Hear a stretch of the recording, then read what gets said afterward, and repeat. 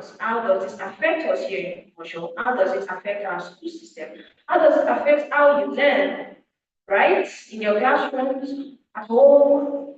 And so today we are also joined not only by students, we also have our teachers. A round of applause, please.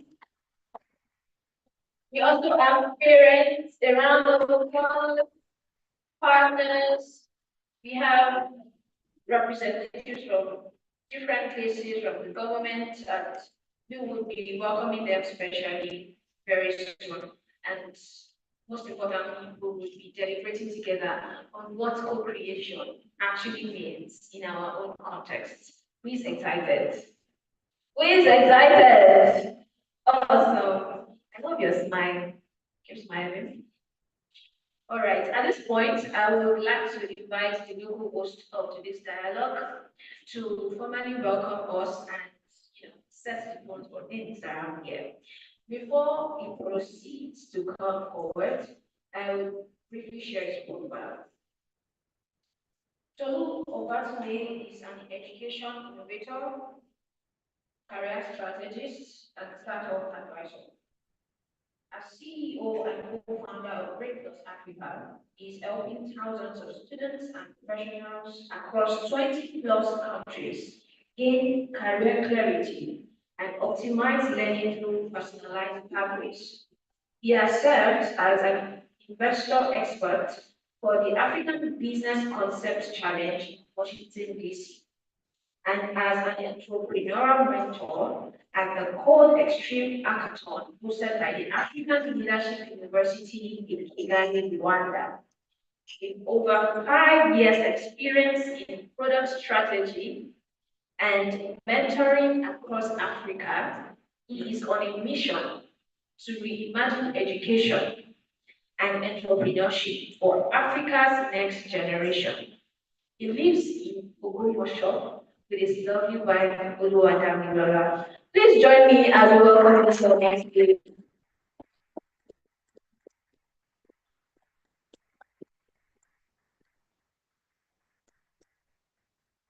Thank you so much. Good morning, everybody. Good morning. Wow, awesome. So this is actually a beautiful day. And I want to promise you, everyone, that today is going to be amazing. And then the first person in the room to be filled up, but notwithstanding, I want the energy to be alive and active. Okay. So yes, thank you so much. So the first question will cross your mind and will be that why the international dialogue? I mean international higher education dialogue. And this can you go back to the previous back again? Exactly, yeah, back again. Yeah.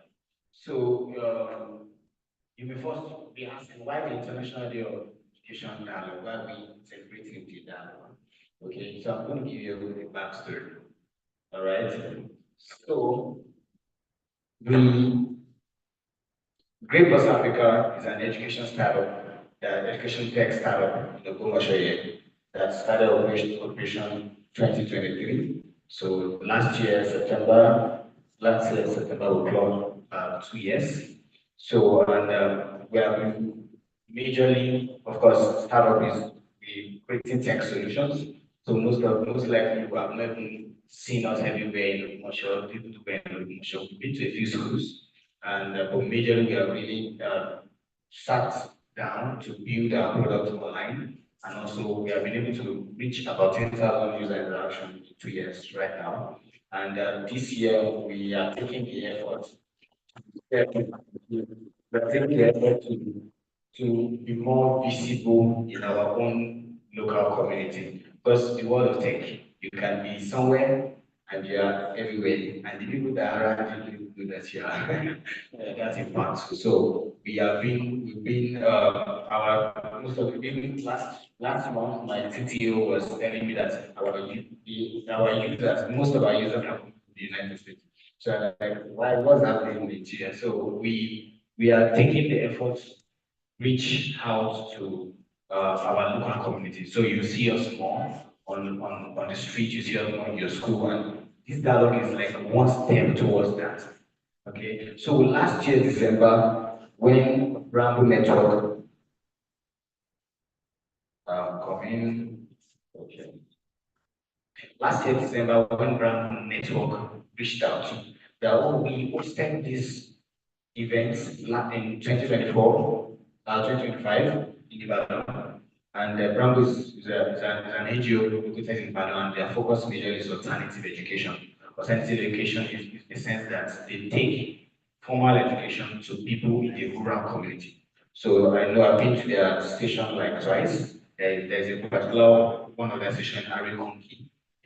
If you are going from Oyo to Ibadan, it's one village inside. So it's rural, not the people there do not have cash to go to school. But what they do is that they bring content education that you can learn physical things, get to equip yourself and all of that. And last year was their first time where they had some of their students get admission to university without going to the normal four walls of university. So they have been doing quite a lot of amazing stuff in the alternative education space, and we are very good friends. So they reached out that, oh, we did this thing last year in Ibadan, and then this year we're still partnering with NESCO and UNICEF to do this, but we want to expand to more cities. That would we be interested in being a local host for this event in the Ogbomoso? And when I had the topic, I was excited. The theme for this year is the power of youth in co-creating education. And that means that we are saying that the youth who are beneficiaries of education themselves are now not just only supposed to be listeners, but they can speak and become engaging, someone who is actively engaging that space, right? So and I we decided to agree to this and I said, oh, we love to actually be a part of this. And we jumped on it, and this is how we're going. So I was supposed to introduce guests and partners, or should I do that in essential or I should just because they see it? Okay, we'll take that. So please can we go ahead? So go to the next slide. So this event has really the process has been amazing. So we have a partnership with Rambo, with UNICEF, with UNESCO to organize this for the very first time in Ogbomoso. And amazingly, we have these amazing partners and sponsors that have helped us to make this event a reality. Please can you give them a round of applause. So later we'll come back to talk about them, right? So next slide. Now, to the meat of why we are here. The topic is the power of youth in co-creation, co-creating education. And I want to briefly tell you why it's important for us to actually discuss this. And I'm glad that we have teachers here, we have students from secondary school, students from uni, and also educators and people who are aspiring educators as well to join us and parents. Okay, so now go to the next slide. Now, the first reason why this dialogue. Now, can anyone tell me what a dialogue is? Any student? A dialogue. You can volunteer. You don't need that. You want to say what do you know? What do you think a dialogue is based on knowledge? Dialogue. It's pertaining to speech. Please, please give her a round. She said it's pertaining to speech. Okay, that's a part of the entire scope. Can anybody complete a thought line of thought for? Yes. Dialogue is a communication between two people. Oh, please give her a round of applause. Um, Goma or Smith? Goma, yes. And thank you. So we have is a speech, which means it has to do with talking and communication, and as she mentioned, that it's communication between two people. Now, there is another part, the last part that I want someone to add to it. When we're talking about an official dialogue, what's that extra thing that should be added? What's your name? Like you said, just your first name. Your first name. Chigozie, and then your first name. Testimony. So what both of them actually said is crucial. So I want what's that extra thing? If or let me give you an hint. A hint, right? What is the essence of the dialogue? Why do you have a dialogue? Tell me your name again.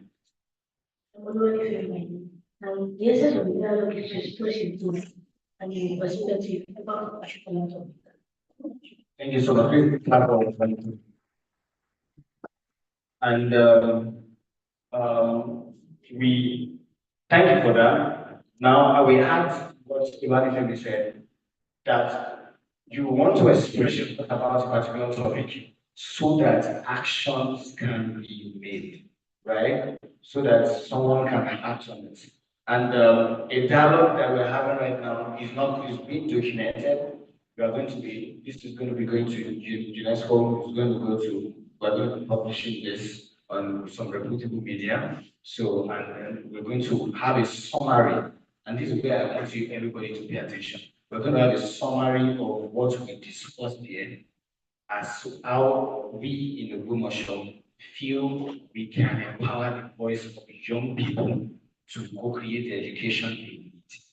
And that will be because and that's where we see this event not just as we want to celebrate education, but as a means to give Ogbomoso a voice. Because be proud now, basically you need to be a professor or an educator, even as a teacher, you cannot just speak in the education space. There's a level of pedigree that you need to have amassed.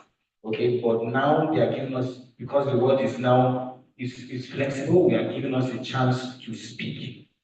And then the UN can now decide to take action based on popular opinion, okay, and what recommendations we. So we are going to we are shaping education, the future education, first of all in Ogbomoso and also globally.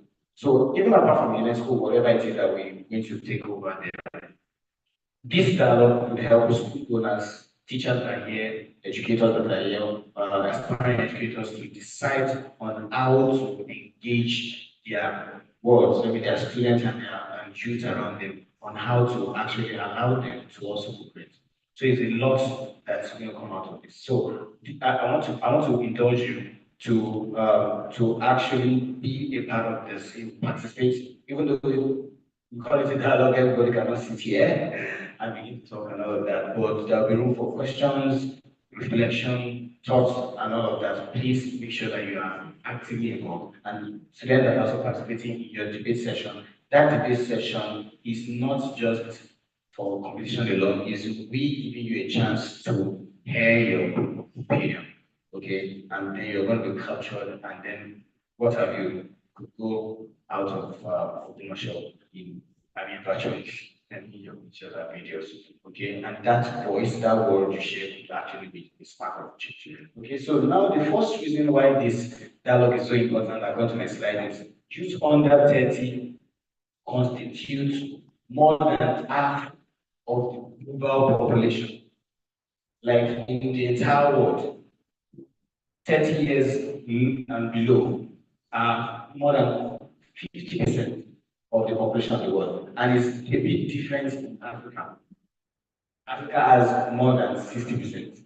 Okay, why? Because actually more than 50% is in Africa is 25 years and below. So that means when you're talking about 30 years, you're going to be talking about over 60% of Africans. And that is a large population of people. So, and if you neglect that huge chunk of your population, you're not thinking straight, you're not being futuristic. Because that means in a few years' time, we're going to be having a lot of young adults that will enter into the system. And then if they have not been helped in a huge considerable way, then you are in danger of whatever it is. Let's go to the next slide. So it's very important to pay attention to that set of people. Secondly, youth are the driving force for sustainable development, innovation, and social transformation. over the past 2 decades, you will notice that the world has changed. Even millennials and older generations sometimes find it difficult to interact with Gen Zs. Like these guys are just out of the world. And then we now have Gen Alpha. Okay, so the world has changed. And apart from just that, we also know that in the last 2 decades, major people that have been in the forefront of transformation have been youth that have changed the entire narrative. Okay, we have social media. The advent of social media is the youth are in comfort. When you're talking about people before now, we didn't have AI. Now we have AI in the system. Youth are in forefront of it. We are having new financial systems. We're talking about blockchain, fintech. Sometimes as a older generation, you may even not be able to wrap your head around some of this. But it's advancing technology. And who are the people at the forefront? Young people. They are creating a new reality for themselves. But the education, which is meant to be the pedestal to which upon which they actually launch into the future, is still held back in the hands of the past. That's it. So why not consider these people? Because you could say, oh, these guys don't even know enough. Are you sure they are active? Are you sure they can do and all of that? Are you sure they will not mess up things? But they have not messed up many things. They have created a lot of revenue streams for themselves. It's now easy to have more possibilities now than before. You can easily become a millionaire in 1 month, in 2 months, in a year in this generation than before. Sometimes you have to walk yourself up the ladder. But there are many opportunities now that young people have created that you don't even know what they are doing. You just sit down with them. They say they are creating content. They are doing this. They are doing many things. They are making life a livelihood for themselves. So if they can do that, and then the entire ecosystem of the world is changing because of that, the way we think is changing. The way we act is changing. Culture is changing. If that is in place, that means these people can actually be trusted to actually be a part of conversations that has to do with education. Okay, let's go to the next slide. So, and this chunk of people are disproportionately affected by poverty, inequality, limited access to quality education, and decent work opportunities. What this means is that because youth are much more than every other category, that means any issue that affects the world affects young people more. They are under pressure to meet up with their counterparts around the world. When they leave school, they are the guys jumping from jobs, trying to find jobs, trying to settle themselves, and then the expectation of family is coming. Okay, and then this youth who are supposed to be productive do not have quality access to education to a major degree. We have a few people having access to airline education. Okay, we have a huge number of people struggling to get relevance. Okay, and we have many of these things. So young people are easily affected. Okay, and that's one of the reasons why this dialogue is important. Next slide. And youth are the beneficiaries of education programs, and their future depends on it. Their future depends on education. So if their future depends on education, then we need to pay attention to education. We need to pay attention to education, right? So because their future actually depends on it. Next slide. Next slide. So I mentioned this earlier. The technological revolution in our world calls for rethinking the purpose and modalities of teaching and learning. That's what I mentioned earlier. That if the world has changed so much that young people invented social media. Young people are jumping. We have new social media opening here and there. We have TikTok the other day. Now we have Twitch. We have streamers. We have different things that they are creating lively for themselves. So that means the future, the education that we have in the past had to catch up to the new reality that is available. Okay, so we need to rethink the purpose and modality of teaching and learning. Let's go to this. Oh yes, if we are not careful as we keep going, it could mean that young people begin to lose interest in education because they are seeing too wide disparity in the new reality and then what you have been taught in school. They would necessarily just say that, okay, maybe we don't really even need education first. Since we can, I can make money and I can speak English as well. Okay, so we need to rethink that. So engaging students and youth in co-creating the education they need is essential to meet their aspiration and ambition. Exactly what I just mentioned. So you will need to actually talk about. That's one of the reasons why this dialogue is very important. Let's go to the next slide. So what this dialogue will achieve, okay, this is a Ogbomoso. What this dialogue is going to achieve, number one, is that it's going to help us take stock of efforts to involve youth in education decision making. So what we want to achieve from this dialogue is what are the efforts that, starting from our Ogbomoso context, Ogbomoso being a representation of an underserved community or a secondary city. When I mean underserved, I don't mean that. I mean secondary city. That is what's available in Lagos and Abuja is not available there, but we have this same potential. So how do we can we take what are the efforts to take to involve youth in education graduation? Go to the next slide. And this dialogue also helps us to cover how to empower youth and give them a voice in the education system. They want to really pay attention to having younger generation, youth, like students and young people, being able to be voices in the space in the education system. Yeah, next slide. So, and then lastly, we're going to go also, this dialogue will help us to also be able to introduce tools to ensure meaningful youth engagement in education at school and beyond. So, what are the tools that can be involved, that can be introduced into the system to help young people be able to speak where it matters? So that you guys will not speak back and don't ask beneficial, but we active engagers in that same space. Okay, so next slide. So I believe that this is going to be an amazing time, and all of this that I've listed here will be extensively discussed. And every other speaker here, we have an amazing lineup of people that are going to be actually doing justice to this topic. So I'm going to also sit back and enjoy what I can see amazing faces here. So yes, thank you very much for showing up, actually coming. And I want you to pay attention, be very, very attentive across the entire session. Okay, so thank you so much.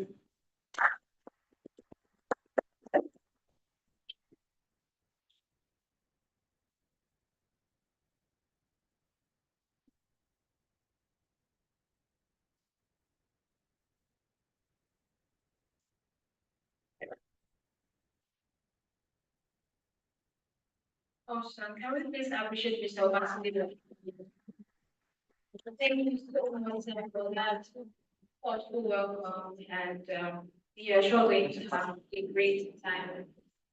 Before we proceed, I just want to quickly confirm the presence of schools being represented here today, some of our guests, and we proceed.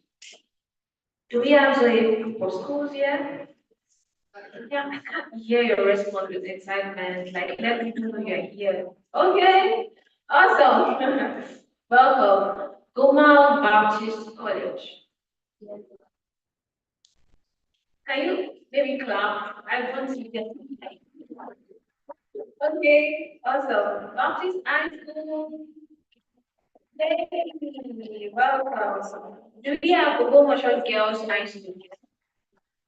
Awesome. Welcome.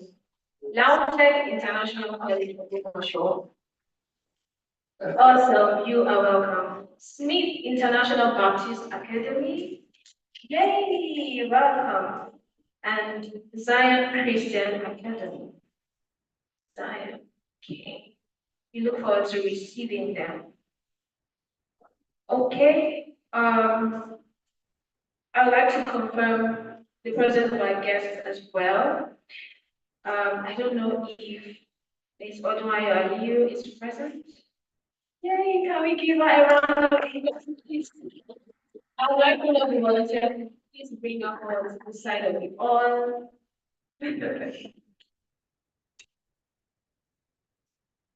you. Please continue to clap. Thank you.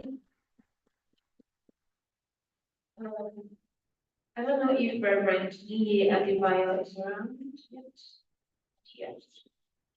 Yes. Mr. Sheung Abola, please a round of applause.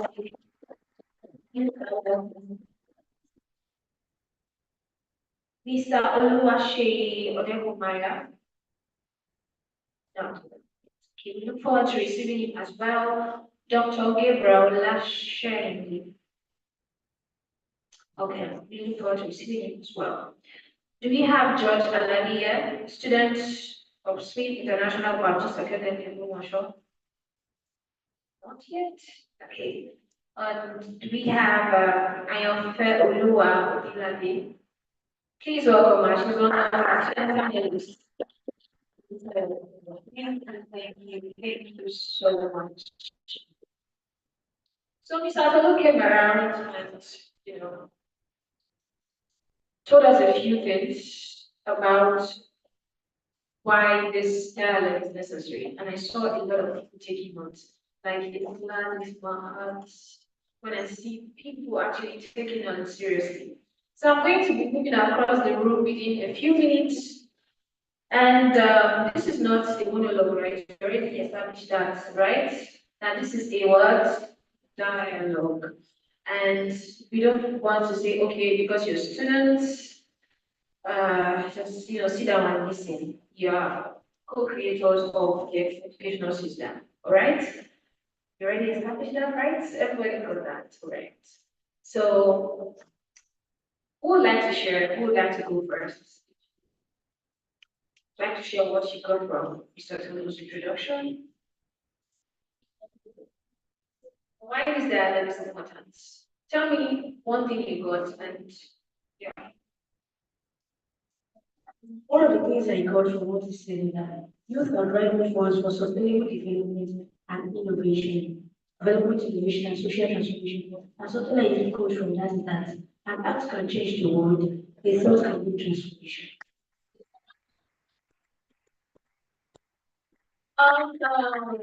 That is amazing. Anyone else? Can we have representatives from Lautech International College? I'll just keep calling people so that we'll have everybody be represented. Anybody? Can I point at someone maybe?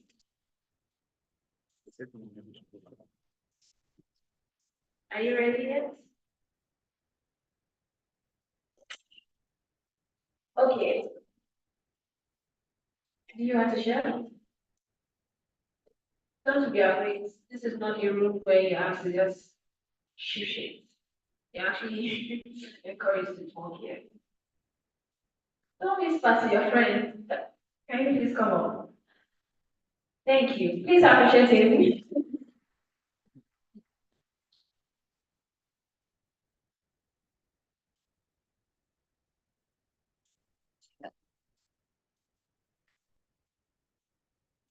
Thank you. What I have is was that the technological revolution now the force for rethinking the purpose of learning and teaching. Rethinking the purpose of learning and teaching for technological advancement. Can you please appreciate it? All right. Anybody else before I go? Goma? Anyone from Goma? Goma. Hey. Okay. Don't whisper to each other, just raise up your hands. Yes, I can see the hand. We can please come forward. Thank you. Appreciate our please.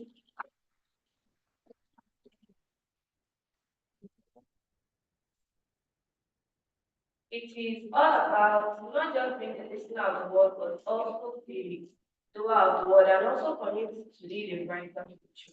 That's a classic thing. Not just the word. And what? Very, very classic. Please appreciate our work. All right. Anybody else? Or you want me to name your school? I expect answer. Please appreciate that as well.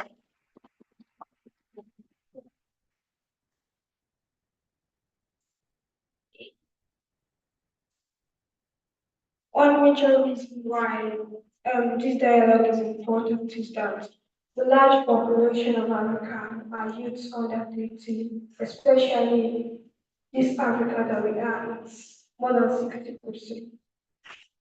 Yes, yes, yes. Please appreciate that. But that's why this dialogue is important. Include you who are people creators of education. All right.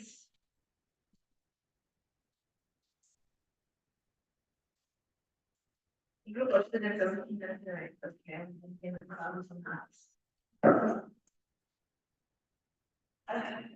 Well. Do you want us to keep watching each other here? What's that? No. Please come up. Please appreciate her.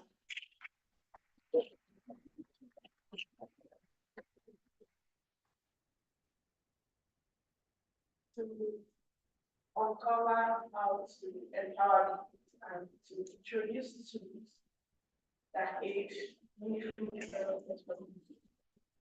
That is very, very nice. Please appreciate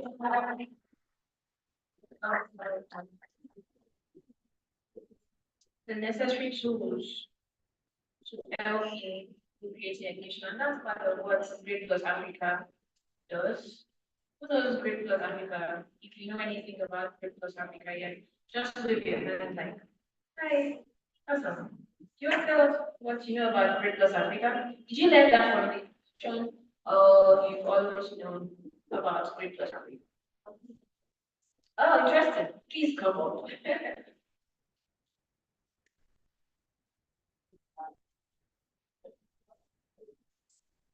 I learned about Great Plus Africa in the seminar that I attended last year. From my remembrance, Great Plus Africa is a platform and organization, NGO, non-governmental, that focuses on education and concerns to African students.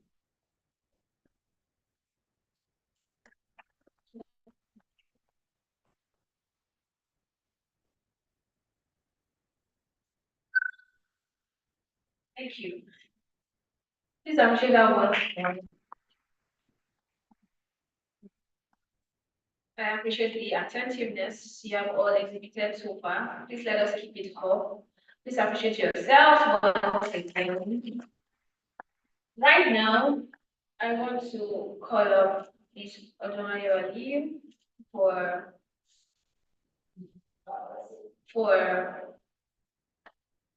a few moments so that she can also introduce us to the core of why we are here today. Please welcome her.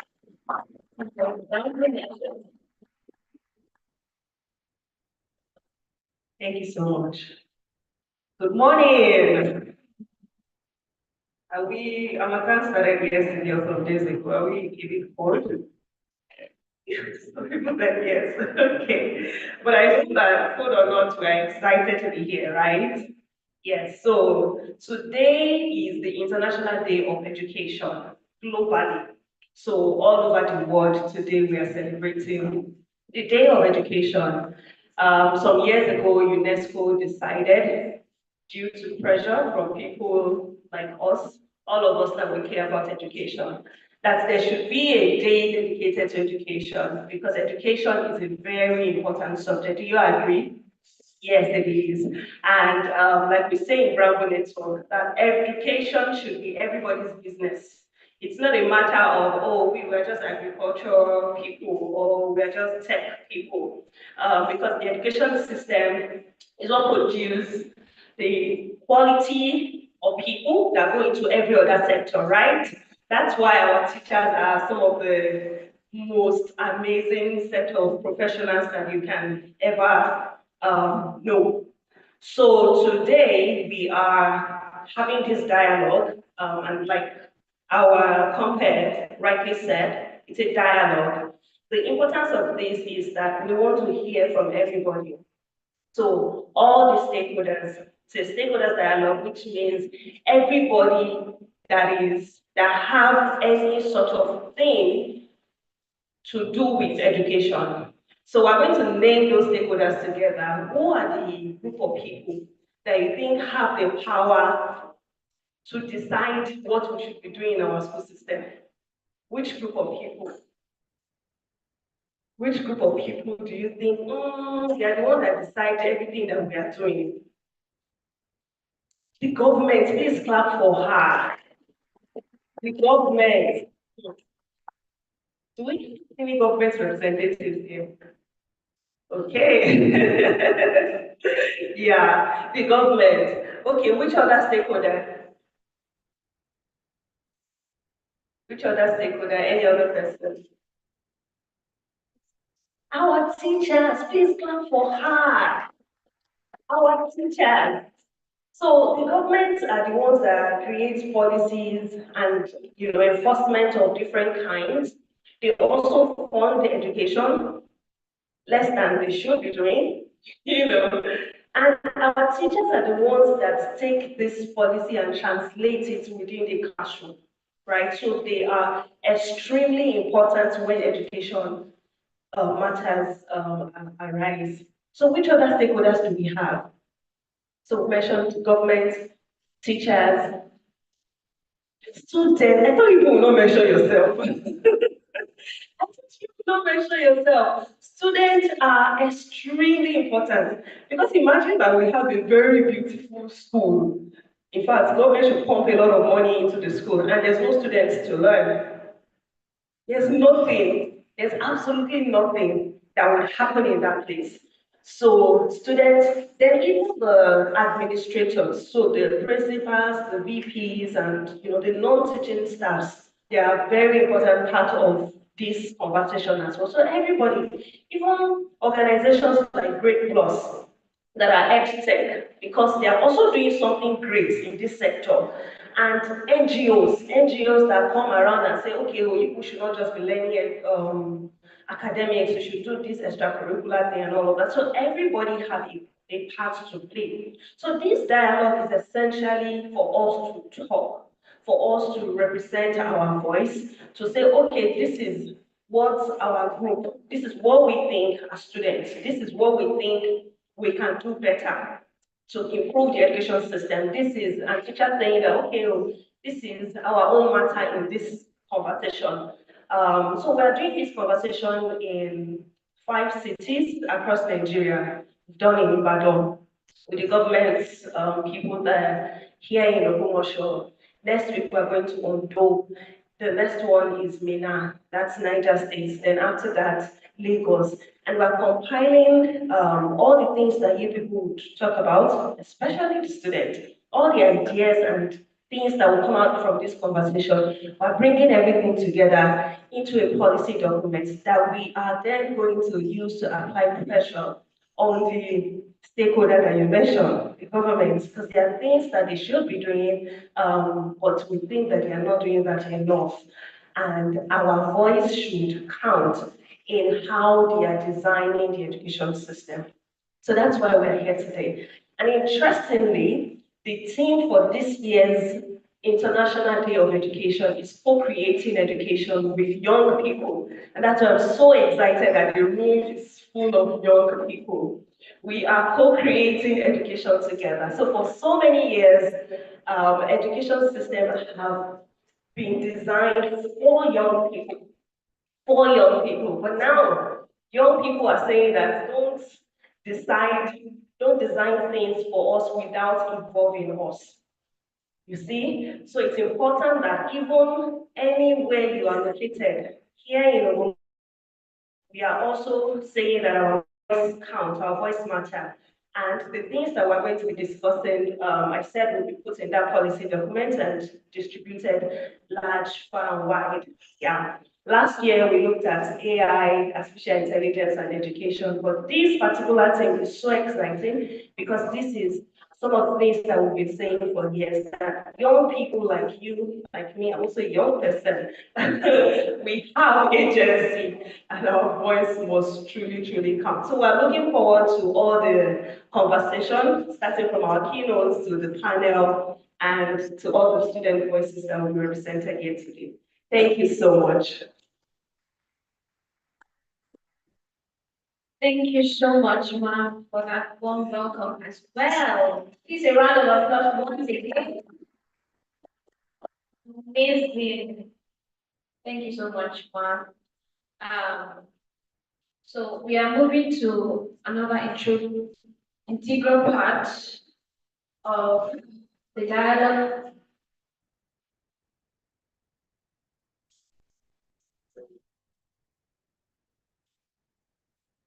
We welcome you, sir, Reverend. Thank you, sir. Welcome.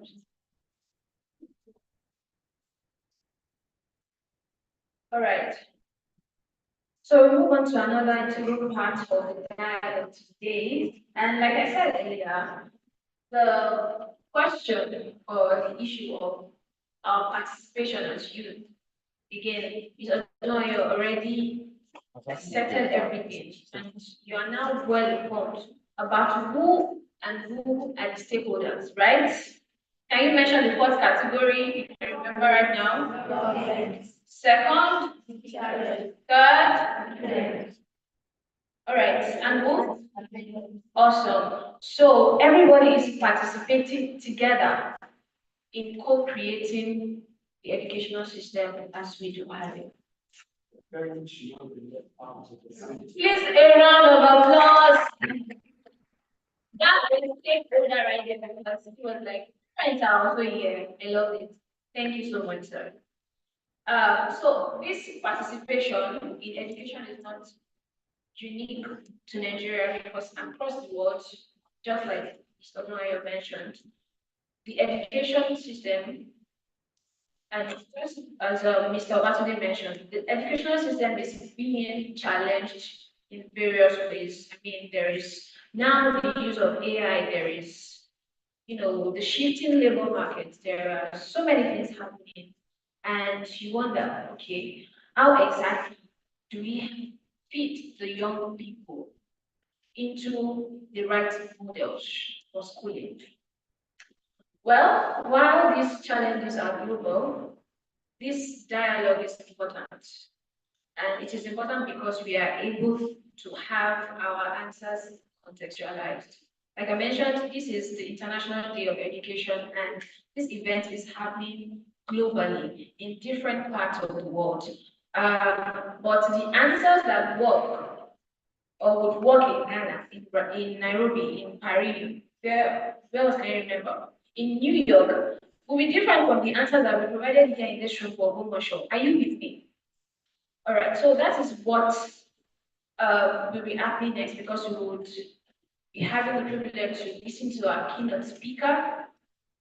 And our keynote speaker today has not chosen to engage this issue from the perspective of capital cities, but from a secondary city like ours that many people may overlook. And that itself is very, very important. So to further frame our conversation today, we move on to the keynote address. Please note that this session will help you think deep on how you are able to create, whether you're a student, a parent, a teacher, a government representative, all the stakeholders in the room, you are going to receive the right insights on what to do as far as co-creation is concerned in education. So I'll move on quickly to read the bio of our keynote speaker. He is Mr. Josudamdari Adeshegun David, CEO and co-founder of Innovate Lab, an innovation hub and startup foundry working to build resilient ecosystems in secondary cities. He is a thought alchemist and a community transformation strategist. He is a co-founder and CEO of Innovate Lab, and that is an innovation hub, like I mentioned, committed to building resilient innovation ecosystems in underserved university communities and creating borderless innovative solutions for communities of all kinds. I expect a round of applause. Mr. Adeshagun David believes the future of Africa is to be found in its secondary cities. As such, he is not building in Lagos, he's not building in Abuja, but he is building in Ogbomoso. Thank you. It describes his life's work as designing redemptive futures for people and places that the world overlooks. Through his work at Innovate Lab, he is using patient capital, technology, enterprise, cognitive development, and placemaking to re-engineer the economic and social prospects of Ogbomoso as a template for other secondary cities across Africa, thus proving that destiny isn't reserved for capital cities. A graduate of agronomy and a with Africa Fellow in South Africa, he has a knack for bridging the seeming divide between diverse disciplines. In 2019, he was recognized by Wine in its new establishment list, and his work has been featured by Radical, Ziwanian, African Blockchain Institute, Charter Cities Institute, Right Now Media, YouVersion, among other local and global media. Thank you. He is married to Mrs. Temitayo Adeshegun David, who is also here, and they are blessed with 4 amazing children. Please join me in welcome.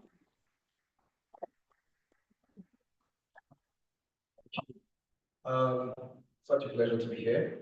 And again, I'm usually very reserved with profiles being read and bios, it feels a bit interesting. But it's so good to have Otto around. Can we give her a round of applause?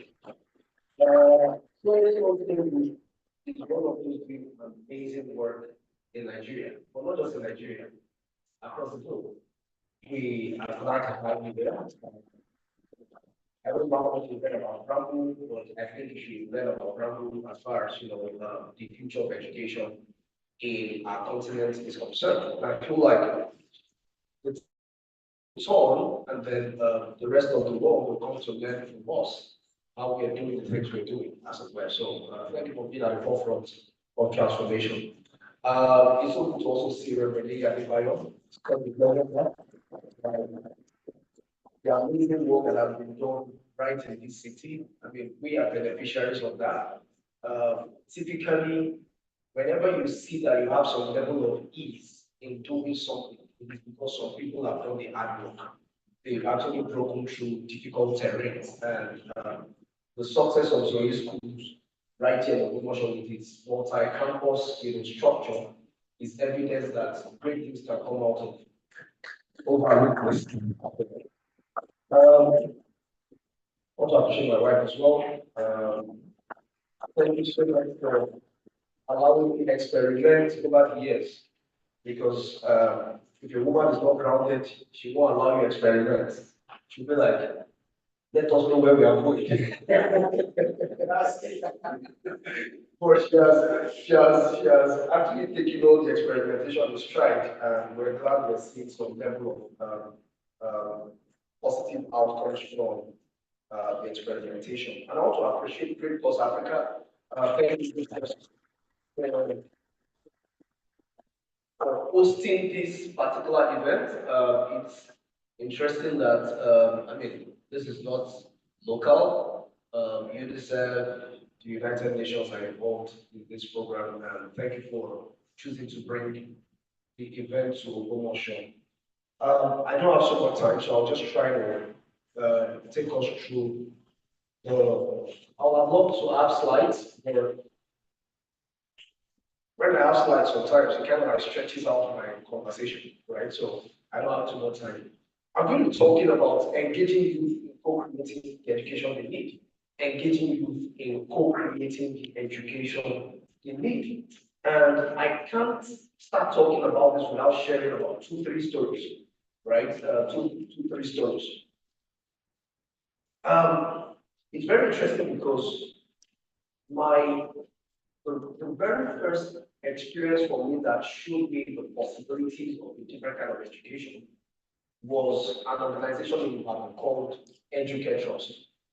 Educare Trust was founded by a man called Tony Marino, Dr. Tony Marino, right? So he recently clocked, I forgot to name the clock, I mean, well, Dr. Tony has grown all there, white and gray now, or I respect that man so much. Like he's a model for some of the things I do. Now, Dr. Tony is an obstetrician gynecologist, but at the same time, he's a poet, he's a prose writer, he's an editor, he's an activist, he's so many things in one. So interestingly, I finished from Warri, FGC Warri, then I came back to Ibadan, and I had to go to EAC. So there's this school called EAC. Yeah, I was going to write the SAT exam, right, to school in the US. So EAC was down the street, Educare was along the main road, right? And so when we were done with EAC, we basically just come to Educare and just interact, there. But it was more an outside interaction until I was done with EAC. And then I realized there was the opportunity to volunteer at Educare. So I began to volunteer at Educare. And the interesting thing was I lived very far away, or we lived very far away. So Educare was at Songo around Coca-Cola building. People who know the old Leventis building, I mean, for the older people, right? So Educare was there. And then we lived at Orita Challenge, Liberty Academy. So I would go with my dad every morning, and he would drop me off in front of Educare, then go off to his office. Sometimes I wouldn't be able to go with my dad, so I would have to take transport from my house and get to Educare. But Educare was the first place where I discovered the power of young people to actually design educational outcomes, to design, to be involved in dialogue where they were not considered second-class citizens. So what happened was I began to volunteer there, and one of the things that we used to do every month in Educare was what we call think tanks. So there were these think tanks where everybody would gather together and we would provide a problem. We would kind of like vote for which problem we wanted to solve. And then during the course of the conversations, everybody will bring an idea or a solution. And so we have these think tanks and we began to come up with different solutions to challenges. Now, I was just fresh out of secondary school, while we have people like Mosh. Mosh, like, Mr. Foro Shomushi. Mosh was this old person. I mean, as at that time, Mosh must have been 40 plus. And here we were in our teenage years, and we were sharing ideas with people of that age. And you had people who were accomplished medical doctors, people who were accomplished business people who come into the same space and would have conversations around problems. But you know the interesting thing, nobody ever discounted the contributions of the young ones. Every contribution was valid, every single contribution. It was also in Educare that I first of all strengthened my writing of poetry. I wrote my first poem after secondary school. I remember I wrote it about my grandma. And so when I became a volunteer, I found out that the Association of Nigerian Authors, or your state chapter, used to meet at Educare. So I began to join them. And then one day, I got bold enough to say I wanted to read my poem. And then I went to the front and I was reading. And throughout the time I was reading, I couldn't lift my face up to look at people in the eyes. I was shaking, but I was reading it. Interestingly, the title of my poem, there was a word in that I was not aroused to, but I didn't pronounce it well. Nobody kind of like shot me down and said, hey, you started reading and you can't even pronounce a word well. They waited till I was done. First of all, clapped for me. I started giving me feedback. That was where boldness came from to do a lot of things that I began to do. What am I saying? Educare created a safe space for the contribution of young people. And that is something I've taken from that time. That was in 2004. I've taken from the 2004 into 2005. I've taken that from then till now, so that every institution I kind of like get involved in with, I want to create a safe space for people to be able to contribute and for them to know their contributions matter. Right? So that's the first story. But what was the second one that actually now made it very clear that being a young person is very disadvantage when it comes to providing solutions? Two stories along that line. The first was educate introduced us to advocacy, that your voice matters and you can change things. So what was the focus of the advocacy? Smoking in public places. I never knew that the fact that you don't smoke does not mean that you cannot carry a smoker's disease. If you actually sit around people who smoke, second smoke is far worse than even you who are smoking. So I learned there that actually in a single puff of cigarette smoke, there were more than 400 chemicals. And about 70 of them are carcinogenic.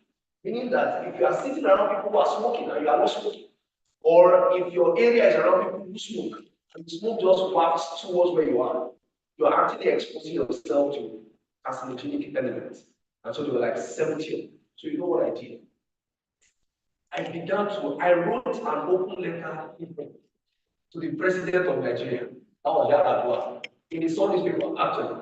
I sent it as a piece, this like contribution. So I sent it to Femi Adesina. He was the editor-in-chief of the Sunday newspaper then. I still remember his email address. That was the email address, right? So I sent it, man.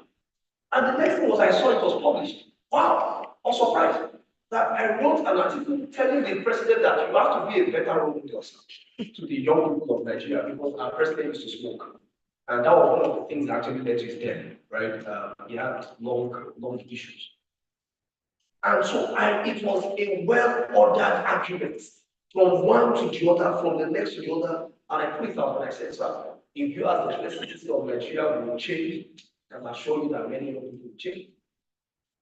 So I wrote that. Then the next thing was we began to canvass to actually ban smoking in public places. So I began to enter lecture halls, secondary schools to go tell people that we needed signatures. So it was a global movement. We needed 1 million signatures to submit at the United Nations General Assembly so that it would tell the heads of states to actually respond to our advocacy. We didn't get 1 million signatures, but it was surprising in 2008 when I saw a newspaper article that said Abuja will declare a smoke-free city. I'm like, what? So what I was doing, I was just fresh in university at that time. What I was doing mattered enough to actually make that happen. Since then, it became clear that when young voices are given permission to speak, when young voices are given liberty to contribute, there is a lot they can actually achieve. So while we know we have our daddies and mommies in the room, I'm actually speaking to you young folks that your voices matter a whole lot. That you don't have to think that because you're young, that your voices don't matter. It's very interesting how that plays into what we are here to speak about. How do we co-create education and educational outcomes, right? In such a way that the young people do not feel left out. So I have 4 points here, and I'm just going to take them one after the other.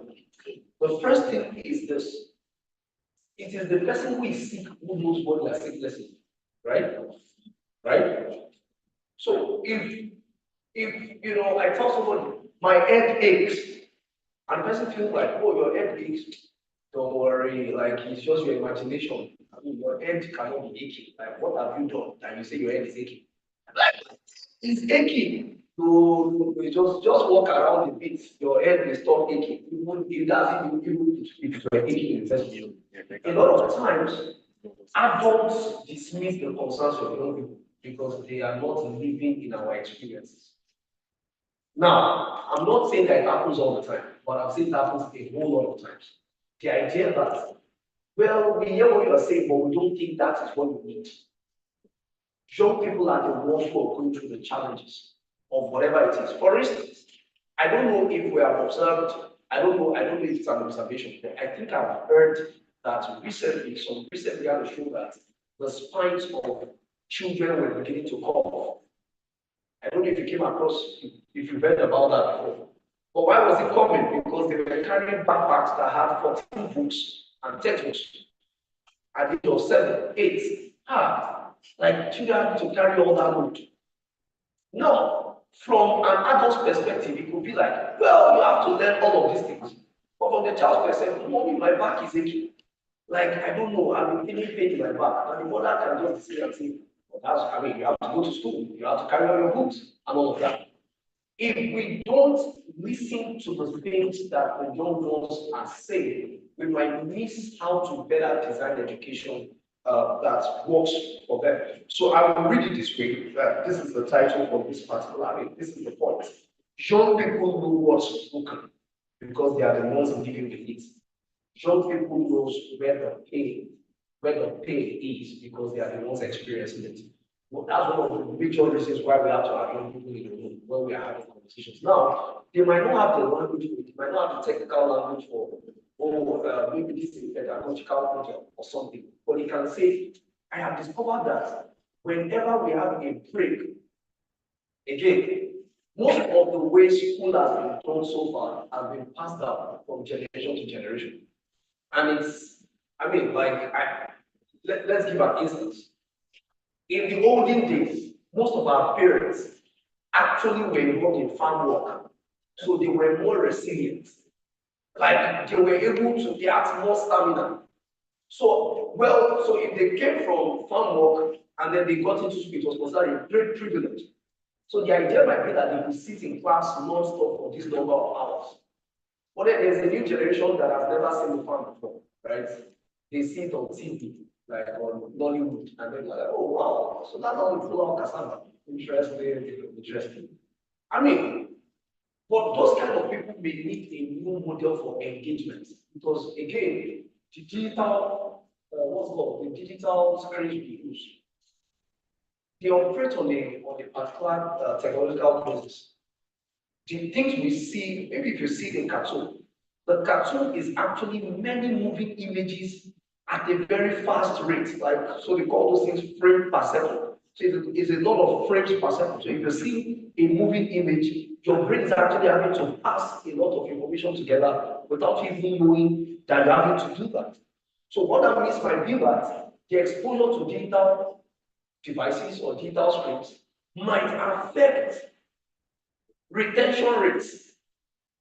So the question might be, let's invite young people into the room and ask them, when you come to class, when do you start feeling like you are logging out? When do you start feeling like what you are hearing, you don't get it anymore? Because if we are only looking at completing 8 hours per day, like, oh, school must be 8 hours per day. Let us be able to think that these children did these things 8 hours per day. We might be surprised that only 2 hours were effective for the children throughout the day. Only 2 hours out of 8 were effective. So if we knew that only 2 hours were effective, how would we design classroom work? How would we design education? That's something to think about. So the young people are the ones who know what's broken because they're the ones living with it. Yeah, education works better when you help design it. You understand what's outdated, what's missing, and what actually prepares them for real life. Number two, access isn't just about schools. Now, this is very important because it's about where and how learning shows up. It's about where and how learning shows up. So, if we're thinking about involving young people in helping us to co-design education, we have to think about all the other places where education happens. Because education does not only happen in the four walls of the classroom. In essence, how do we, yeah. So for instance, I remember when I finished from school, I passed my exams, I did well, but I didn't like the subjects I was studying, like physics, chemistry, I didn't like them.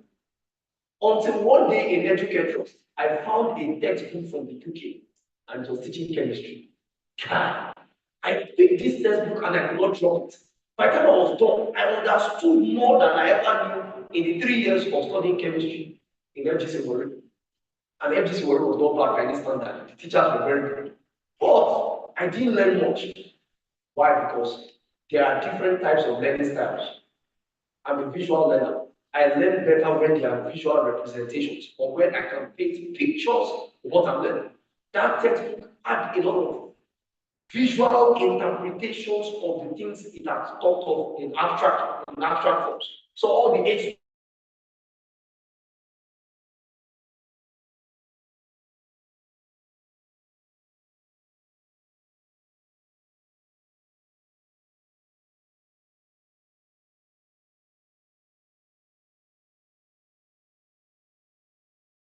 have you ever found joy in learning? And the person said, oh, okay, it was the day we went to the school farm, and I was able to put two and two together. Okay, when you apply fertilizers to this, then this happens.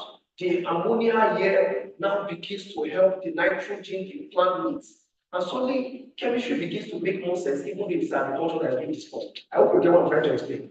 Why am I saying this? Education should not be isolated.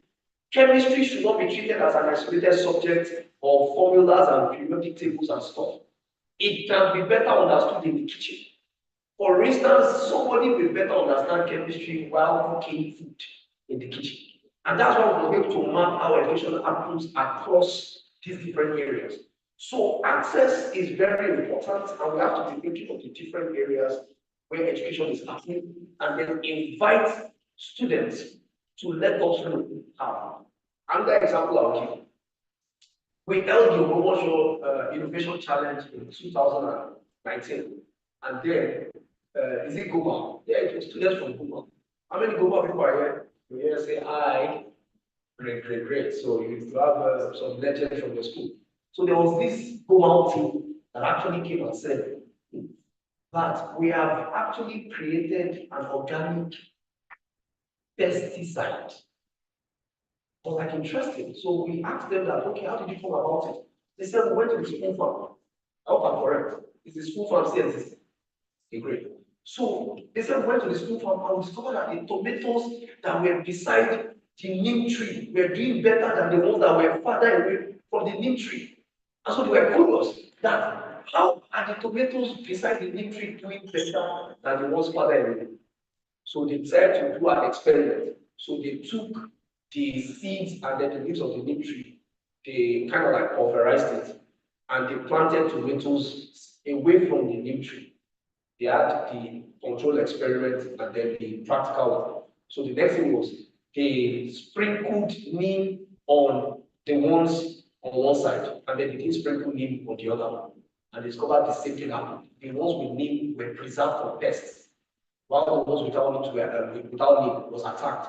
And so that was how they brought that solution to Ogbomoso Innovation Challenge. I think in one step so in 2019. But that's amazing. Like, how could you have guessed that it will be there, they will learn, it will be on the school farm, they will learn that actually like the neem tree has properties that can actually like preserve crops from pests. So that's why it is essential for us to interact with parents and the young folks. What do you do when you get to, like, how much time do you spend, let's say, with your family? How much time do you spend reading? If a child spends more time reading, then we should curate books for the child to go read at home. A teacher can say, okay, if you spend a lot of time reading at home, let me draw a list of books that you should spend your time reading. That's we actually like designing their educational pathways with them. All right. Number 3. Education should solve real problems, not just help people pass exams. And this is the beautiful. That's why I really love what we did with the Ogbomoso Innovation Challenge. We're like identify problems within these categories and provide solutions. One of the things that allow young people to take ownership of their education is when they see that it is solving real problems.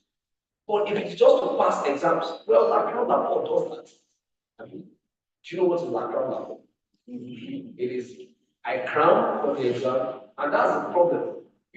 I mentioned that I wrote the SAT, the Scholastic Aptitude Test. That's if you want to go to university in the US. The SAT test for aptitude. I feel like we should bring quantitative listening and verbal reasoning back to the highest levels of secondary school in Nigeria. Because reasoning is lost when we are only thinking about to pass exams. Passing exams should be a byproduct of understanding the subject matter. Should be a byproduct. So when I was in university, how did I used to write my exams? Again, Nigerian universities punish you if you are rich now. Because they might say, you didn't write what you were told, you didn't write what's in the exam. So how did I used to write exams? I will say, I will first write what the lecturer gave us, and I'll say in other words, and I'll write my own way. Because that's how you have understanding, right? So it used to make me spend longer in exam. I got very good grades, and I actually understood a lot of the concepts. So I can use them today in varying circumstances as well. Now, why am I saying this? I'm saying this because until so there's this pedagogical approach called project-based learning or problem-based learning. That is how we can design educational outcomes around projects, around actual action, practical action. So let me give you a very good example. There's also something called interdisciplinarity and multidisciplinarity. So these are concepts that help ask students to be able to have some understanding about science, and science students will be able to have an understanding about art. In fact, if you actually go search about the Nobel laureates, those who have won the biggest prizes in the sciences, most of them are either very accomplished amateur musicians. They can play instruments, or they are painters and artists. In essence, science needs art to actually enter into some realms of exceptionality. The same thing with some artists. They do mental mathematics. Some artists do mental mathematics. They go learn about the Fibonacci sequence. Okay, I'm saying a lot of things. All right, thank you. So, education should solve real problems. What do you want to solve? What problem do you want to solve in this life?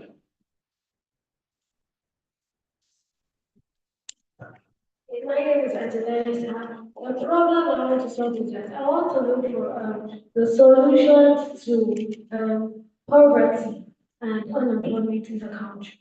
Are we giving around problem? Now, if you want to solve poverty or unemployment, wow, that is amazing. Now, do you know what other people is it? Are you a science or commercial or science? Great. Now, as a science student, you want to solve poverty. In fact, I feel excited for you already, right? Because that will make you a jack of all trades. Now, the real adage or the real idiomatic expression is not usually completed. They will say, jack of all trades, master of none. The complete one is better than a master of one. That's the complete adage. In fact, in our generation, to be a generalist is better than being a specialist. Sir. Did you get what I just said? Yes, sir. Yes. I mean, you have to be a generalist. You have to know something about everything. Sir. Then you can now know everything about one thing. Think about it. But you have to know something about it because the world we live in is no longer isolated.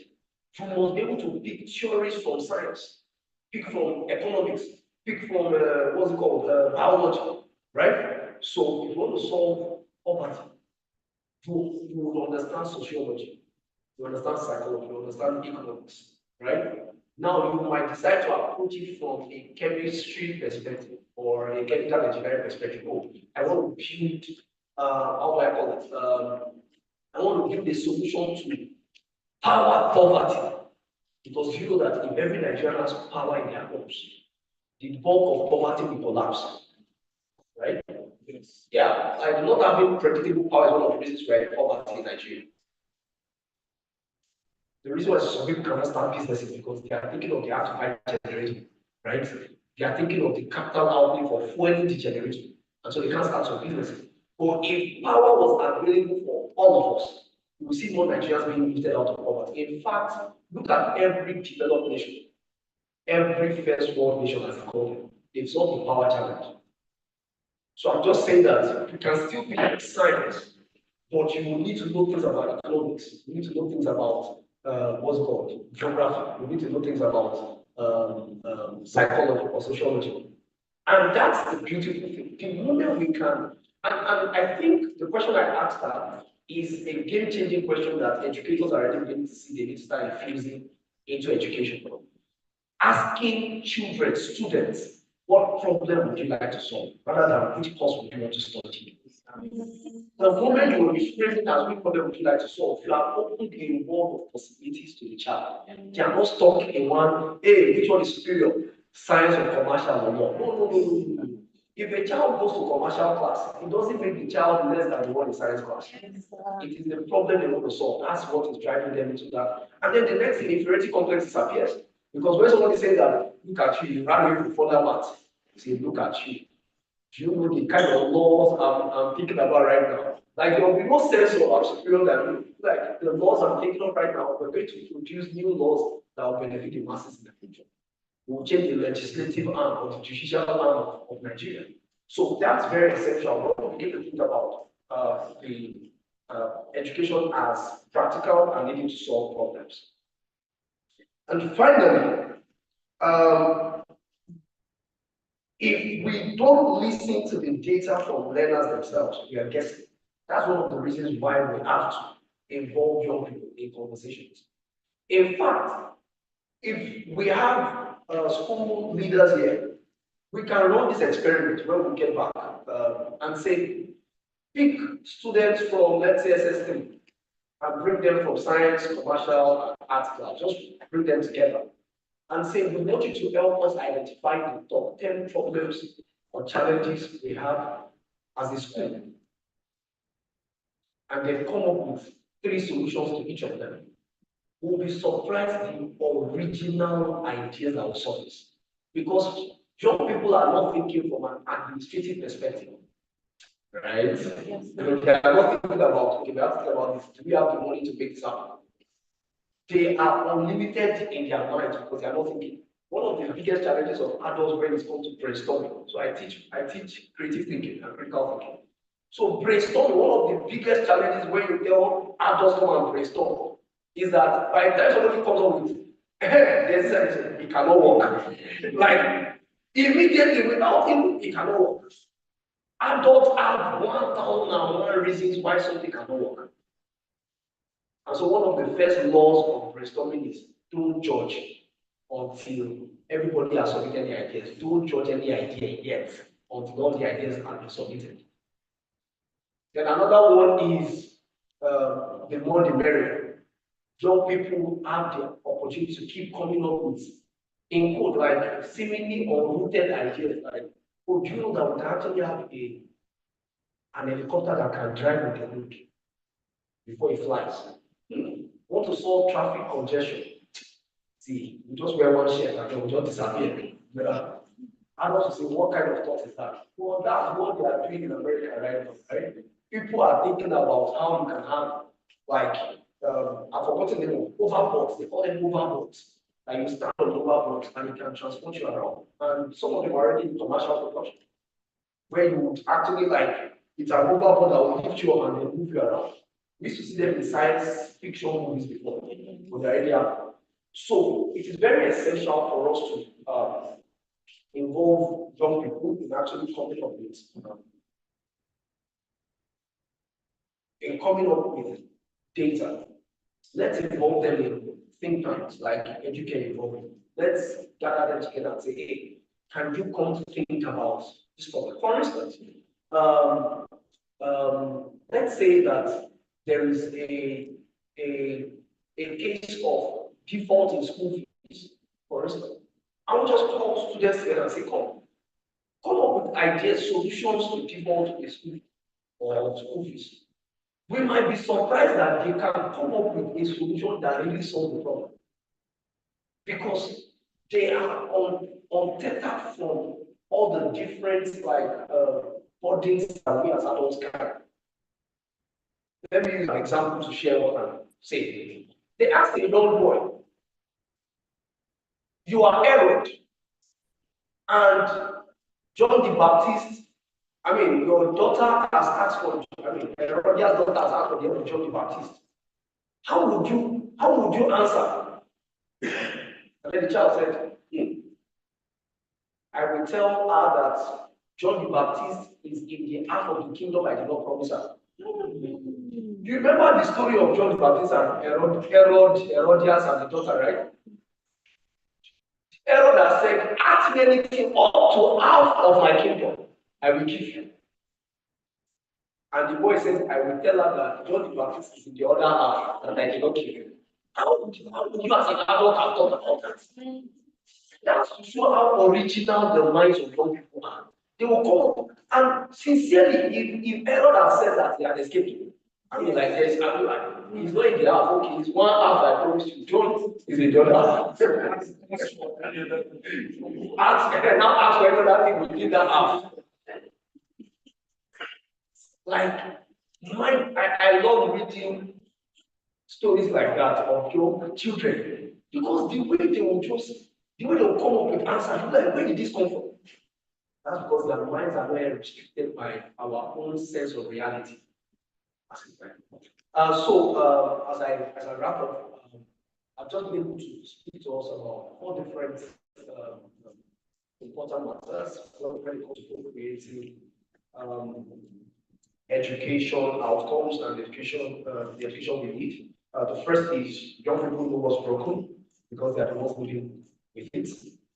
Then number two is access isn't just about schools, but about where and how learning shows up. And so we have to design education for the different places where learning shows up. Number three, education should solve real problems, not just help people pass exams. So we have to kind of like help young people design their educational journeys around the problems they want to solve. Now, it's not a problem if the problem they want to solve changes down the line. I mean, how many of us ever wanted to be a pilot? What do you want to become? A pilot or aeronautical engineer. Where's Sam?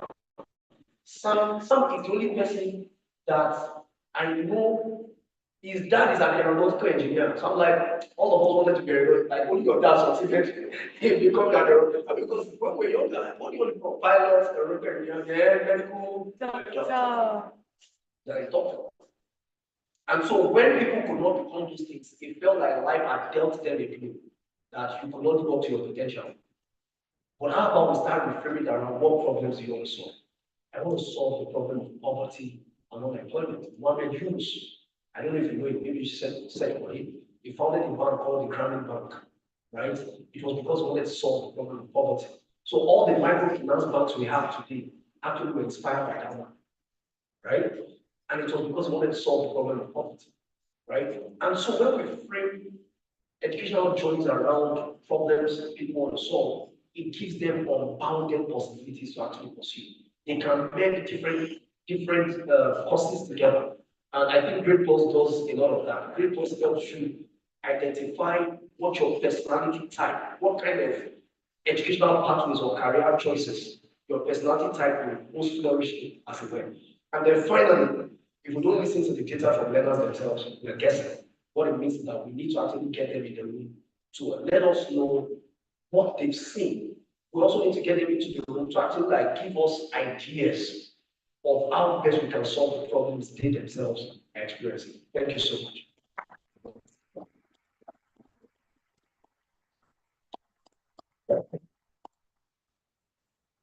Wow, that was very powerful. Thank you so much, sir. Thank you.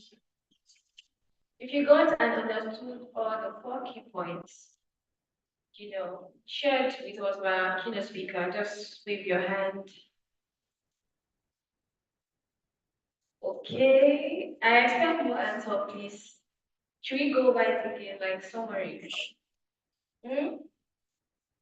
I'll call someone now.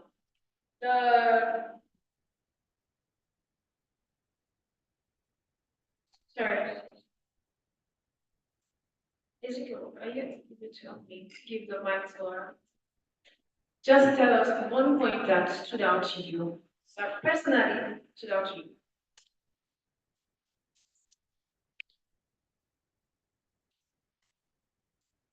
Okay, my name is Ijay.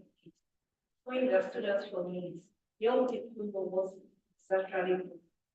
Like, you should ask them, they're the one that knows the problem, not the other that they're just trying to fix. I want this give her a round of applause. Awesome, awesome, awesome. I really, really love that point because it actually leads us to the next thing on our agenda. Guess what is happening? The debate. Who is ready?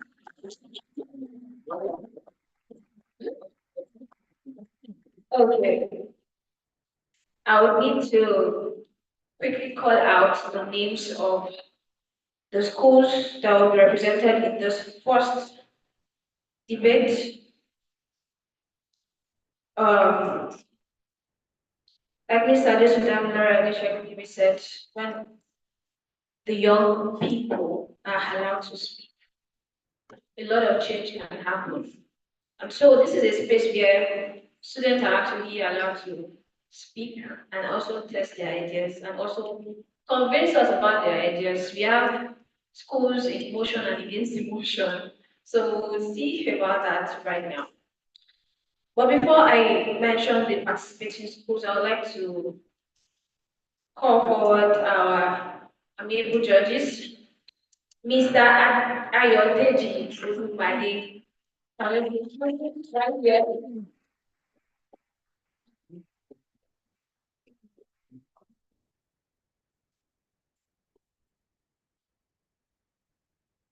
Thank you. Campus.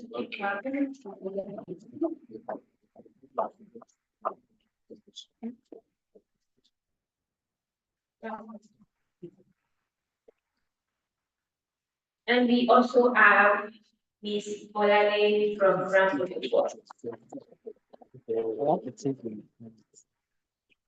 Keep clapping, keep clapping. Thank you.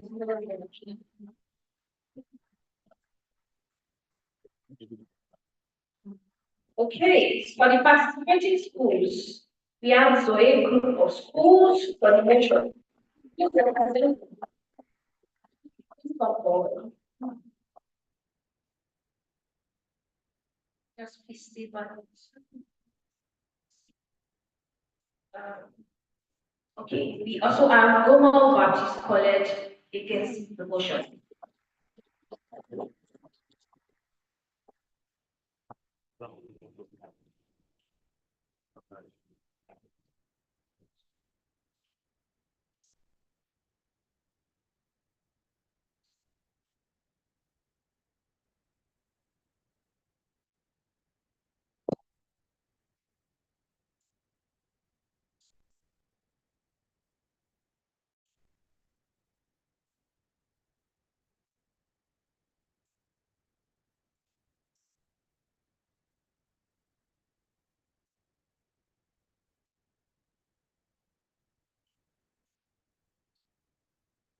Okay, we have the list of schools.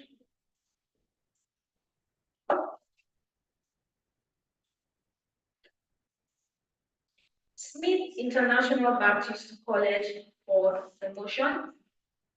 Please represent me. So, against the motion, thank you. Then we have Lautech International College.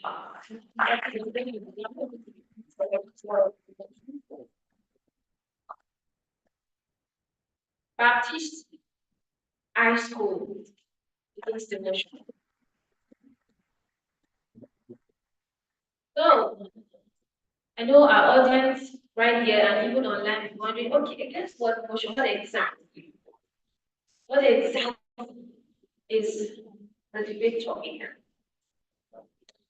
The debate topic is education reform should begin.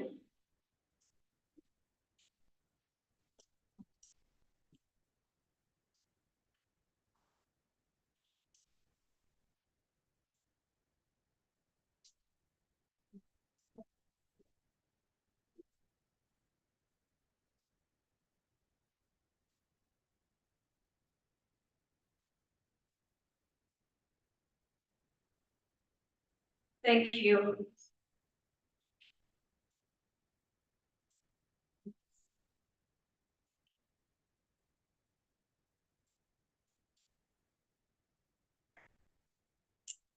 Thank you so much, sir.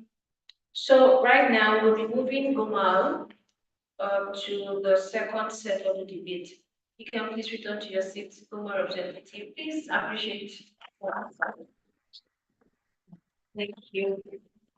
So again, the participating schools, Smith International Baptist College for Baptist Academy, I beg your pardon, for the motion. So a group of schools against the motion.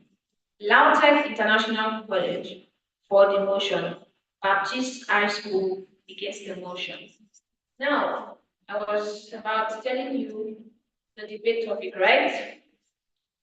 The debate topic is education reform should begin in classrooms, not in government offices. I was about to say, I love that, but we'll move on. All right. Please join me as I welcome the Chief Judge for this debate, Mr. Matthew Adebite, who will also share the guidelines for debate. Please welcome him, welcome him, welcome him. Thank you.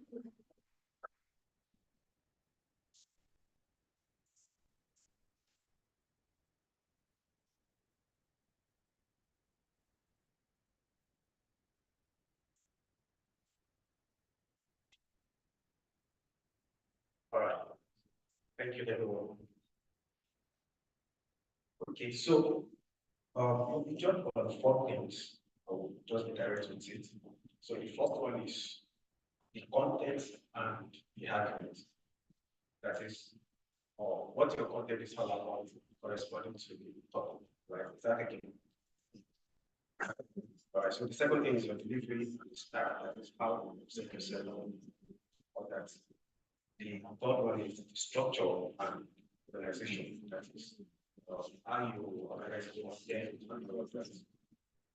Then the fourth thing is the refutation and rebuttal. That is how you are able to establish your points in the classroom, either you are against him or you are either against the motion or you are supporting the motion. Really, that is clear, right? So each we have 5 minutes each for your presentation. That's it. That's it.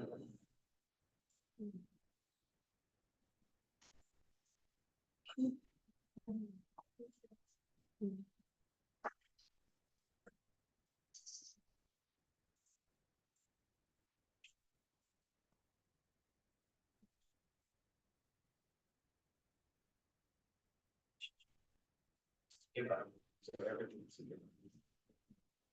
Thank you.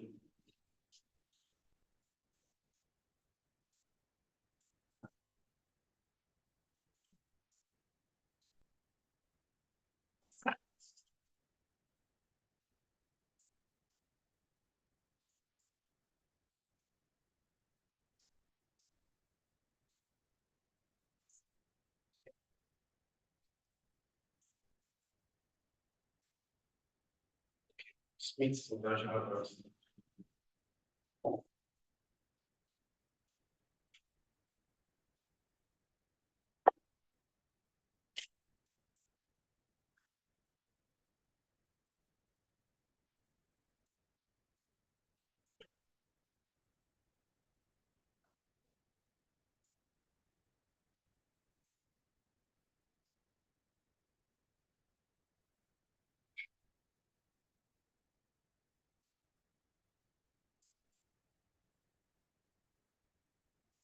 Good day, distinguished respected documents, ladies and gentlemen.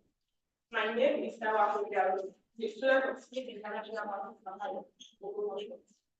I stand before you this morning to argue with conviction that education reform must begin in the classroom and not in government. Before we delve deeper, let us clarify what is education reform. Education reform is the fundamental change made to education to improve the quality and outcomes of learning and teaching. The classroom is the engine room where the teacher meets the learner. It is the place where the real impact of teaching and learning is felt. While government offices is remote location where policies are drafted in isolation from the reality of life. Now, let us take for instance, you have a problem with the sink in your kitchen. Do you fix the problem from the roof, or do you fix it from where the problem is exactly? And when you want to fix the problem, Did you call a carpenter or did you call a plumber? And this brings me to my first point of discussion, that the classroom is the actual place where learning takes place. Students are not taught in ministry, neither are they examined in government offices. All these are done in the classroom.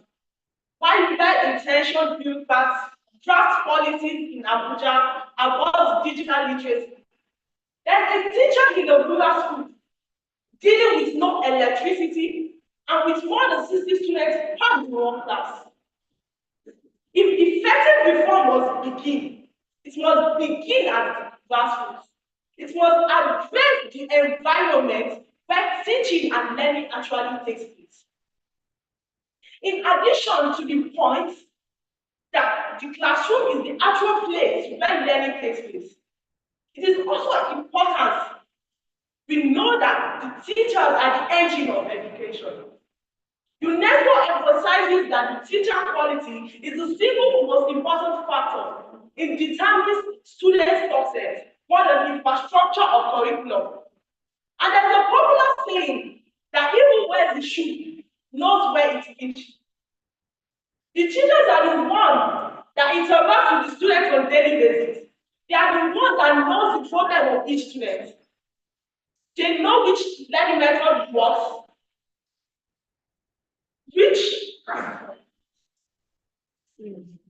what learning method works, and what learning materials are needed.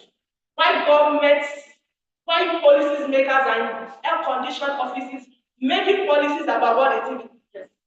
Having highlighted that the classroom is the actual place where learning takes place, and that the teachers are the engine of education, it is also important to look at the failure of the top-down approach, exemplified by the recent national curriculum change.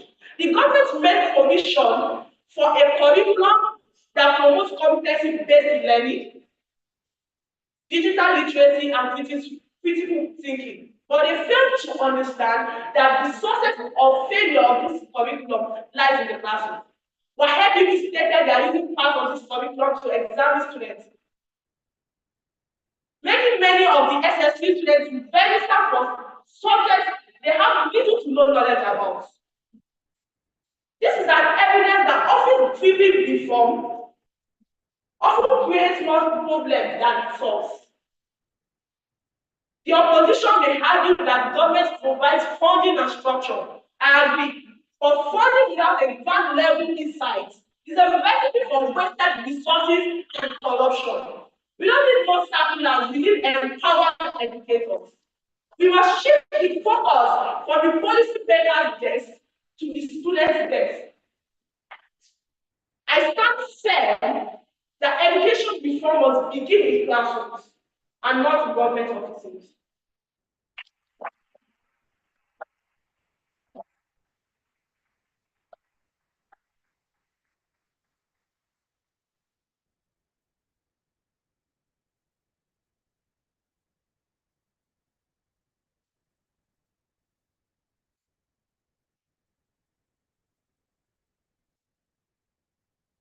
That's a good thing. Okay, so now we have the next school, Zoe School.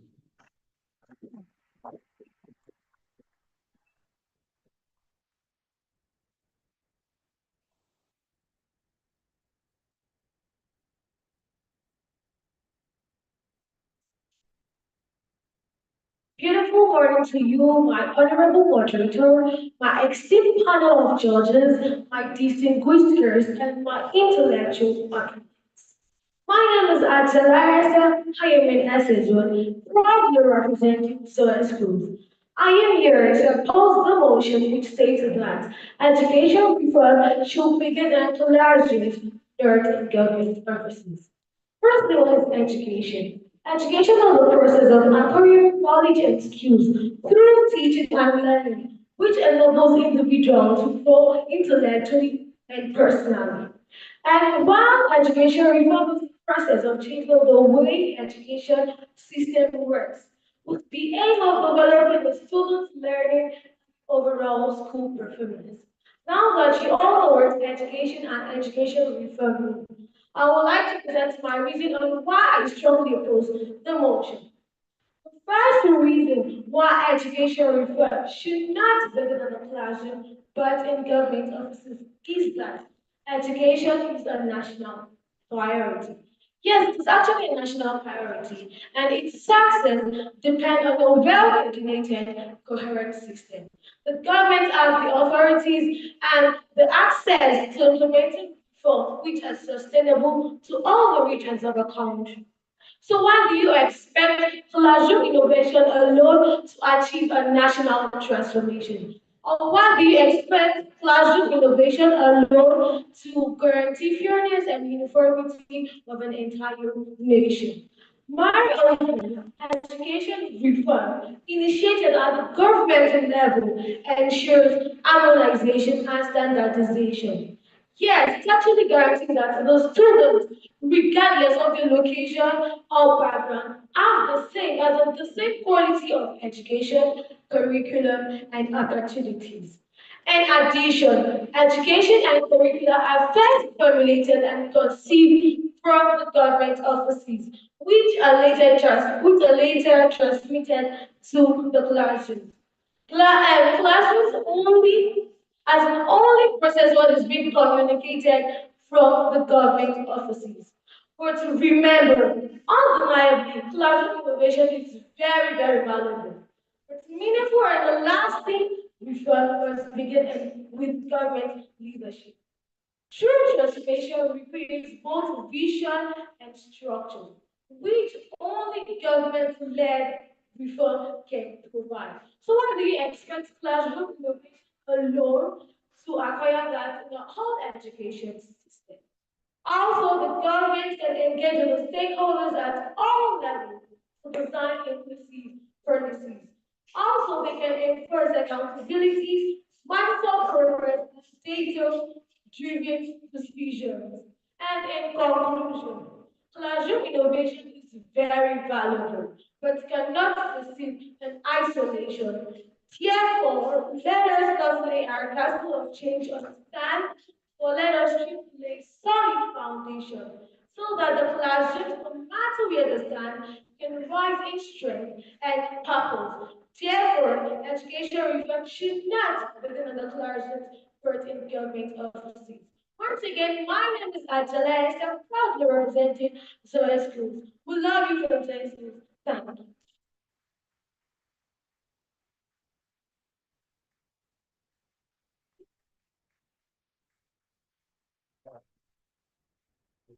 So I follow this. What the question?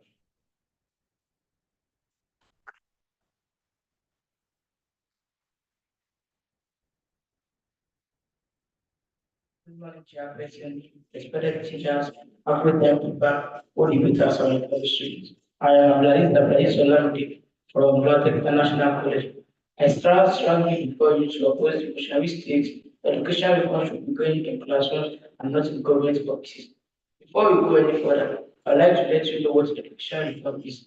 Education reform is the process of changing how education is taught, planned, and managed in order for students to learn better and schools produce better results.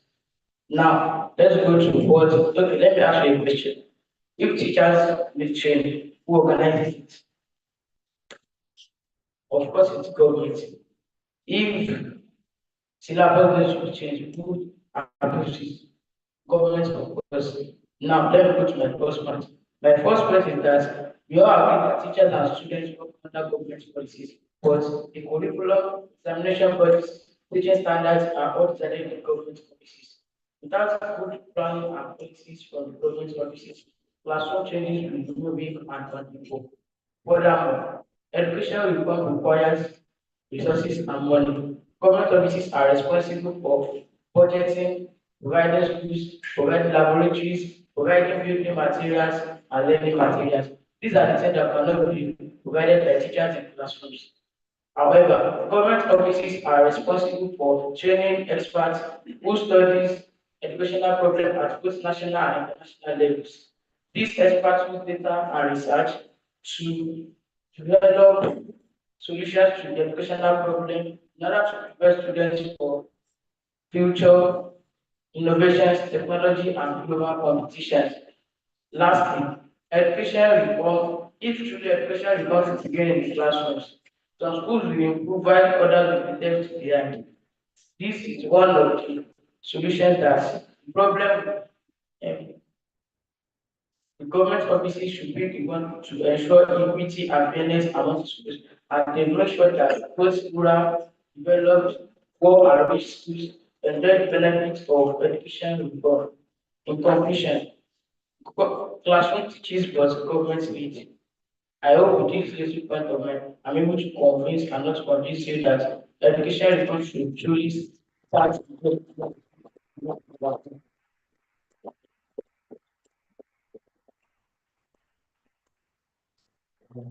Thank you. So I'll come to this school, practice high school.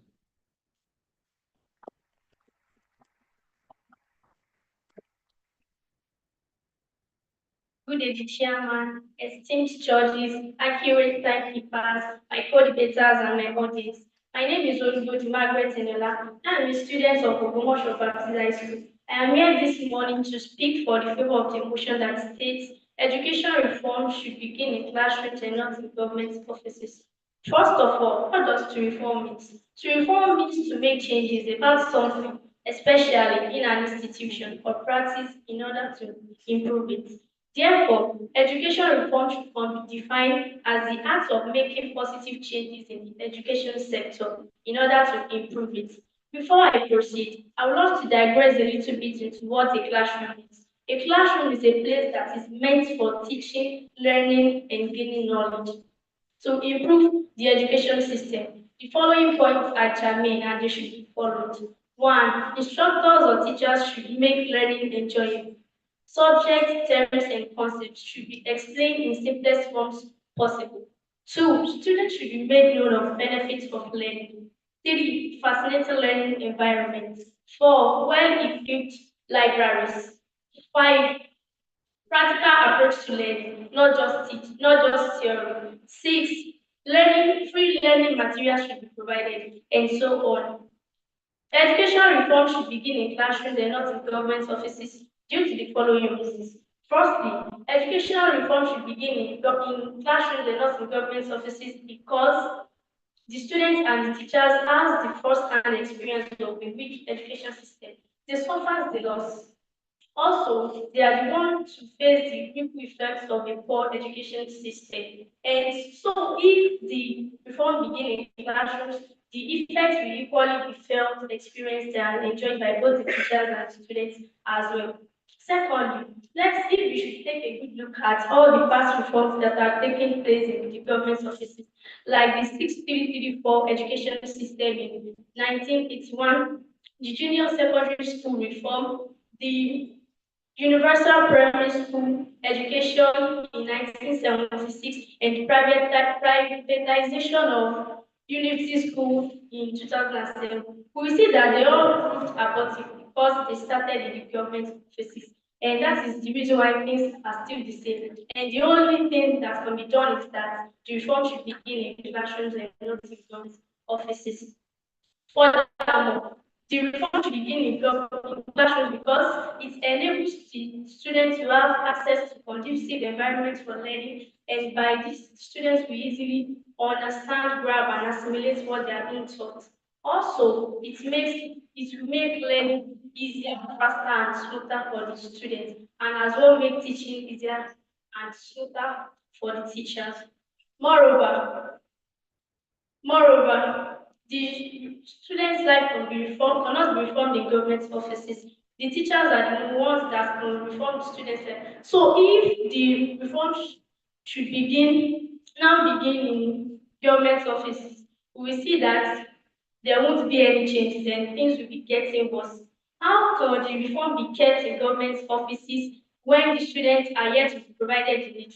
No, things shouldn't be done that way, and we expect positive changes and improvements in the education sector. So therefore, the reform should begin in government offices. In conclusion, the reform should begin in classrooms because in classrooms, that's where the real learning happens. With these points of mine, I hope I've been able to convince you that education reform should become a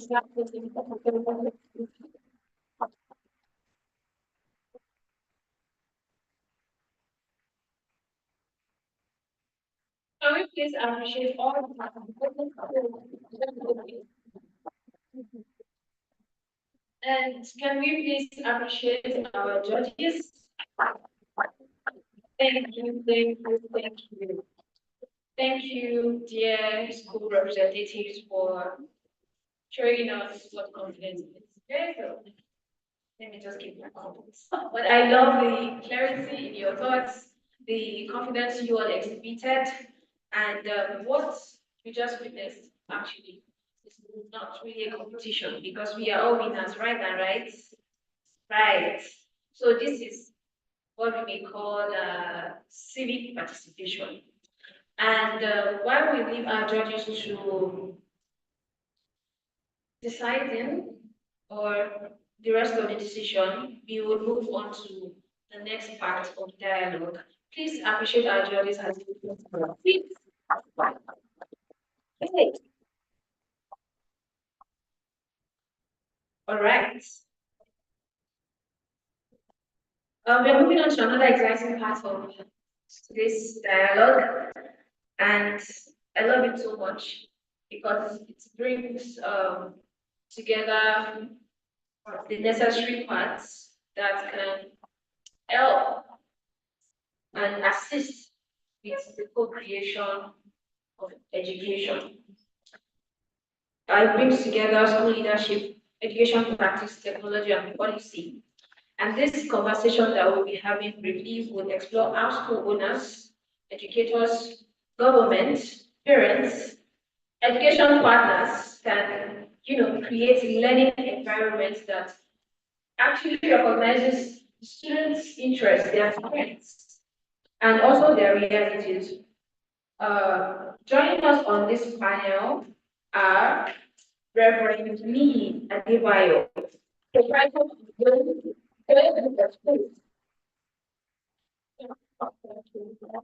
Thank you very much. Please keep clapping and therefore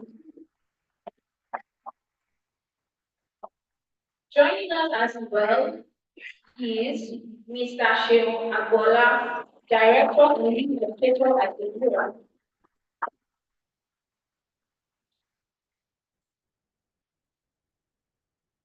You also have Mr. Favor Afolabi, Software Development Lead at Idozia. And Mr. Tolu Obatunde, CEO of Great Plus Africa.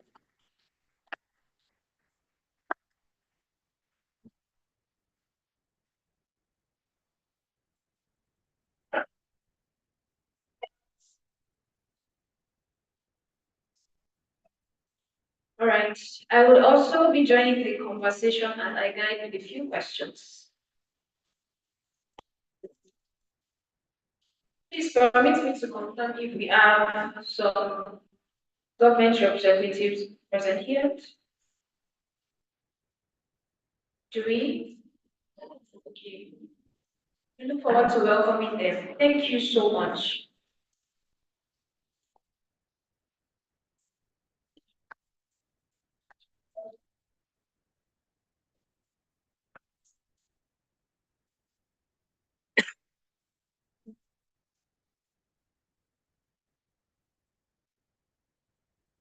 Good afternoon, everybody. It's 2 minutes past 12, so it's not. And like I said, we are going to be exploring how the systems, when I say systems, the leadership, the people who are leaders of policy, technology, uh, can contribute to the co-creation of education. And I need you to listen attentively because this room, like I have severally mentioned, is a space for you to ask the right questions. So if you learn about anything you'd like to know more, it's a chance for you to ask questions later on. My first question will be going to Reverend Lee Adebayo. And so, talking about the learning spaces, especially here in Ogbomoso, I don't know how much they reflect the student realities. And we already established that the students are not mere beneficiaries of our educational system. They are also co-creators of it. And their future deeply depends on how much these learning environments, these learning systems are able to align with their strengths, with their interests, with their realities, with their experiences. My question to you, sir, is how can governments, school owners, and educators create or adopt systems that will help uncover and explore students' strengths effectively?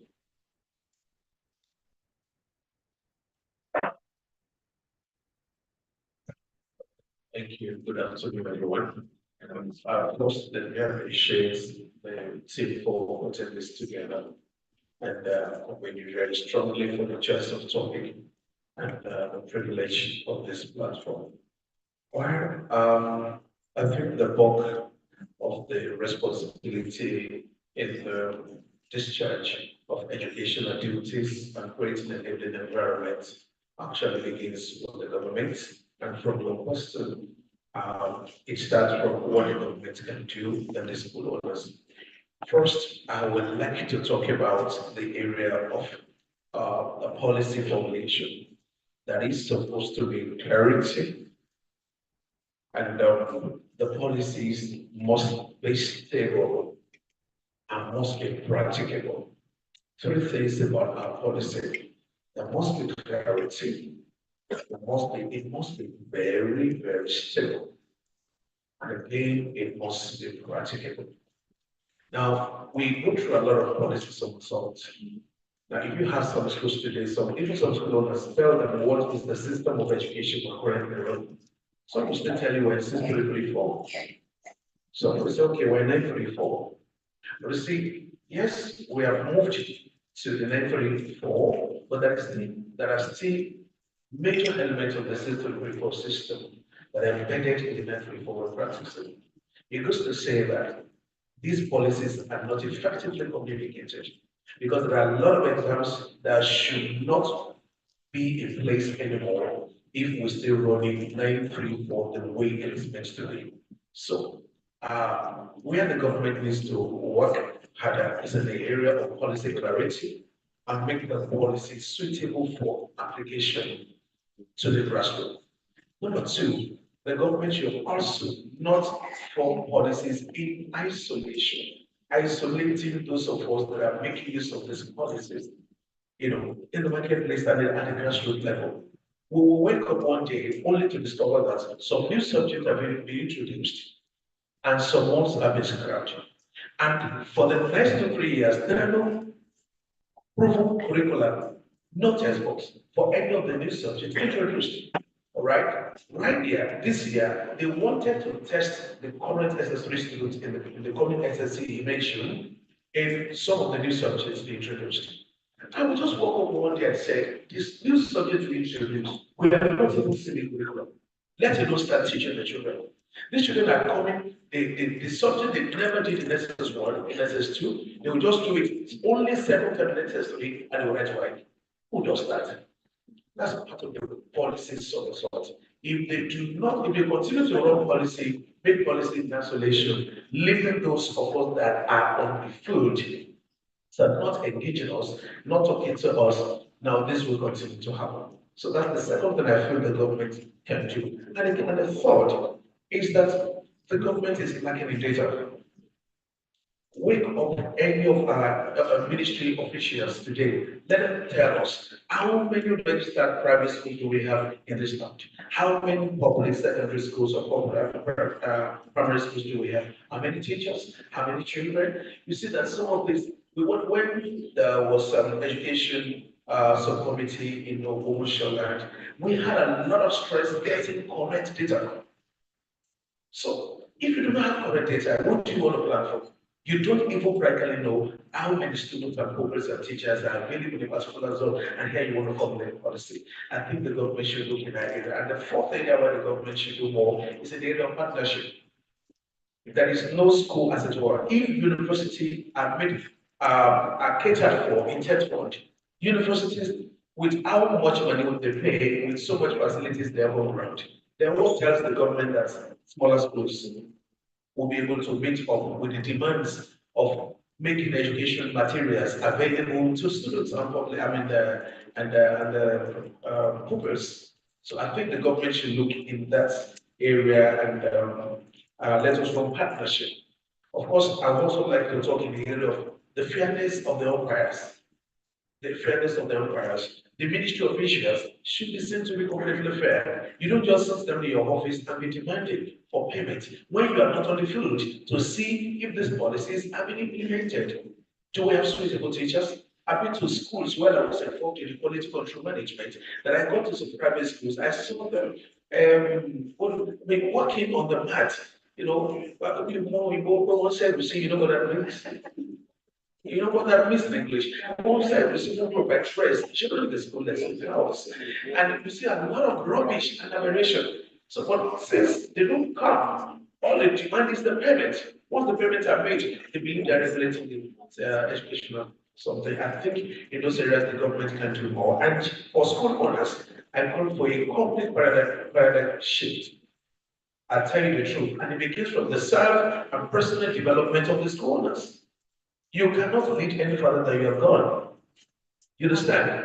A man can only give what he has. Some school owners know close to nothing in the curriculum that is in their hand. They have to depend on the scheme from other schools. You cannot break the curriculum from the government into modules. You cannot write your scheme yourself. You understand? You cannot interpret the textbook. I would never implement a textbook in my school or recommend if I've not read cover to cover. I will not. It's not just a matter of the beautiful print and all that. What are the contents? So I think if the school owners should do more, we have to work on ourselves and develop ourselves skill-wise and in managing personalities, managing emotions, and all that. The second thing for the school owner is for us to move from abstract and rhetorics to more private forms of learning. We move away from abstract. All this cramming system, all this, you must cram this note, and just like the speaker said, you must copy my note for me word for word, and all that. We must move away from that. Let's look into the skills of the children. Let's look into all the potentials they possess, apart from reading and writing. Reading and learning and writing are basic, the basic fundamentals, but they are not complete barometers to measure brilliance. They are not. We are two children in one of our schools, and the HOS just told me one day that, look, I'm going to recommend this child to be taken to another branch. I said, what happened? He said, the boy knows close to nothing. He said, the only thing he does is to be repairing the chargeable, repairing everything, repairing. He said, give the boy everything in your hand like this, he will repair. So I said, bring the boy to me. And the work clock in every class, he will go, is your work clock working? They say it's not working. But primary 3.5, you will pull it, say, pull it down for me, he will repair. Now, do you need an agent to tell us that we need to look into that skill? That is not a postulate. He only wants to learn in another way. You understand? Another one does not own anything calculation, they will start right. But before you say Jack, he has written about 2, 3, 5 stories. And I said, you want to be a writer in your life. So let's develop alongside. I got someone who is passionate about writing. Group this boy for me. He wrote the first novel we published as a school in primary 4. The first novel we published. Now, if we look away from their talent, their ability, and you say you just must be able to write legibly, you must be able to cram about you must be able to know all that formula and all that. We're going to kill them by half. So I think as school owners, there must be total paradigm shift. And two of them I want to say to school owners is develop your classes for the children to have time for critical thinking. I had a meeting with our leadership yesterday and I told them the next exam you set, I'm going to set five questions that the student can never find in any textbook. Let them think. Critical thinking, create problem situation, let them think. Whatever they say, we're going to draw one of lessons from it. very, very important that we deal with that. And lastly, for school owners, I think we also need to do more in the area of digital literacy. Digital literacy, I'm not talking about CBT, because that is what schools now advertise as digital literacy. We do see, no, in our school, we do a lot of digital education and all that technology, and all they do is CBT. That is the most elementary form of digital education. School owners should raise up, work on themselves, and make all of this available so that we, at the end, we will be teachers, not cheaters.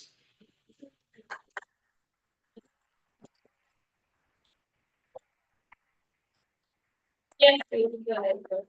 So, wow, thank you so much, sir, for that beautiful solution. Because when Reverend mentioned theater and partnership, I had it when you had social dance already, like I was going to mention that government should pay attention to theater. Very, very key. And I'm going to come from this angle because currently we've been in talk with a particular state government in Nigeria as to partnership, because what we see in the space, in the education spaces, is as crucial as the fact that you need to be able to predict the future before you can create it.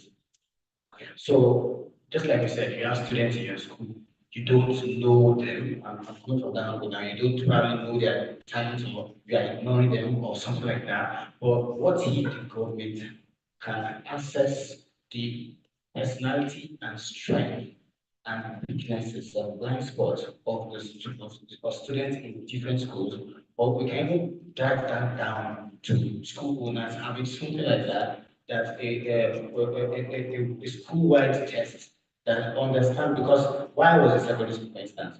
I remember we had a quiz, but I cannot remember the last. I never had the session down. Okay, so this generation don't really want to actually sit down. So can we have a seamless platform where government or school owners can actually test, assess the students, and without them even knowing, because the school owners or the government at the back end can now have a data of what the entire school potentials and strengths and weaknesses. You can have a passion, you can even see what the largest potential you have currently in your school, the category of people that are supposed to have tilted or inclined towards science, the category of people that are tilted towards handcraft. By that, you are able to now predict and create the future, create learning environment that suits the particular talent, skill, strength that that school. And what you do by that is that you are actually boosted their confidence, because you are more a child is much more vocal, is much more expressive when they come to their own space. So the same child, just like you mentioned, the same child that is shrinking away when it comes to learning, or when it comes to repairing stuff, it's hard. So if you are able to create learning spaces for that particular child, he or she blossoms. So we need that infrastructure, and that's one of the things where we started pushing as last year to state government, and we're doing that as a pilot, and we're actually going to scale it across different schools and different companies. That if a school owner wants to have want to be able to access their entire school, and the children in the school, all of them will invest, and then they, on their own end, they understand their personality, but on the end of the school can have back-end access to all data. You are able to actually see your entire congregation, you are able to use that word at a glance, and you're able to now create learning spaces that help them achieve that future. Thank you so much. I want to comment, Reverend Debayo, for all the points you mentioned. And before we quickly move to your submission discussion, um, the fact that we already have a board who wants to repair things instead of doing other things in schools shows that many of the interests of these students are not well documented. I don't know if there is a process, even when they are being enrolled into schools, and their interests are being documented as well, such that learning is it called project based now. If they are now grouped into clusters of okay, you enjoy doing this thing, then during break time, no, I think spending 1 hour they can they can spend 30 minutes doing something. Thank you so much, sir, for this point, and thank you, Mr. Over to you. Good afternoon, everyone. So, this issue of data is actually a major problem because I have a diploma in education, and one of the problems that was stated in one of the courses we had was data, lack of data. And I feel like somehow, for some of us in the house who are education enthusiasts, this is a problem area that has been listed for us already, and we need to begin to look into it. That how can we create a database? So I wanted to do my project. When I wanted to do my project, the influence of parental socioeconomic status and family type on academic performance. So I went online to search for. I wanted to. My study area was private school and secondary school in Ogbomoso. So I went online to search for private schools and private secondary schools and public secondary school in Ogbomoso. And to my surprise, there was no database. There was no database for that. So I had to be asking around, like, what private school are in North, what public school are in North, what private school are in, I had to just keep asking those questions because there were no database. So I'm putting it out there to some because when I was having this challenge, I walked up to someone and I said, can't we just create a database because I feel like this is not available. But if we make this available, like there's a way it's going to help other people who want to do a research. Because the truth of the matter is, I don't want to be that person who fabricates data, and that's one of the things we've been doing. I mean, for some people have been doing, they just fabricate data, and then you know what they say about when there is no data. When you lack data, you make poor decisions. You make poor decision. So that's just one. Then I'm going to also talk about another aspect, which is what Reverend talked about and Mr. Tolu also talked about. And I'm going to bring it up in form of a question. So the question, because when we talk about, and thank you so much, sir, for talking about the fact that parents are also stakeholders. I mean, you can't leave them out. So this question goes to these four people: the parents, or three people, as I will put it: parents, teachers, and school owners. So the question is, as a parent, have you ever asked your child how they learn? As a teacher, have you ever asked your students how they learn? And as a school owner or a school, do you have a database that has information about how students learn? Because Mr. Jenny talked about if students that actually know what is broken. Yeah, so I've always been of the opinion that there is nobody that has a learning disability. No. The only challenge is the design, the learning design. The learning design does not fit to different. I know that some people might actually argue with me because they might say, well, if there are no learning disabilities, then why are some people dropping out of school? For those people dropping out of school and maybe learning mechanic or being a bus driver, they wouldn't have been able to learn if they don't have learning ability. Right? So it means that what is actually wrong is not the learning ability, is actually what? The learning delivery. How the learning is being delivered. And identify what learning style works for the student. So I'm putting it out there to teachers. When you get to school next week, I feel like you need to ask that question. That you need to ask your students question, how do you learn? Like just do a survey, then How to learn. We have the VAC model of learning style, visual. Mr. JD talked about that visual, we have auditory, we have reading, and we have kinesthetic, where you learn by doing.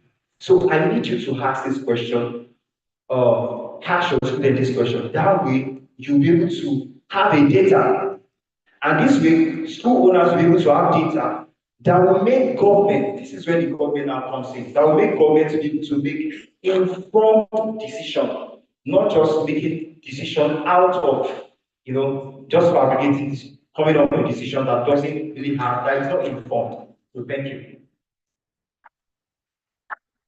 Thank you so much. I mean, the direction of the conversation so far is leading me nowhere down to my next question. So, yes, I'll give you a minute to do that because we have limited time. So thank you. Thank you so much. So I was just going to add this. It's already mentioned already. Thank you for those communications. But yes, the database for getting the data and the questions for getting the data. I was going to mention that beyond asking a question, I think we also need to now begin to pay more attention to observation. Teachers should know their student data even without asking them. As students come to class, they know what time does the student tend to seem uninterested in learning. So from those observations, teachers are able to quickly recommend this will be better for this one because this is the thing. We've had many cases of accidental stumbling upon what a student likes. Like the case of a student likes repairing. It may be an accidental thing, you just notice at some point, but we make it a part of the system. Teachers, parents, observing the student keenly and intentionally, be able to extract those abilities quickly, then harness them better. And also, thank you so much. Thank you so much for that submission, sir. Indeed, when we are able to put students in mind, systems are better designed and built for their learning. Recognizing that these students are agents of change, I mean, I can't shake off the story of the guy who is basically a builder. If he's building, repairing things, and we know that in this side of the world, let us bring it home. This is Ogbomoso. What are the measures that are being put in place to help students like that? Because in other places, I mean, a guy already in primary three, maybe just like 6, 7 years old, and he is that technologically inclined, right? He's building, he's innovating, he's inventing stuff. I mean, there are systems that would already cater for like advanced learning for these students, right?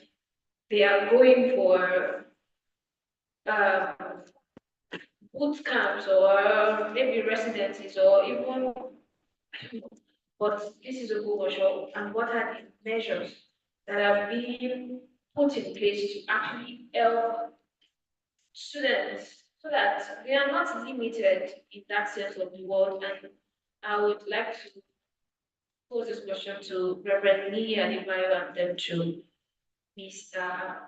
Obatubi.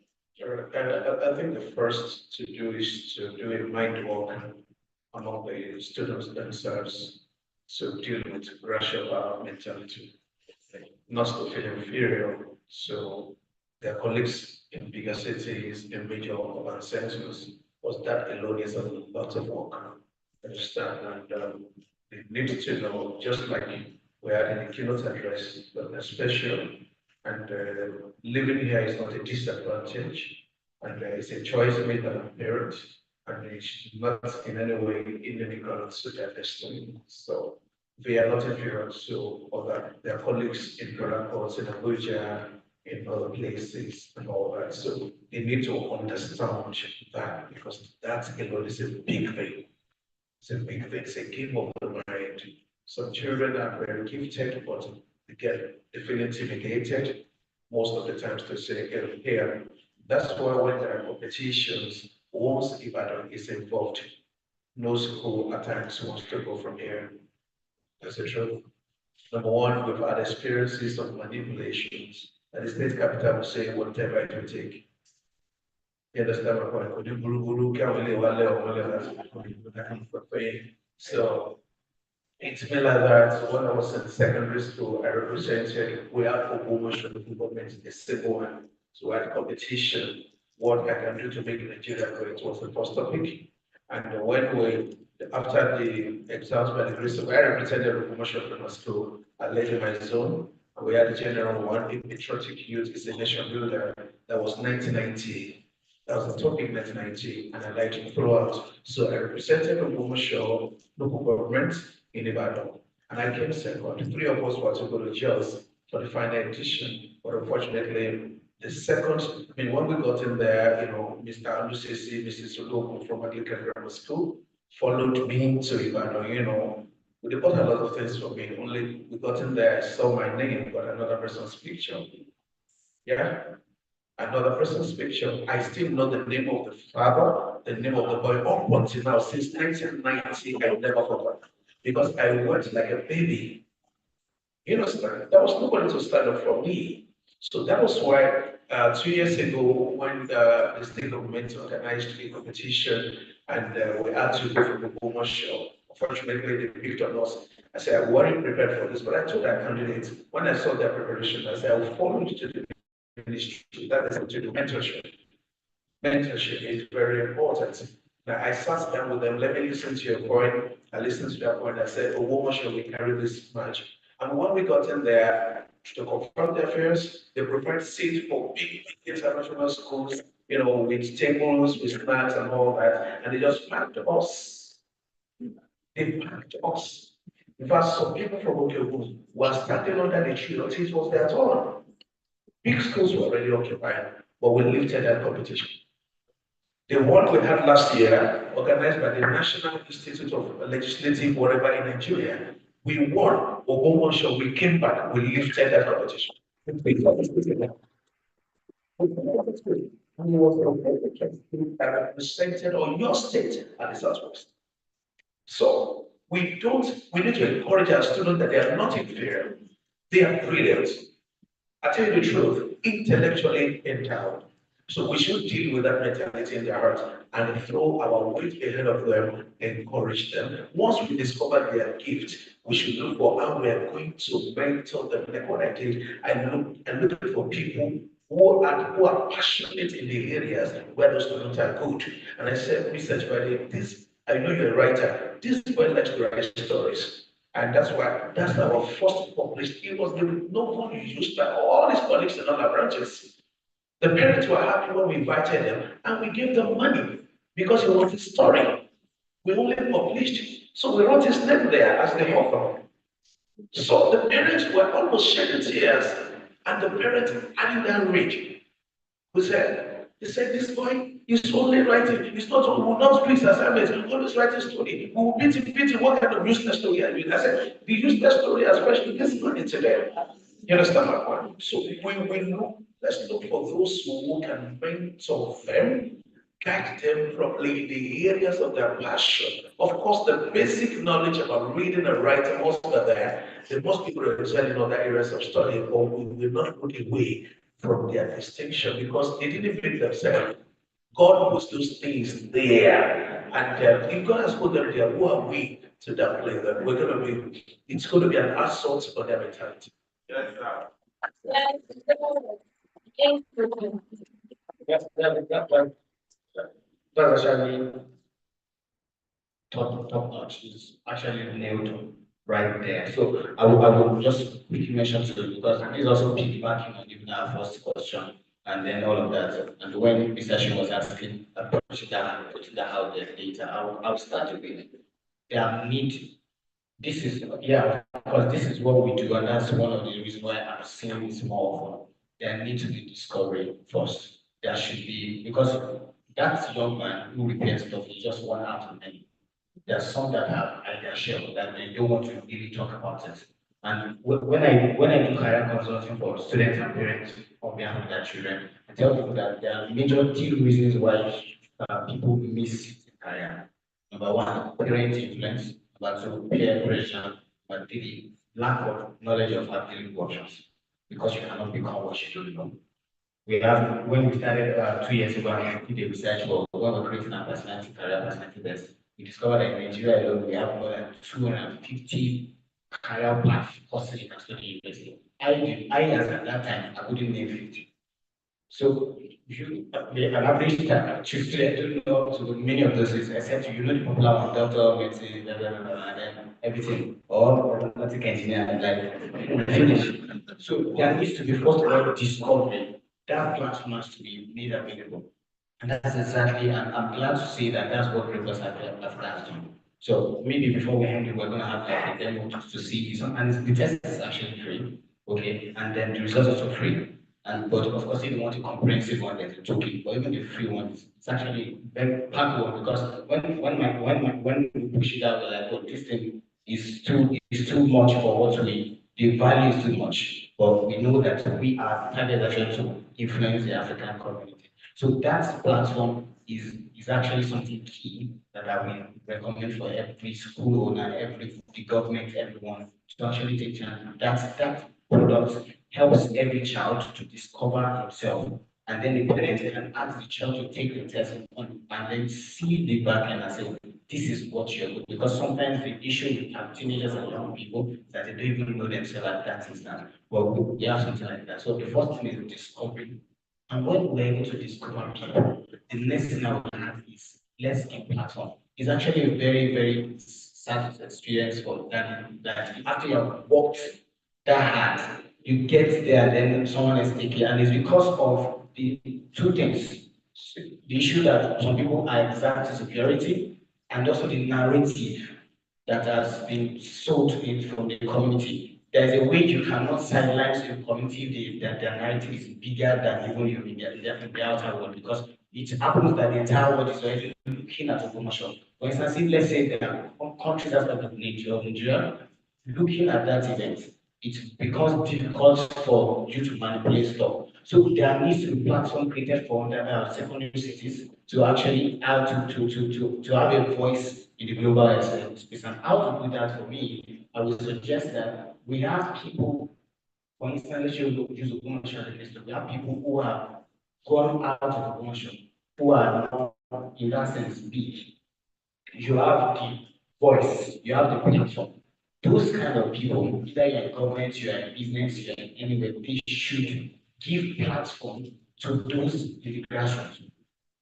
Create, I remember when we started, when we last started, we had something called the Commercial Innovation Challenge. Yeah, I can't remember the school that won that was featured that the university invited them to evaluate.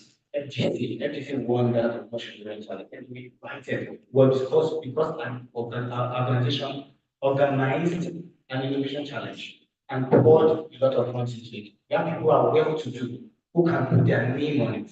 Say we are doing this big commercial and they are making it loud. Immediately we keep changing that narrative of this space.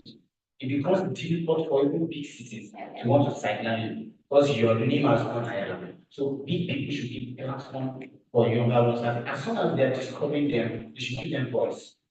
Put them on your social media. Share them up, give them scholarship, mention, be big about it.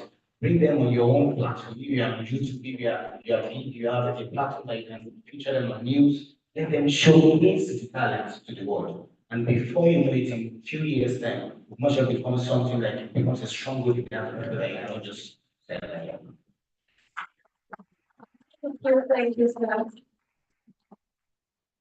Ogbomoso is not a city to be overlooked, so people should be ready. If they are not getting ready yet, they should be prepping their minds. Let me move quickly to Mr. Shimwabola. And you mentioned something in your contribution about the design and delivery of education. And when Mr. Fulu was talking a few moments ago, he also mentioned the third D, which I think should come first. If we are trying to form 3 Ds of learning now, it would be the discovery, design, and delivery. So I want to ask you about how effectively um, education design should be. I know that it's going to require a lot in terms of decision, collaboration, resources, and all that. what are the tools that you think government, school owners, parents, educators, and even the students, because they're also stakeholders, can adopt to support collective decision making so that we can have a positive impact, even from right here in Ogbomoso in the education system. Thank you so much for that question. So, I think this will give me an opportunity to talk about Nigeria, a product owned by myself and Wait Plus Africa. But before I talk about that, I'm going to answer that question by sharing a story. So it's a personal story. So, so I remember that I'm just going to pick it up from where I stopped in the previous conversation we had. So I remember that when I was in secondary school, my mom got me a home lesson tutor. I'm sure that some of us students in the room have a home lesson tutor, isn't it? Awesome. All right. And I had issue with the plus and minus concept. You know, minus two, minus three. How many of you had any challenge? Of course, you guys are intelligent. All right, so I had issue with that. It was difficult for me to actually comprehend. So my home lesson tutor would give me knock several times. Like would say minus two. I think I've taught you. I've given you examples. I'm like, and he would give me classwork, and I would still actually, miss the questions. So there was now one day I think he got frustrated. So somehow out of frustration, there's a way pressure that actually make you come into discovery. Out of frustration, he just said, okay, so he said it in Yoruba, I said, Ojek is it 2 naira. Ojek is another 2 naira. To bá add your back kilo check. So for the first time in my life, it actually made sense to me. Like it made sense to me because I was like, oh. So let me tell you something. Up till today, I still use that concept. Actually, because it really made a lot of sense to me. Because he was able to discover that like I said earlier, the learning ability is not flawed. It's actually the lesson delivery. So at the moment he was able to deliver that lesson rightly, then there was outcome. I was able to understand better. And this will actually lead me to talking about Ejura. So it was from this story, a lot of other problems that I've seen over the years is what actually brought about Ejura, because Ejura was created out of intent. It's not just another platform that exists just to, so let me talk about Edura. So Edura is actually a platform that helps parents to access tutors to, teach their children. So it talks about more about personalized teaching. So there's something they call, so let I mean, there's something they call precision medicine, because we have different genetic makeup. The same way we have different cognitive diversity, there are different cognitive diversity. So we don't just help you to find qualified teachers, but we're able to find teachers that will be able to identify the learning identity of your children. So by understanding it's just language output. It's just the same thing as learning style. You're able to understand the learning identity of your children, the learning style of your children, and that way, lessons are designed in that accord. Because the problem, like I said, the problem is not even particularly the tool. The problem is not you could know how to use the tool. You could actually very speak well as a teacher. In fact, you will have the qualifications, but if you don't know how to deliver the lesson, and the delivery of the lesson has to be informed in the sense that it is coming from the place of discovery. You already know the learning identity of this child. You know that this child likes to play a lot. And I'm always wondering when parents, scold their children for playing too much. What do you expect the child to do? He plays. He plays. So, and one of the learning method to ensure that a child to actually receive results is play methods. Those are some of the learning methods. Because the thing is, knowledge is changing, education is changing, and education has moved beyond teacher's talk to learner center. Learner center. So everything is about the what? The learner. I don't know if you know what I'm saying. So whatever design we're going to make in delivering education, we have to have the learners in mind, and it has to be customized. This is not to say that for those teaching in the classroom, this is not to say that you have to have like different what's it called? You have to be engaging your students separately, but it's just to say that when you have a content, you can have multiple delivery method, teaching method that you can use to actually what? Teach your students. And this is what we do in Nigeria. We help you access what? Tutors that can what? That can, teach your children, by this, at the point of discovering their learning identity, and this is actually, it's a Kono product with Great Loss Africa. So, and I believe that there's going to be a research also, because the plan is also to have a database for this that will actually help us keep improving, our lesson delivery. Thank you. So I would like to also direct questions to favor, and also add that, he has mentioned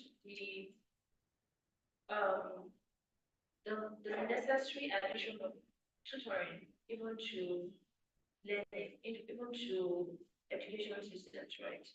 And I know that apart from books, there are certain apps that can be integrated, can be adopted into the educational system such that students are able to learn and be in the good environment. Um, and that question would be to them, how can we intentionally create the right applications that would serve as even the right systems in helping us help these students' strengths, these students' aspirations. For example, somebody who is already, building um, plastic, what's it called now, rockets.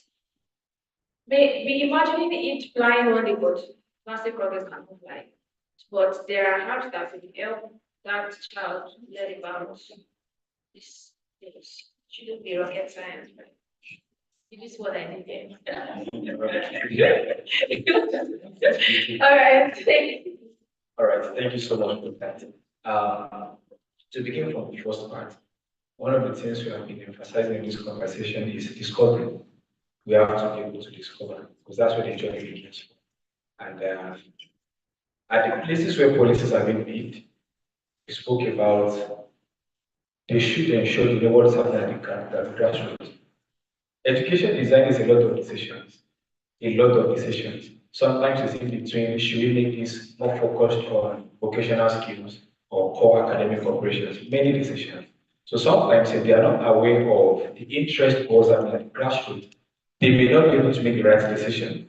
So I feel one of the tools that we may want to engage here is any tool that makes possible a system for feedback, a system where we can easily receive feedback from the people. Something as simple as Google Forms can be passed available to parents, anonymous or something like that. They get to mention their opinion. Yes, we have these town hall meetings where we gather once in a while. It's cool, people mention their opinions, but there are too many more decisions than what we decide at town hall meetings. So when such decisions to be made, curriculum changes and all, we could pass a survey. People fill the survey, the Google Form educator for analytics, we can see, okay, so what opinion is getting more hand, what opinion is getting more votes, they will make decisions based on those votes, and to suit them better. If there are things that apply directly to students, we need to ask them. Yeah, we may not be able to go through all the schools one by one, all classrooms one by one to ask them, but this can be shared publicly. Let people contribute their opinion, and then it works. That's one. There was this tool I came across this reading about it. I think it's called Decidim. They use it for like a community participation. So if you want to implement a policy on a platform like that, everyone can literally come together to design that policy, and then we track the implementation. So it has been mentioned, sometimes the policies are good, the implementations are faulty. Maybe because there are not enough hands, or because people are not participating enough. That even mentioned communication. The curriculum is changed, people are not aware. So we have a platform like that brings everyone together, communications become easy. Such tools will help us design things better. Something as simple as WhatsApp channel can solve some of these things. This was to parents, teachers, they know, okay, this is the new system we're working with, and they're able to adapt the learning around that. To be more specific for the second question, that speaks about how do we help these students? They want, oh, sorry, before I move into that. One of such other things that would help those policy makings in designing education would be analytics, in the sense that students are writing exams. For example, a student scores 70 out of 100. Generally, we know this student is good. But in the real sense of it, there is a part that that student is not good at yet. That's why he couldn't score 100. So there has to be a system that helps to drill down on such details. And that's a part of what a tool like IDE does for all schools. If you have an element like that, it's able to, based on performance, check if student is weak at algebra.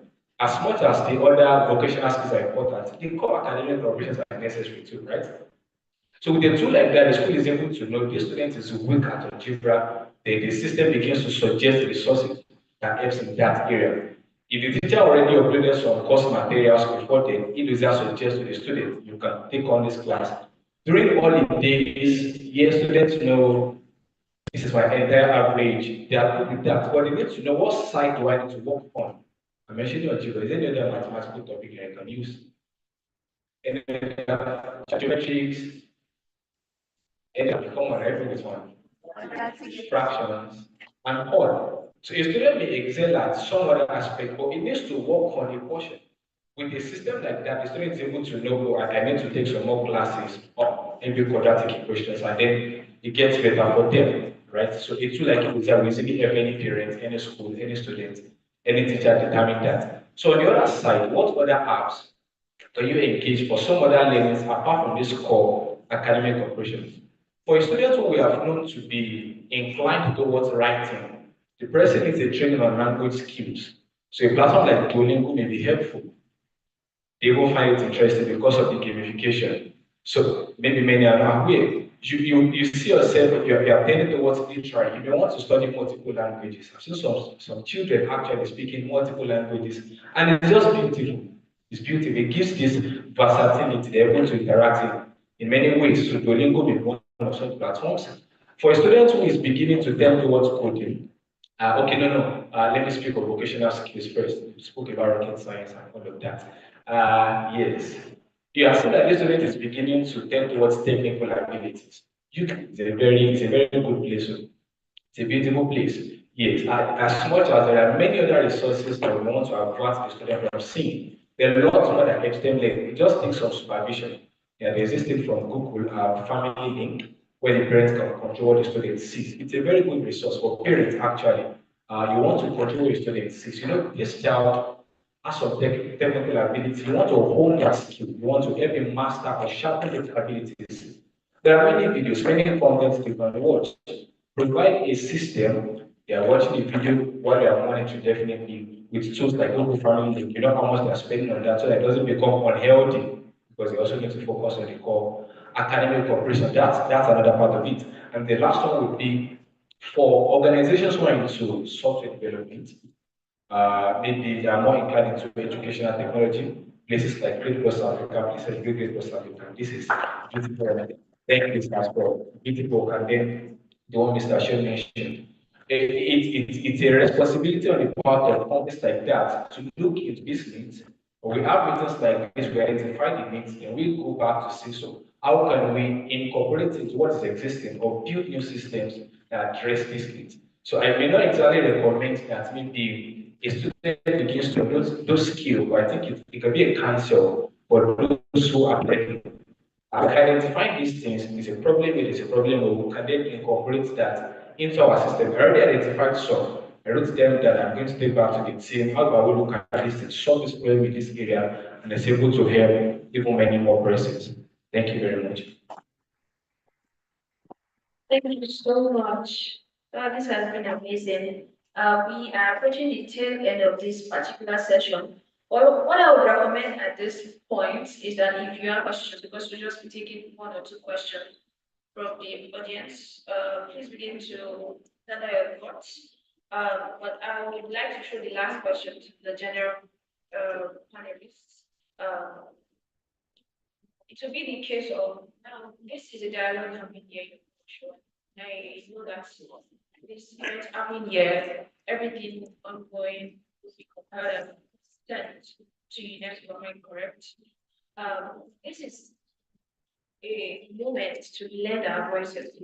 And if we have to speak to UNESCO now or to any other organization very much interested in education or they are into the development of education and the co-creation of it, what would be that approach that you would recommend from the technological aspect of things and the learning side of things, or maybe as a school and as an educator, as an innovator and things like that? What are the recommended approaches you can give to UNESCO, for example, and any other organization that would help this not be just any dialogue happening today, but a step in the right direction for the co-creation of education, especially in underserved community, in underserved communities, and beyond. Yeah, thank you. Yes, you can please. All right, thank you so much. So, as a recommendation, you can approach a system that such organizations can work with. There is this thing called asset-based community development, and these are the works. Every community, underserved, any community really has their own kind of assets, the things that are available in their community that students can easily relate with. So, okay, there was this thing Google Map did, maybe I just mentioned that. There was a time that we don't have businesses as we have now. How do I put it? Let me put it this way. Many of the businesses that we have now on Google Map, where you can easily search and locate the business, were not there before. Yes, they were not there. And the way Google Map ensured that those platforms, those businesses, hotels, restaurants, they got on the map was more like a kind of crowdsourcing. How did they do it? Everyone was just interested in uploading the assets around them. So just go around, snap an hotel, pick the location and upload it on Google Map. Even the hotel owner is not aware that hotel is not on Google Map, but someone has uploaded it. So with a system like that, if the development can be built where we are able to identify what are the possible skills, possible assets, possible learning materials in a community. If we build education around that, it's going to kind of tailor the learning for the learners. Does that make any sense to us? That students are able to easily relate what they are taking in class with what they are seeing in the environment. Sometimes the examples are just things as far as in the US. They cannot relate. They don't know what's happening there. Some of them are not even seeing it like that. So, but if it's something in their community, they are able to connect it better. Imagine they are coming from classroom and what they learned in classroom, they are seeing it play out in the community. It kind of connects to what they have learned and reinforces the learning for them. So if their education can be built around what is available around them to help them learn better. So in design education, in curriculum, school owners and all, they can begin to create systems along that line that helps them connect what they are learning with what is available around them. I believe that would further reinforces what they are learning in the class and help the education as a whole. Thank you.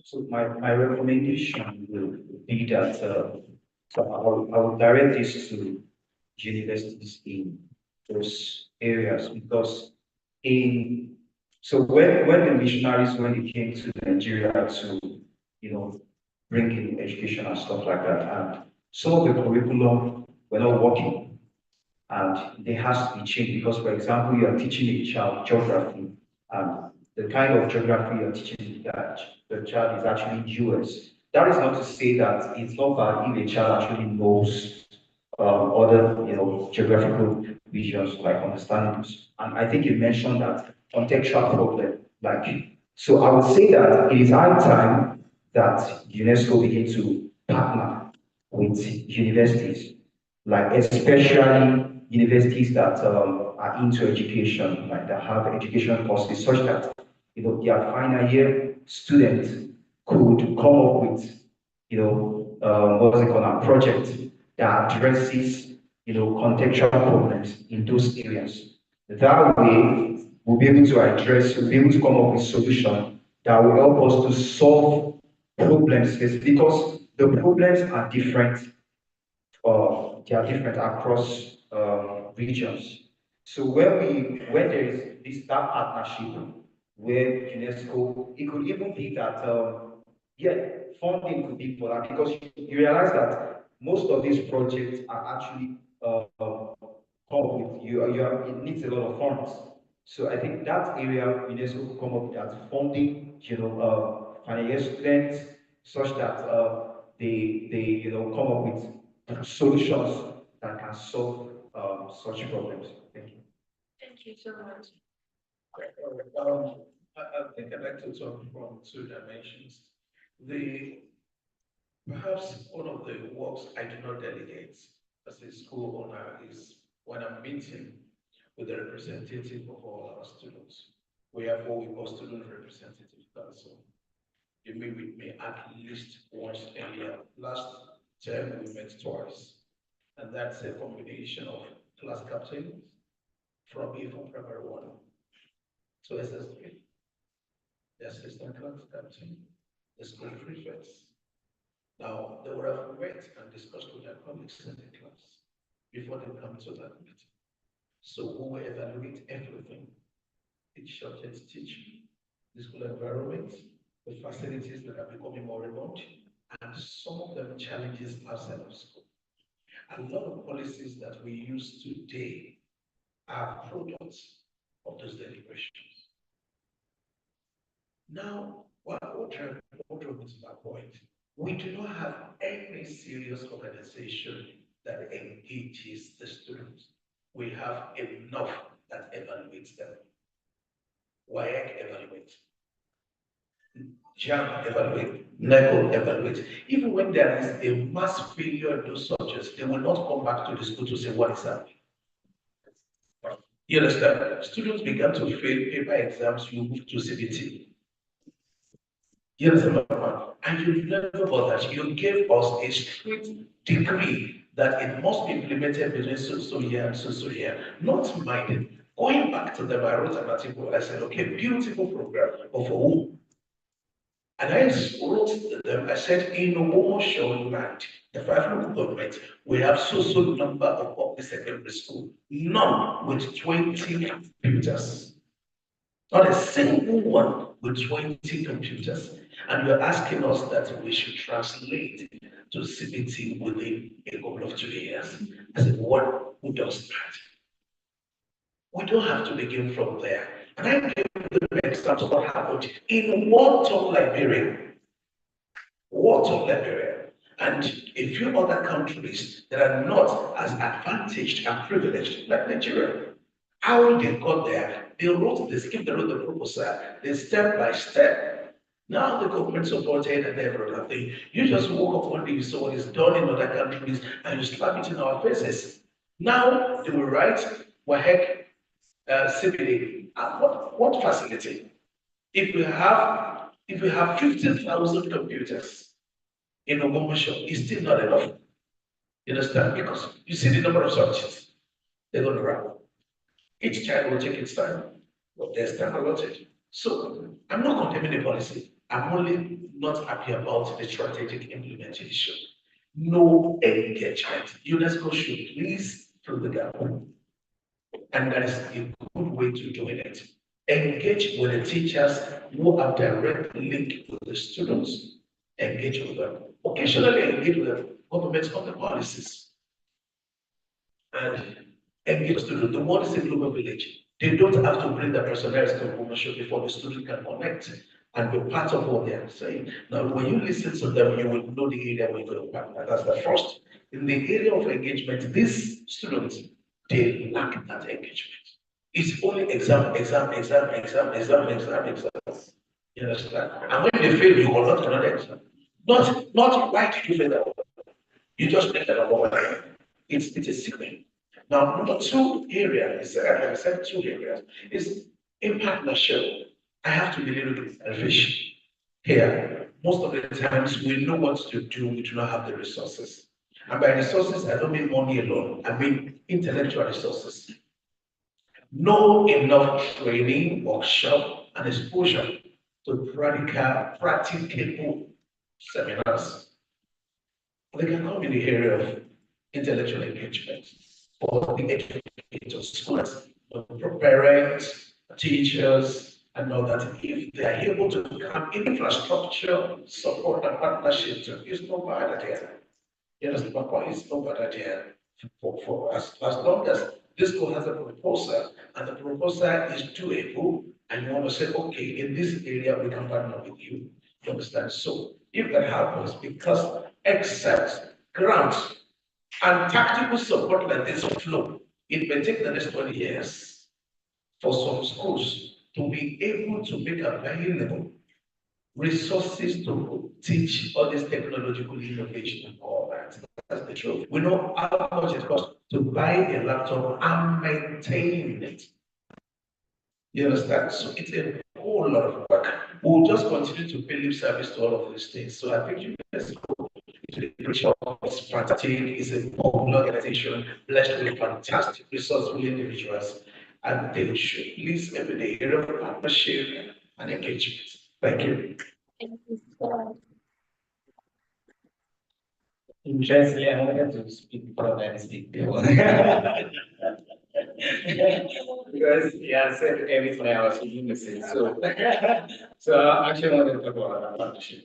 Okay, partnership is something that you need. Because I refer back to that statement I made earlier. Places like secondary cities like this needs platforms. Okay, if they can help partners, local schools, local organizations to give specific visibility to secondary cities.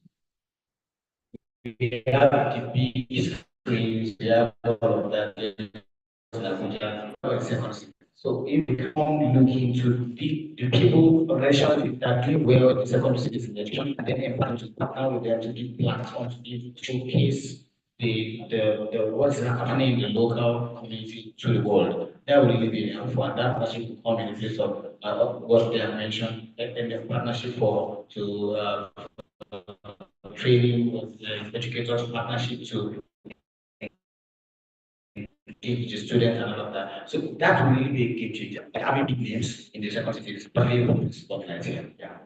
Wow. Thank you so much. If you have been enjoying the conversation so far, please put your together. So do we have questions? We are just going to take the first one or two minutes. Yes, I can. Anyone else? Two. Thank you. Thank you.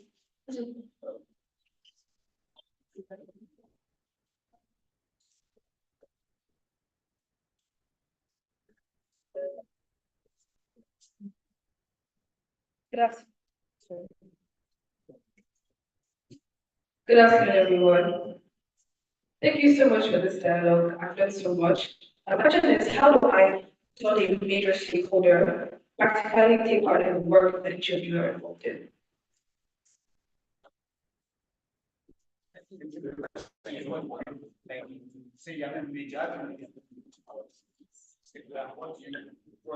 What do you do? Like, are you an aspiring educator or you are just like describe yourself? Yeah, so I'm a medical student, Okay. but I have interest in particularly teaching children writing, reading, that sort of thing. Yeah. Thanks for that. So, going back to your question, like, oh, how do I be a part of what we do? Now, stakeholders, even though I mentioned parents, students, teachers, and all that, educators and all of that, people who are generally involved in the life of young people, like you yourself, you're a young person, or you have a sibling that you are responsible over, you actually impact on these people that because because education is larger than, for instance, when you say, let's say, entertainment industry right now, it's you could say, oh, I'm not in the entertainment industry, or you could say like medical science now. I can say I'm not part of that. But education cuts across everybody because education shapes our future. So now, for someone like you, who is a medical doctor or is preparing, is learning towards becoming one, and have passion for education. Now, I'm a career consultant. I speak to people sometimes. Sometimes you may have what you call this is a career path or a job, but there are something we also call second career and third career. You don't have to be one thing. You can be at least I used to counsel people to at least have more at least three to achieve happiness, to achieve that call, because there's something that's you that calls you to fulfillment. So if one of the things that calls to fulfillment is actually teaching people and helping them improve academically or in any way, even though you are practicing as a doctor, you can still actually do well to give back in that aspect. For example, let me give an example. Mr. Shem, lead educator of Edura. We have Edura started last year, December, and then how many tutors on board right now? About seven, and these tutors are all around the world. There's a particular one who she teaches Yoruba, she's a doctor, and then she's in business. Wendra gives her that platform to say, I can teach you at every time, anytime I'm available. So what Wendra does is that it showcases that this tutor is available this time, and that doesn't clash with our business. It took a child, either a parent or someone that wants to learn that language, for instance, and said to book her for this available time. And that's so it doesn't take away from, in fact, as a matter of fact, she does it with joy because this is what she has passion for. Sure, you can do something like that, or you can separate your leisure time you are free to probably give back. You don't have to do like maybe address paid, of course. You could give back to society. I know something about what Bramble does in rural communities, alternative education, of that. You could get to know about when can I come visit it. I can just dedicate like 3 hours, 4 hours to just engage with these children and motivate them and all of that. So that could be a way to actually impact the people. And by that, you're actually helping some people change their future. Yeah. Thank you very much. Thank you. Just let me add this. Almost every career, every profession fits into education because education is just quite very wide. Now, like a medical personality, one of the things I do at times during a PT conference is to educate the parents on how to manage certain communicable diseases. Because here, the level of education about managing communicable diseases is very low. They see it as stigmatization. That a child has a swallow something, I don't know how you call it like that, and they say this thing is contagious. And so we ask the child to stay back at home until it's healed. They say, hey, they stigmatize my child. Ọmọ mi wá láwọn ọ̀lẹ́ wá ní kó má jókòó tí ìyàbọ̀ ọlọ́run má má jẹ́ sórí ibú. Before you know it, the news is all about the legs in the start. So the level of education here on certain issues, especially on mental health awareness in this land is almost down to zero. So, like a person you go out with TLC, you're going from a school to another, educating them and partnering with them in the area. And one woman said something similar. Was she was then in the Federal House of Representatives, and she's from Ogbomoso. One day we were talking, said, "What, Pastor? I don't have money to give you. You run a school, you run a church. I'm a Muslim. I'm not coming to your church. But for your school, what can I do? How can I partner with you? Beside money." I said, "Good. You have a center." A computer center. I want to train my children in digital literacy. I don't have a single laptop in my school. So what about you releasing your hall? Give me one day or two in the week. I bring my children. Let's do collab. And that was how we started. So we've used that facility for about a year. And instead of charging us food, we only pay for fuel. I can never ever forget that memory in my entire life. Because I used to tell our school owners in Ogbomoso, by the time we finish all our gra and then go and serve some dirty competition, only one might come together. What it takes for us to achieve digital education in Ogbomoso is collaboration. That's the truth. You have 50 computers, each one will be practical Monday and Tuesday, Wednesday. I tell you the truth, before you know it, you don't have a child in your school. That's what you do. You understand? I did it, I didn't lose a child. So if you are confident in what you are doing, by the time you do it, I cannot do it. Send the children to places. The children will start crying. In our school, we have never seen computer before. In our school, before you know it, what we are trying to protect, you are losing it. So this simply say, Mumba whole system is 2 hours in a week. Okolo, Okubadawa, Kobabaja, the woman thing there. So everybody can support. I have a challenge. I ran to JD. He's on top of it now. He has to solve it because I won't let him sleep. It's a challenge. I know he knows the way around it. I don't know the way around it. So it's a partnership. It's a partnership thing. It's a collabo. Education services. It's a collabo. So once we say it like that, honestly, it works faster. Thank you, sir.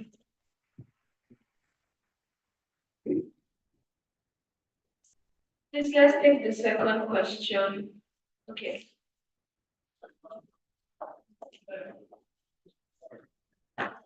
Good morning, everybody. My name is Gabriel Sakundayo. I am a student of Zoe Schools and I'm an SS3 student. So I'd like to appreciate the organizers of this program. It's a very, very benefiting one and it's something that I wish in my mind can be open to a very large number of people in this land so that everybody can be exposed to the kind of things that we are learning today. All right, before I ask my questions, I have some few things to just say. I like to advise that the UNESCO, the government, and school owners should just work on advising parents on focusing on the major area of their children, the major area of their children. Everybody just feel like, oh, education, education, education. There was a man that told me that it's not everybody that is going to use education to feed. There's some that are going to be on vocation, there's some that are going to be on education. So everybody just have to know their own major aspect. My principal says something, he's seated here. He always tells us that instead of you wasting 6 years in secondary school, why not know if it's mechanic you want to be and start and use that 6 years to learn. You'll have built some wealth, you'll have built some things that you have not achieved in this SS3. But because you are interested in education, that's why you came to the secondary school. So if you know that it is carpentry, it is tailoring, it is all these vocations that you want to learn, you should have done that sense and it will give you more benefits than what you are here in school to do. Because you are here in school is because you have vision of having education and so, and this is what I like to appreciate my school. So, with schools like they have initiated something like a vocation training that helps everyone because they realize that it's not everyone that is eventually into education anymore. Some are getting their money, some are getting their cash from vocational things. So, I like to appreciate school for that, and I like to appreciate my father that is seated here, Reverend Dr. Nia Adibayo, for that.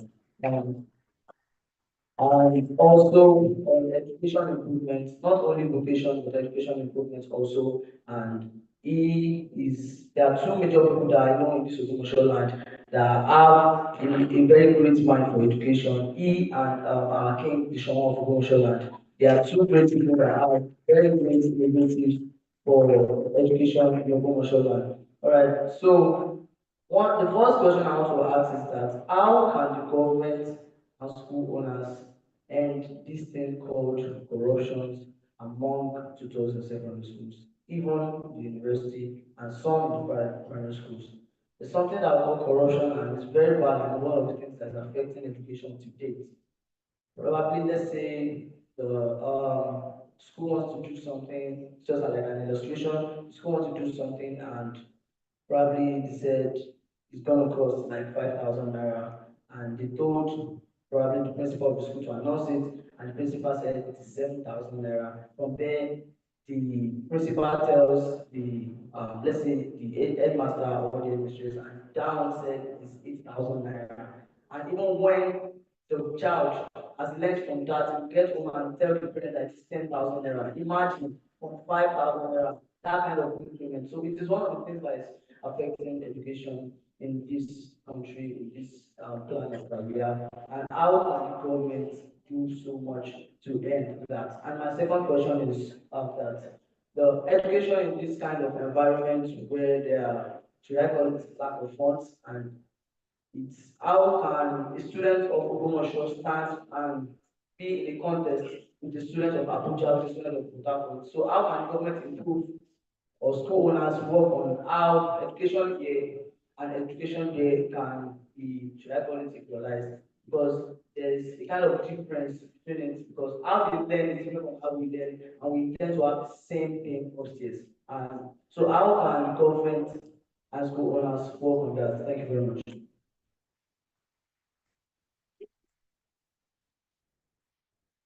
Thank you so much. I'm just going to maybe answer a part of the first one when I'm passing the mic, because I know that you would be able to shed a lot more light on that. But here's the thing. In education, there is the learning delivery, but there is this other side that we have not so much talked about, the administration of that learning delivery. And that part is a major headache for school owners, even government. If that administration is gotten right, a large part of the corruption will be sorted. The administration of the school operations, personnel, how the school is running, if that's catered for, a large part of the corruption will not be sorted. The student was able to learn at home because the communication was manual. If it was that the parents got information already that they are getting this material, that would not be there. So the administration is still largely manual. A lot of process will happen, and that's where a platform like IDE comes. See, I'm not permitted to mention the school name, but we've had a situation where they were able to spot financial loopholes just because they transitioned from manual payment to automated fee payment. You know what that means? It means the student no longer goes home with a manual slip to say, this is the balance I have to pay. The school is the system that manages the bills for them, manages the payment, does the debt recovery, reaching out to the parent by itself. So a large part of those manual loopholes have been cut off. So because of that, financial loopholes were sorted, dragged for a couple of months, eventually found what happened in those places. But it's just a different experience for them and some other institutions who have picked that up. You can imagine a school, maybe like so eight schools now, having multiple branches across multiple cities. That administration overhead is going to be an headache. There is no system handling the process. So when government institutions, school owners, persons who are future thinking in administration adopt a system like IDE, it automates those processes that sincerely a large part of the loopholes and corruption will be catered for. Thank you. All right, thank you.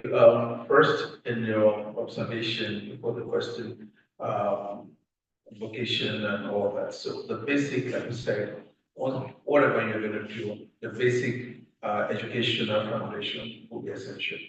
When I listened to Mika and I listened to Sunday Olise last week commenting on the recently concluded AFCON, I said something. I said, so these guys speak this good. You understand? So that must have added weight to the vocation. So whatever vocation, make sure you give yourself basic education so that you can express yourself freely. And that's why the government is missing it. The government introduced technical college and killed it by themselves. You understand? They killed it by themselves because how could you say people should go to technical college? They were going there, and there was nowhere they are pulling them as to work. No, why would you take the certificates to? The maintenance department, engineering, some little work they're supposed to do in government formations and establishment, they are not being recruited. So what do you want them to go and do there?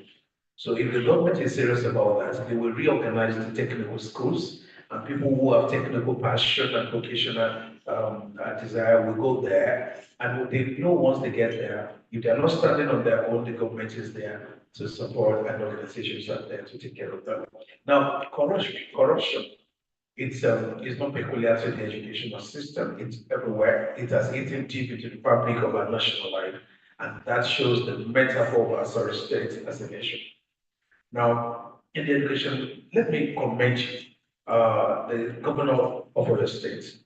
Is one of the governors in Nigeria that wielded a big stick against principals, school officials, and that were found corrupt.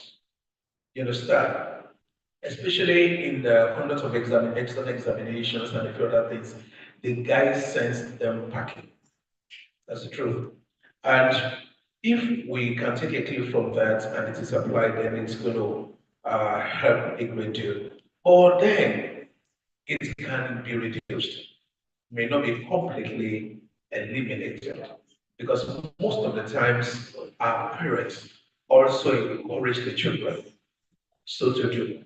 Some children will say, this thing, I'm supposed to buy this, I'm supposed to buy this. My mom say it's only English and Masters book that will buy. So instead of telling them English and Masters book is 5,000, let me put 8,000 so that I can, some children will not spend that money so they can buy some other books. That is a wrong reason for a good action. So there are lots of the school owners will have to deal decisively with corruption because they shouldn't allow the children to graduate with that mentality. It will be very disastrous to our national life. So, the school owners should do as much as they can, and you students too should do as much as you can.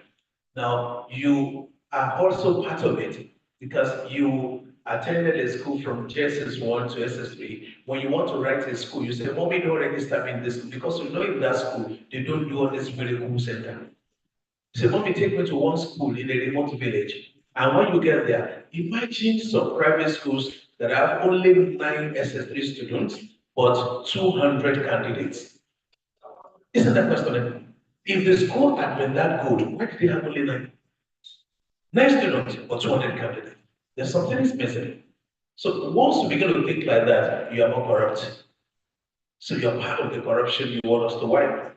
So it is holistic. The parents will have to do their own. School authorities will got to do it, have got to do it. The government will also treat criminals as criminals, not as students. That's the truth. Criminals are criminals. It is the punitive measure that will be different. When we wanted to expel some students in our school, the parent right. When we saw the parents couldn't get it, we brought in the security operative and we had a round table. They dealt with the student when they refused to change their expelled. So I think we have to be decisive dealing with any principal, any teacher that is caught in inflating costs, should expelled. Once you do that, then it will be as a deterrent to some other people. I think that's the aspect of the question I got. The last question talks about.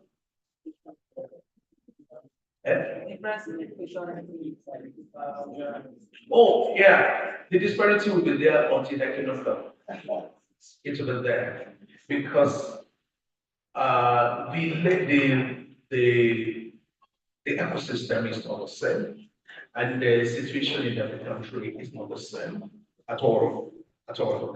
Now, I have been to many schools in this country, and I discovered that there are only 7 in a class, and each one paying more than 1 million. And we have a school here that if you charge about 25,000 naira per term, you'll be teaching yourself.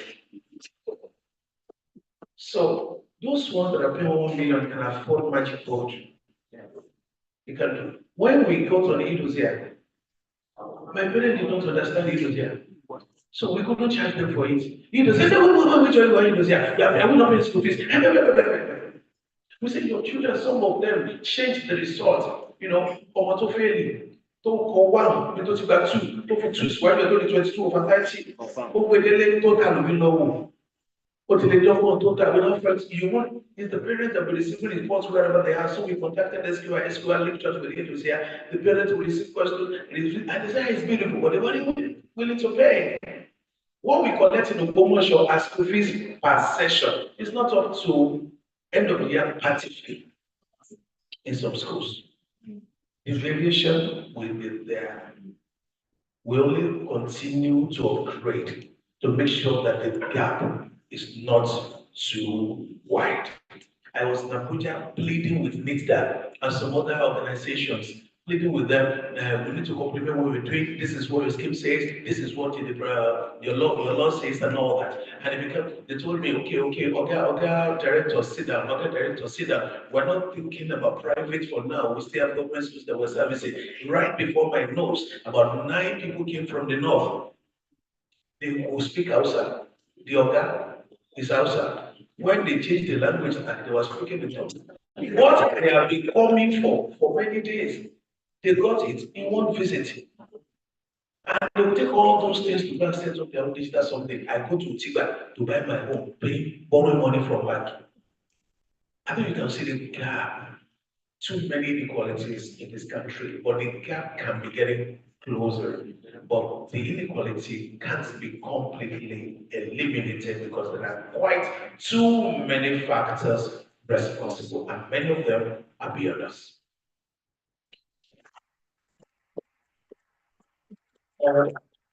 I was going to add anything, but when I mentioned this last one, this is actually just this to advise you, students and parents. That gap is wide, and then there are many factors that contribute to that wideness. But there's something you can do. There's something to augment that, or to that space, that disparity, and that is one thing that led us to actually have this particular part of our product when we started, and that is we have something called cognitive courses and professional courses on Breakfast Africa. So, like, you may not be able to have the money of Abuja, you may not be able to have the same experience, but you can level up by acquiring knowledge that will expand your mental capacity. So what we did was to give room for people to improve themselves even at a very low cost. That is what they are teaching them in their fancy classroom and with all the tools that you do have access to. You can labor to actually get the content at your own convenience, at your present state. And by doing that, the more you improve yourself, the more you actually get access to more opportunities. Because eventually you discover that you are developing your potentials. That same potential you are developing will eventually put you on the spotlight. That when they now call for opportunities, you are able to also apply and give the same quality that they are giving Abuja. They'll say, oh, this guy is in promotion or is delivering this. Then they pick you up. Sometimes we even have initiated that government or some organization will say that deliberately we have deliberately they want diverse or ethnic group or diverse cities to be represented. Okay, and in that case, they will not let you reduce the quality, but when they see that you're okay, they will go for you. So it's basically like when you don't have access to the big things that they have access in Abuja and all of that, you can still make do what you have by going through basic mental development courses that will help you put you on the same path with them. Listen, this has been so awesome. Can we please appreciate? Okay, yeah, would like to have this moment to mobilize the photographer should be big sound.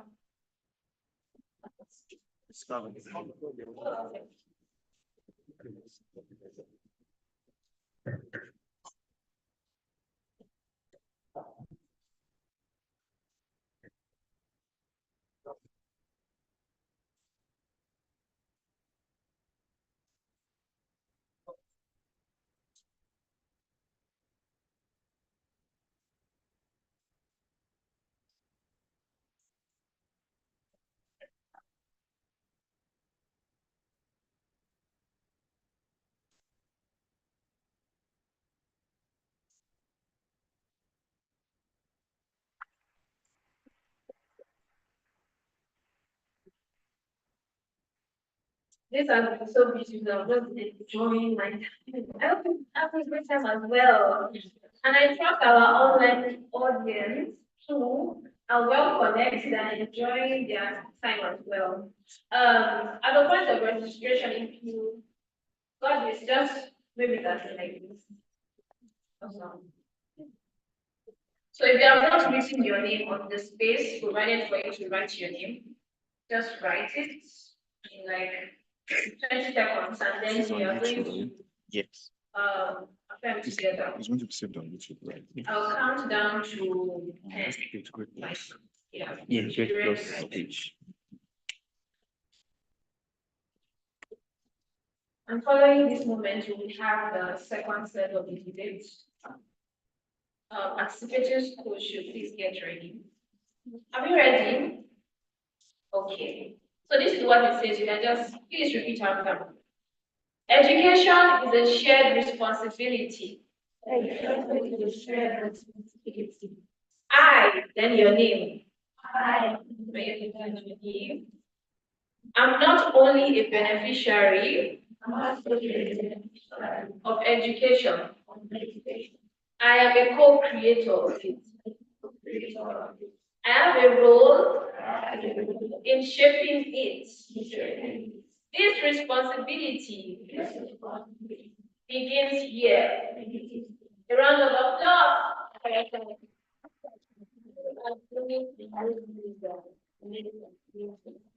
So moving on to the next thing on the agenda, which is the debate. Ready for another? Should we call this talk of words or what? Are you guys seeing what I'm doing? It's not word that I said words. Oh, my God. Anyway, don't mind me. Sometimes it comes. Just like all right. The participating schools. Give me a moment, please, to get them.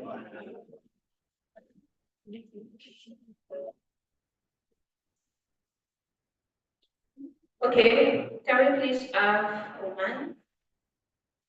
Umar, Umar, Umar,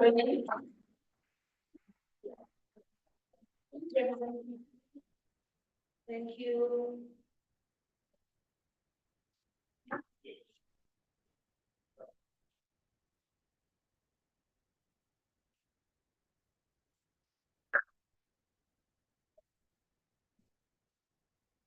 Okay. Sorry, I have to get mine.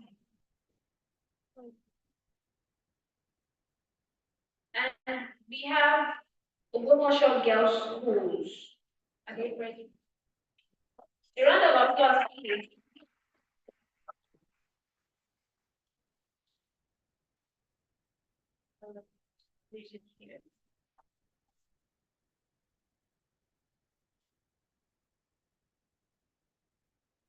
Right now, I would like to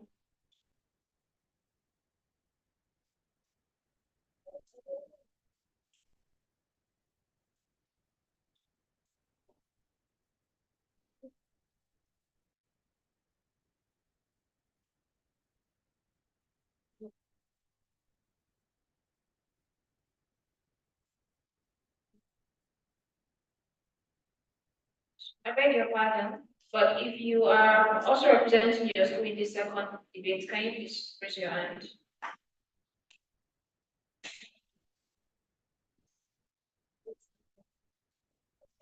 I just wanted to confirm that.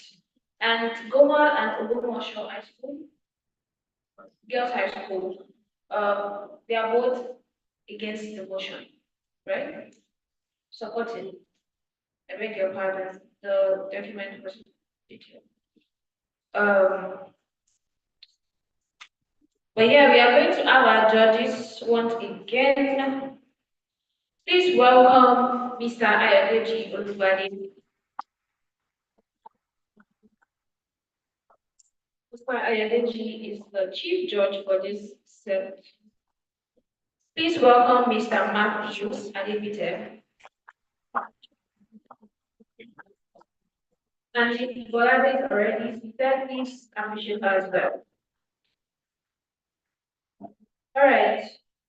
We have Ogbomoso Girls Schools supporting the motion. And we have Goma Baptist College against supporting as well. Okay, that is great. Um, but to carry our audience along, what exactly are they supporting? The debate topic is students should have should have a stronger voice in decisions about what and how they learn. What is the topic? Students should have a stronger voice in decisions about what and how they learn. Thank you, everybody.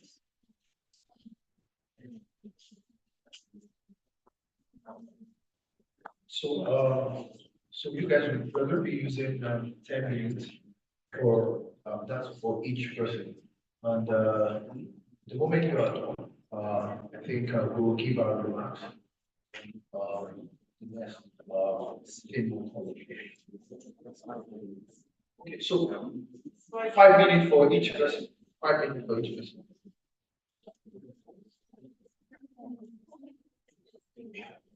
All right, you can start now.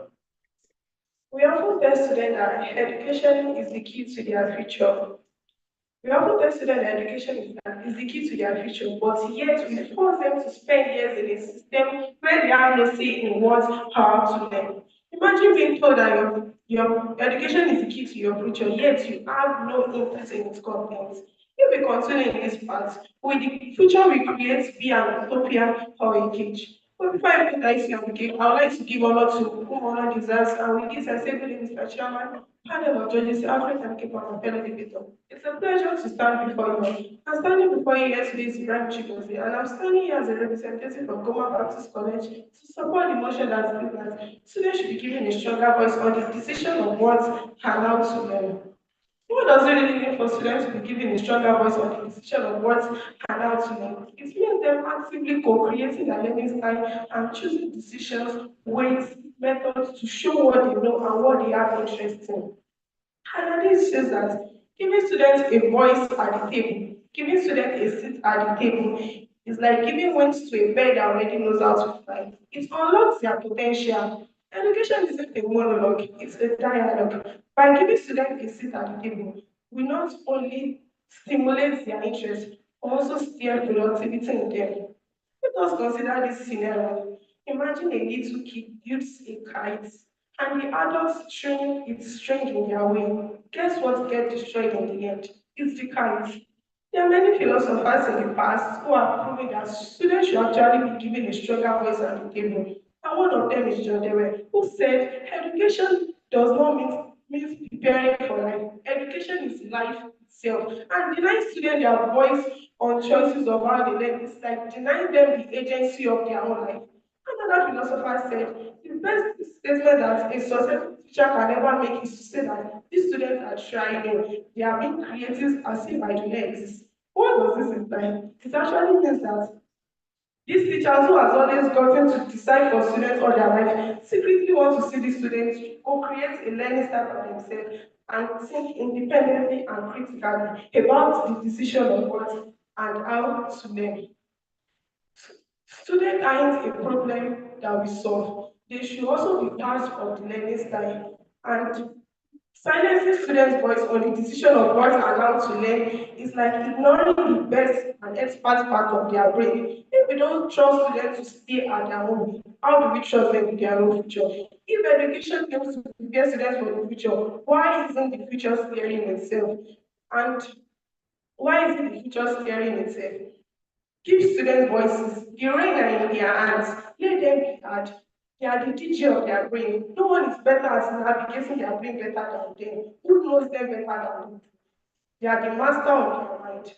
And before I drop the mic, I will say this. If I'll ask us this question: if the journey is planned without the traveler, if the map is drawn without the traveler, isn't that a footprint to a lost direction? I'll sum up where we stand on this debate by saying that students should actually be giving a stronger voice on the decision of what and how to learn. Thank you.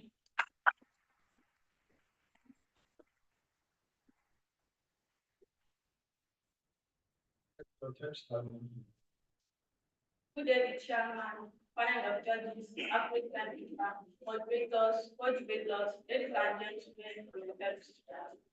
I am here this afternoon to propose the motion, which says students should have a stronger voice in decisions about what are now debated. Before I proceed, I would like to define some of the important words in the topic of the debate. First, student. Students are learners in secondary or educational institutions. Why stronger voice? By a stronger voice, I mean the ability of a student to actively participate and the opportunity to express their opinions and influence decisions. And decisions refers to choices about what students are taught and the method used in teaching them. I am Sonia Ishat, a student of Ogbomoso High School. I shall be supporting the motion with the following points. Giving students a stronger voice increases motivations and interest. When learners can contribute ideas about topics, methods, or projects, they feel valued and respected. This sense of ownership encourages active participation and a positive attitude toward learning, rather than seeing education as something forced on them. Also, students are the direct beneficiaries of education. When they are involved in decisions about their learning, education becomes more relevant and meaningful. Learning is no longer something imposed on them, but something they actively participate in. This sense of involvement increases increases interest, motivations, and commitment to academic work. Furthermore, students have different learning abilities and styles. Most students understand better through practical work, others through decisions, visual, or technology. Allowing students to express how they learn helps teachers to adapt method, which will improve understanding and academic performance. Moreover, a stronger student voice promotes fairness and inclusiveness. Students face different challenges, and listening to them helps create a supportive learning environment where no one is left behind. More so, it promotes, it improves student and teacher relationship. When students feel heard, they develop a positive relationship with teachers, which can lead to better communications and better communication, trust in the classroom. Also,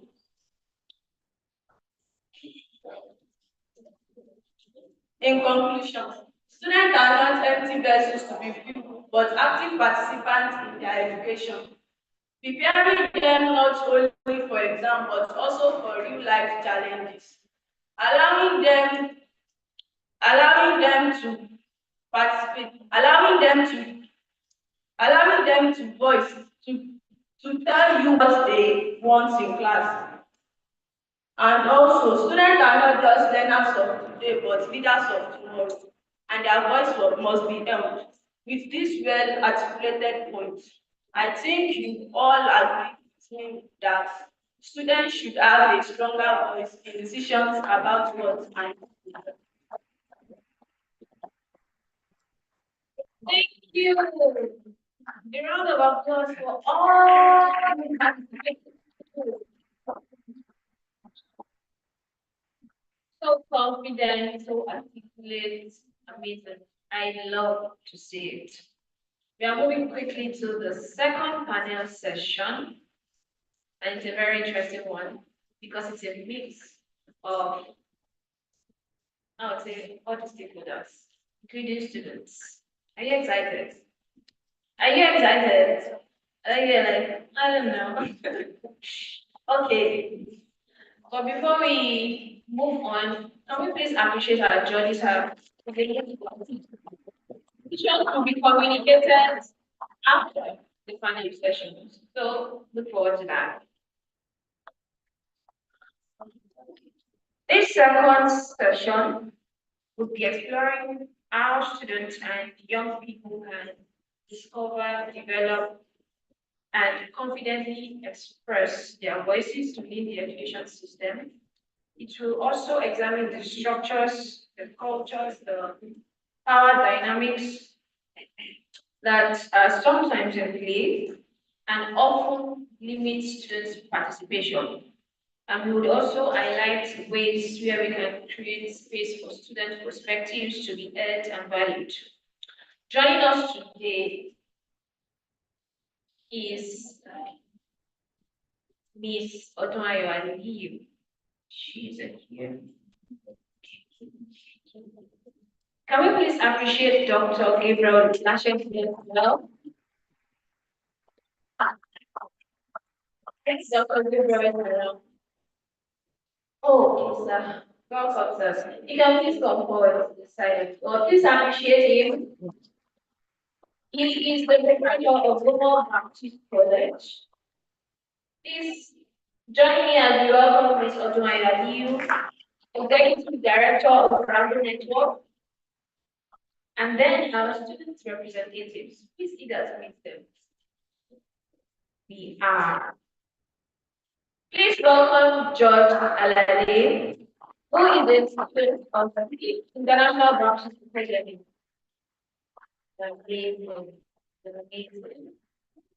And yes, a 200 level cert of electrical electronics engineering at LAUTECH. Thank you, thank you. I will also be joining the conversation just to drive. Oh my God. Her name, her is Ayofeoluwa Obitade. Oh my God, very interesting, start the conversation. All right. To Ayofeoluwa and George, I'll just say to you that there are no perfect answers here. You're sitting beside the executive director from Network, Dr. Lashende as well, the proprietor. If you want to, don't feel like you cannot be speaking too much. So I did not see yourself plugging you. It's a safe space. So take your time even as you answer questions. Thank you.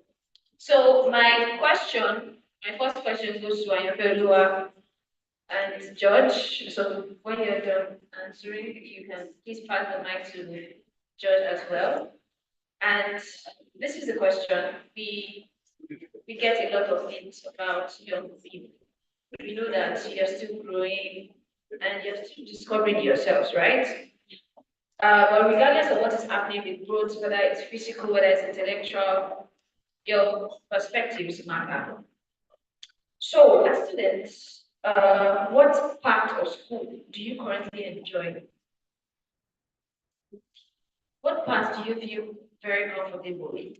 And what are the kind of activities that make you feel curious and confident? As you think about these questions and even express your thoughts, I need you to please give us the reasons as well why you love this activity, why you enjoy doing this, why these things make you feel confident, happy, included, things like that. Good afternoon, everybody. I want to especially thank the organizers of this program, Rambo, Great Plus Africa, UNESCO. Thank you for the opportunity to speak before. I really appreciate it. So I will start by saying that as a student, I like learning beyond grammar. In fact, cramming, the culture of cramming starts from JSS1. Because when a student enters that idea of pressure, reading and all, that's like, oh, I want to read this, I want to read that. And you have the tendency of also like cramming book and definitions.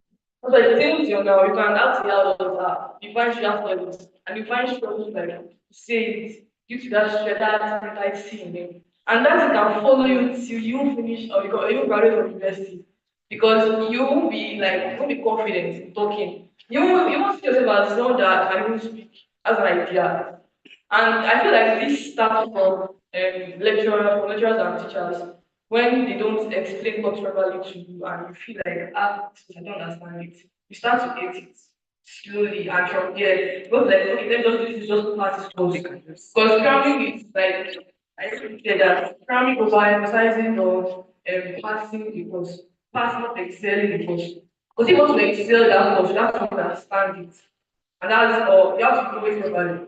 So cramming like, and insurance article of that, okay, I want to pass this, because I don't want to have A, I don't have B, I want to like have a good GPA. So I don't have a choice as to and the part that makes me as a student like favorite that I like in him is really the part that makes me curious and confident. Now sometimes you don't be confident in some parts, but you want to be curious about it. Example is let's say that you are a medical doctor, you are studying medicine, and with like courses like topics like physiology, anatomy, things like that. You have to know them. You have to be curious about it because when you choose that, and maybe you have to before you can choose medicine, feel like wow, I want to like help you. I want to cure disease and all. So you have to be curious about those topics. And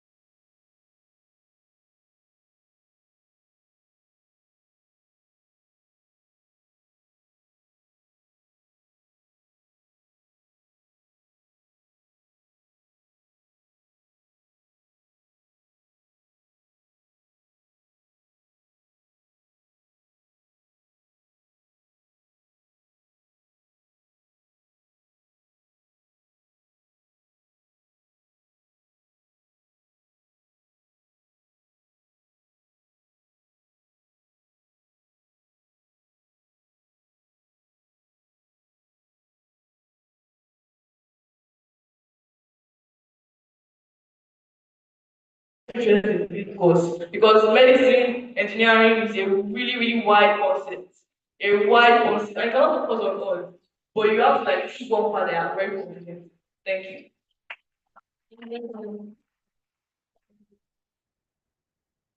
Good afternoon, everyone.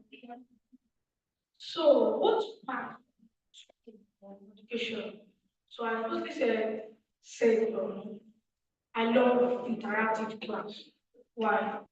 Most interactive class end up maybe in argument, and that argument now lead me to discovering new things about what we're arguing about. Like in a class where teacher is throwing questions, everybody's like answering the question. Okay, this was what I suggest. These are supposed to be done. And you know, one of your friends found like, I read the novel, okay, about this. I said, no, it's not like that.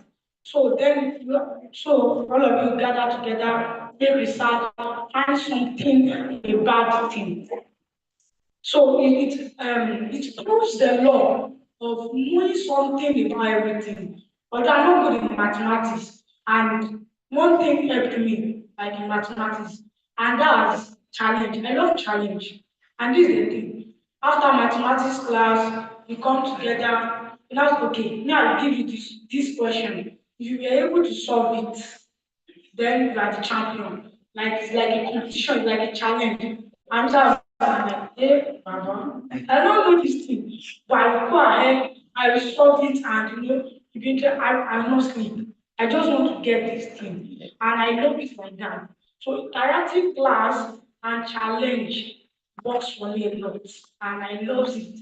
And that's why I love competitions because it serves as challenge for students. Because imagine like we have okay, we want to do a competition here, we give you somebody 5 million naira. I said what you need to do is just like is just to write your name 1,000 times. Everyone will be like, hey, 5,000 times. Every day after you are back from school, you write your name, you write your name. So it's like a challenge. I know that if I do this thing, like it's an achievement. I don't know maybe there is anyone of us that like we love to achieve something. Just like I do this, I get this thing. So it does. It's that's what I love most about school. That's interesting. So you mean when they give you incentives after you do something, that's when you enjoy learning, right? Yeah. So if you are asked to solve a mathematical problem and the incentive is to get maybe candles throughout the week, then you are interested in mathematics. Yeah. That's So, interesting, though. Okay, are we listening? So teachers maybe will be buying packs of sweets, candies to make people jealous. Okay, but I get you. That way you are able to have a goal in mind, even though the solution should be the goal, but because there is another goal after the goal, which is task. yeah, yeah, I get you. We get you. Also, please a round of applause for them. Now that you have mentioned what works, what sparks curiosity in you, what makes you feel confident. I'm curious to know because during Mr. J's keynote speech, he mentioned that students or the youth should should not be silenced because they know what is broken because they are the one experiencing it. Can you? I don't know. Do you have your teachers? You have your teachers here. Are you affairs? Okay, that's why you're respecting. That's why I'm presenting your school. Please appreciate you. So this question really is to talk about what does not work. Really, what does not work? Like you have shared what makes learning beautiful for you, what makes it enjoyable. But what part of school makes things frustrating? Like you just want to drop your books and go and learn. Let me not say what's on my mind, but something that makes schooling confusing. Like what exactly am I here? Mention that thing so that the teachers can. Okay. Before I delve into that, I just said Aristotle said, education is bitter. Please, so George is starting with a quote from Aristotle. Some people are still making. Please listen to George. Thank you. Okay, said education is bitter, but the end is sweet. Okay. Now, what I feel like was this thing. This is the thing like after he gave us a question that I know that we cannot solve, why can't you make it one? Then we give us three. Three. So you end up scoring zero. Because you must do this. Sorry. And there is this thing, you know what they call copy and paste. And you know in mathematics, not everything that works for copy and paste. So I do that and I can get 1/10. But I'm not advising us to get 1/10. And another thing is that boring class. I don't like boring class. It's not that I should be talking, we should be interacting. The thing is that maybe teacher is writing it down. Okay, this thing, so who can share knowledge? Our computer teacher always do that. And that's why in computer class, I love the class. You will just be talking. There is this thing, maybe we are talking about growth. Growth. No, is if you have no growth, okay. We are talking about growth in CRA, maybe growth of the churches or stuff like that. Then the teacher just growth of plants. How is it related? When you bring growth of plants to growth of church, and be like, wow. So you now you get like me, I am audio learner, like if I can remember. That's why I love interactive class. So I just remember growth of plants. But like bamboo like, although it takes time for bamboo to grow up, but most bamboo rice, bamboo grows, I think, 5 meters every day. Am I right? I think it's 5 meters. Yeah, it's 5 meters every day. But the process is very long. So one thing about is boring class and two some assignments. So Okay.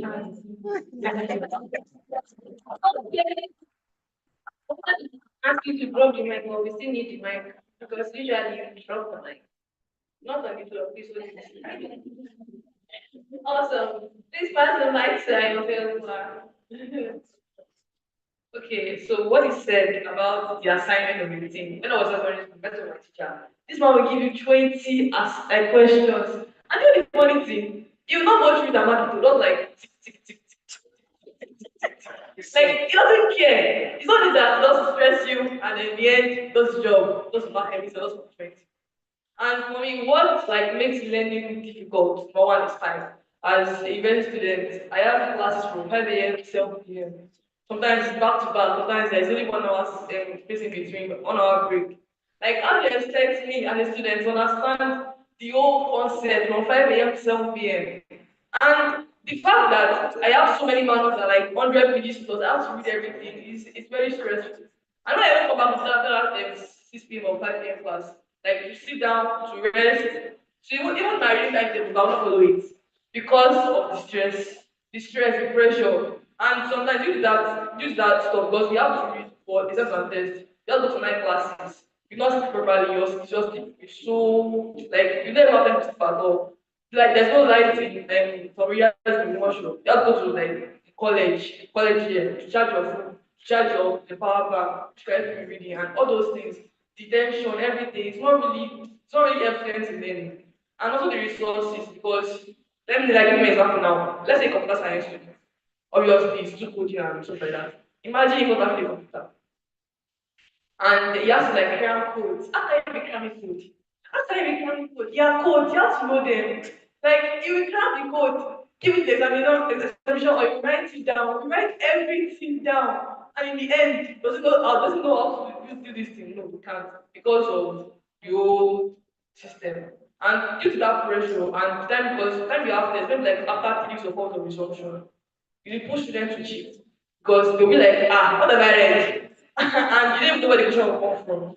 My department don't bring questions from past questions. They bring from anywhere, even from internet. So if it's something that you're like, what's this? You'll be like, my one about two, that kind of thing. Because it will help, like, all these things just aggravate cheating and pressure and tension and all. And I feel like the time to focus on learning should focus more and even the resources are available. Thank you.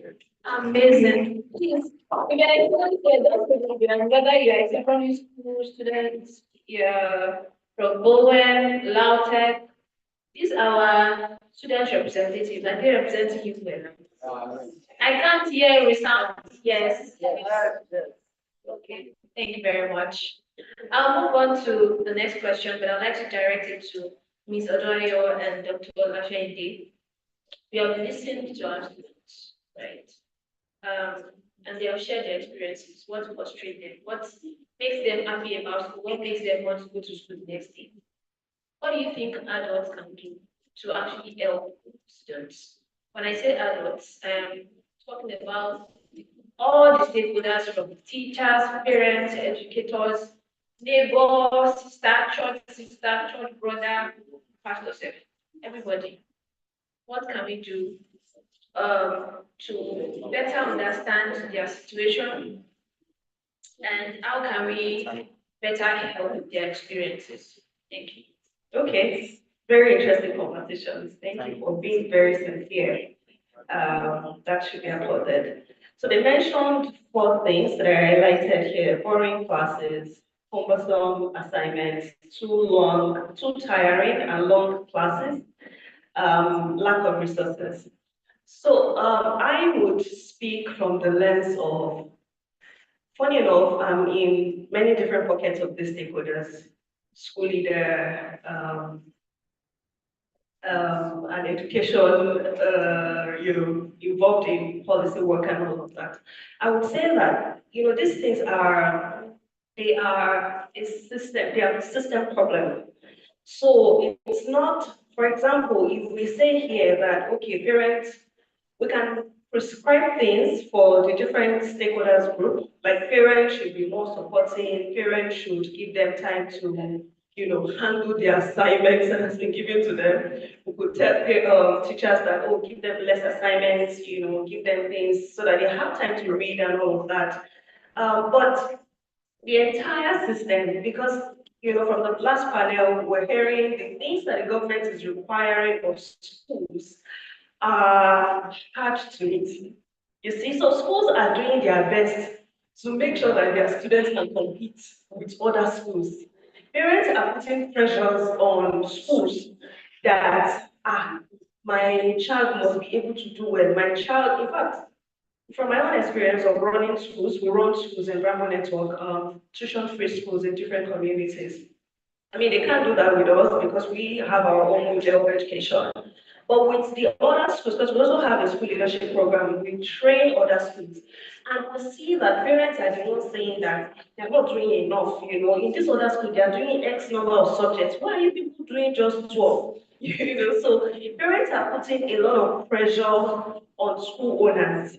And because for some of them, it's business, it's even though they want to make impact, yes, they also have to sustain the school, they will bend to meet the pressure of the parents. So you see that part of it again. So it's a system problem. And that's why this kind of conversation is so important that okay, we're saying that okay, look at it. It's not helping anybody. The students, it's not helping them. The workload, especially things that are not relevant. Look at our entire curriculum. If you carry the scheme of work, social study, the role of a mother, the role of a father. There was even a time that we had issues with one textbook that said that head is for carrying wood. Like, in an approved textbook, part of the body, things like that. So it's right now, I think that we're scattering and saying, remove all of these things that are not relevant to us any longer. Every generation, and this generation is so different. And if we look at so many years back, the school system has not changed so much. And there is so many changes happening per generation. This particular generation, if we are not careful, and that's why we need to listen to them to get insight into what they think, how they are interpreting everything that we are doing as adults to support them and listen to them so that we can add their insight into our own hindsight and foresight to then redesign the entire thing so that it can serve them better. Look at it, where children, all of them right here, they will be entering the workforce, say, less than 10 years or in about 10 years, yeah, entering the workforce. But even next year, look at when the AI comes, just like a few years, we don't know what the workforce will look like. Yet we're still using content from long time ago. Lecturers will tell you for those in university that when I was in school, when I was in university, we did Fortran 77, and this is like, I mean, just in mid 2000s or something. Do you know that I have finished the course, I have passed it, before I realized that it's actually Fortran 1977. Do you understand that we were doing? And throughout that entire course, I never see computer like this. The Fortran 77, just like she said, we were being taught with board. So the content, now maybe like speaking to school owners, we have school owners here. I believe that you are here because you care about the system. We can then begin to put our feet to the ground that, okay, in my own school, this is what we are going to do. Contents that are not relevant, even though government are prescribing it, we will tone down on them. We will not be putting a lot of emphasis because again, teachers are stressed with lesson notes, with you have to cover the entire syllabus, that's pressure on them as well. See that all the various stakeholders, all of us were stressed. So if there's school owner here to help the teachers and all of that, you then sit with it, like the Reverend was saying, that you sit with the entire thing. That's what we did in Brown. We looked at the entire thing and said, okay, this one is not important. And this one is repetition. If you take scheme of work for civic, social study, many of those things are repeated. And the students are supposed to do it all across. One topic for an entire year, and they'll break it and they'll write the notes, you keep writing on paper, you keep writing it. So you'll sit down and say, okay, we will tone down on this part, and these are the things we're going to do so that teachers have lesser workload. They are able to focus on mentoring and guiding the students because that's the whole work of a teacher. It's no longer about just pushing information down their head. Many of this information are online. So another practical things that school owners can do, we then adopted a model where we say we have master notes. So all the lesson notes that we are asking teachers to write, many schools are not even doing that again with their Bible, the market. Have a master notes. The student can even have access to the master notes. Then when you come to class, you are guiding them in inquiry, discussion, interaction, and all of those things. Yeah, then students as well, I mean, they are the receiving end. There's almost like little that we allow them to do. But the school owners and the teachers and parents are doing their part to reduce that workload and shift to project-based learning. And allow education to be tailored and realistic to what they are familiar with. I mean, we all grew up saying A is for apple. In the communities that we work, many of the children were the first person that showed them this is apple, and if you're reciting A is for apple, to why, oh, yeah, Pantano in the community, why is A is for apple, not Pantano? All of things like that. So the key stakeholders have to look at it and remove the things that are no longer relevant and focus on the things that are relevant so that the students can thrive.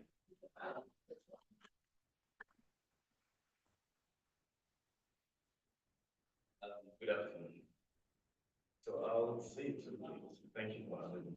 I'll say two things to start with. One, whatever I'm saying here is not absolute. Okay? It's not 100% applicable to everything. I will always tell you that whatever you hear from me, measure it, plot that graph against the truth that you're reading. And that point of intersection is your own point of application. All right? So always look for that. And two, I'm just a provider, a school provider by having responsibility. I train as a medical doctor and also the area transformation consultant. So I'll have to combine those three to answer some of the questions that you put into us. So let me say this. At Comal, there's one thing we do amongst staff members rather, at the end of every term. There's this evaluation, get the results. No teacher is going home until we sit down and discuss the whole term, the results of those things. So we did that last term, and one of the things we started discussion was that, okay, most of the students, most of them are comfortable when you never get anything from 50 over 100 upwards. They feel like that should be the. But we know that when it comes to admission processes, it's not a point-based thing. That getting C in English, in mathematics will kind of work against it. That you have to have A, B, and something like. So we're now like, okay, let's do this. Let's raise the bar on the school. That if you're scoring anything from 64 downwards, you failed. 64, 60 to 64 is C4, right? That's C4. So that you are passing if you get anything from 65 and above, which is B3 upwards. So we now went with the teachers. We were like, what do you think we can do? Let's have this discussion. How can we raise the bar for the students and let them see things better and prepare them for a better world? That's how the teacher was listening behind, like at the back of the room of the hall, was listening. I wasn't at the front, the principal and the VPs were there. I was at the back of the room. And he was listening repeatedly. So I noticed him. And he was saying something amongst other teachers. And I stood up, I took permission from the principal. It's like, Mr. So. I saw that you've been listening a lot. I got something. What is the problem? First he hesitated, then later he was like, well, in Yoruba, like in Yoruba. Well, I'm telling them, Chama Lauria Yama Kowisi. I sparked. You know how someone sparks? I sparked. I was very mad with him. Very, very angry. Because the first thing is, imagine you're a parent and your children are attending a particular school. And others are saying that you're working on them. And others are saying, how do we make these kids better? And you see a teacher saying, Shama Laurim or Shama who is in, what would you say? What would be your response?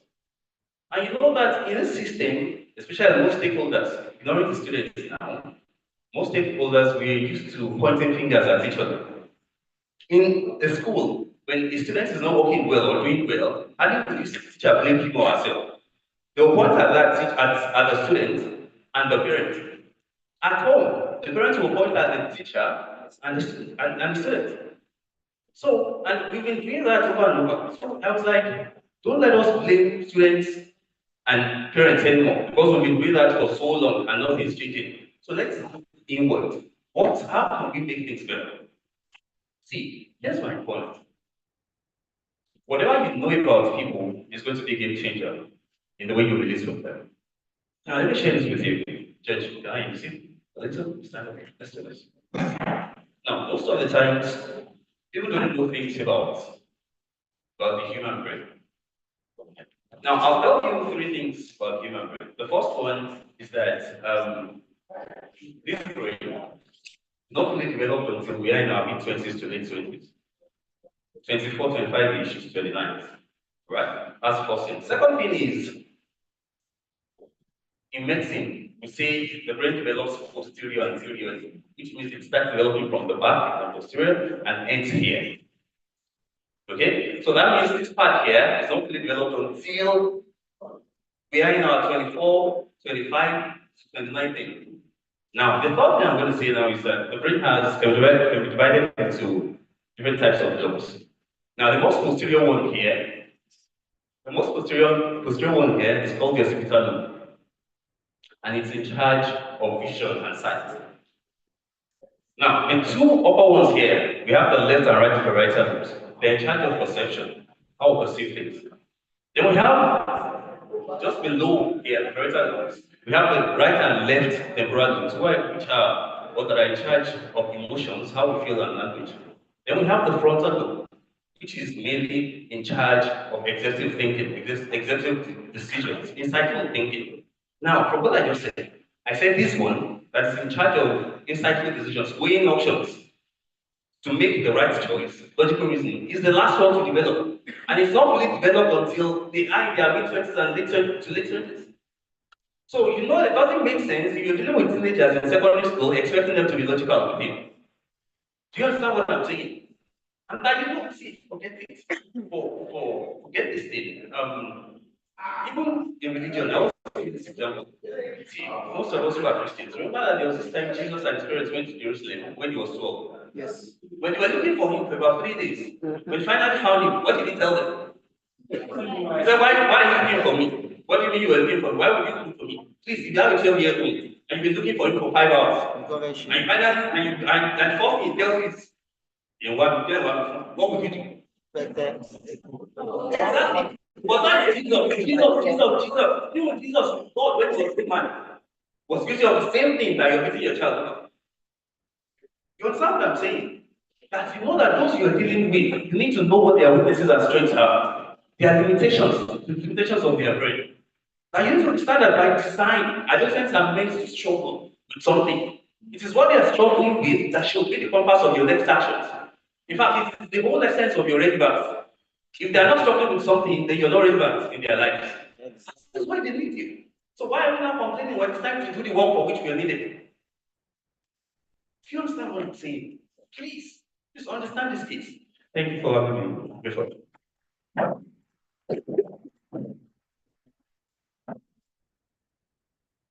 Wow. Before we proceed, let's just have it at the back of our mind that these conversations that we have been having is not meant to end here. I don't know if you are pointing out something you want to go tell your teachers, your moms, your dads at home, the school owners, so that you can actually go have a deliberation and a discussion about these things. And not just come and go and then dust your shoes off. It's not over yet, it's only begins here. All right. My last question, actually, um, would be to Ms. Odunayo and Dr. Lashaidi. And if you would like to chime in, please do that. This is a local but yet a global conversation now, and we want to bring this home because this is home for many of us. Yeah, so Ogbomoso, for example,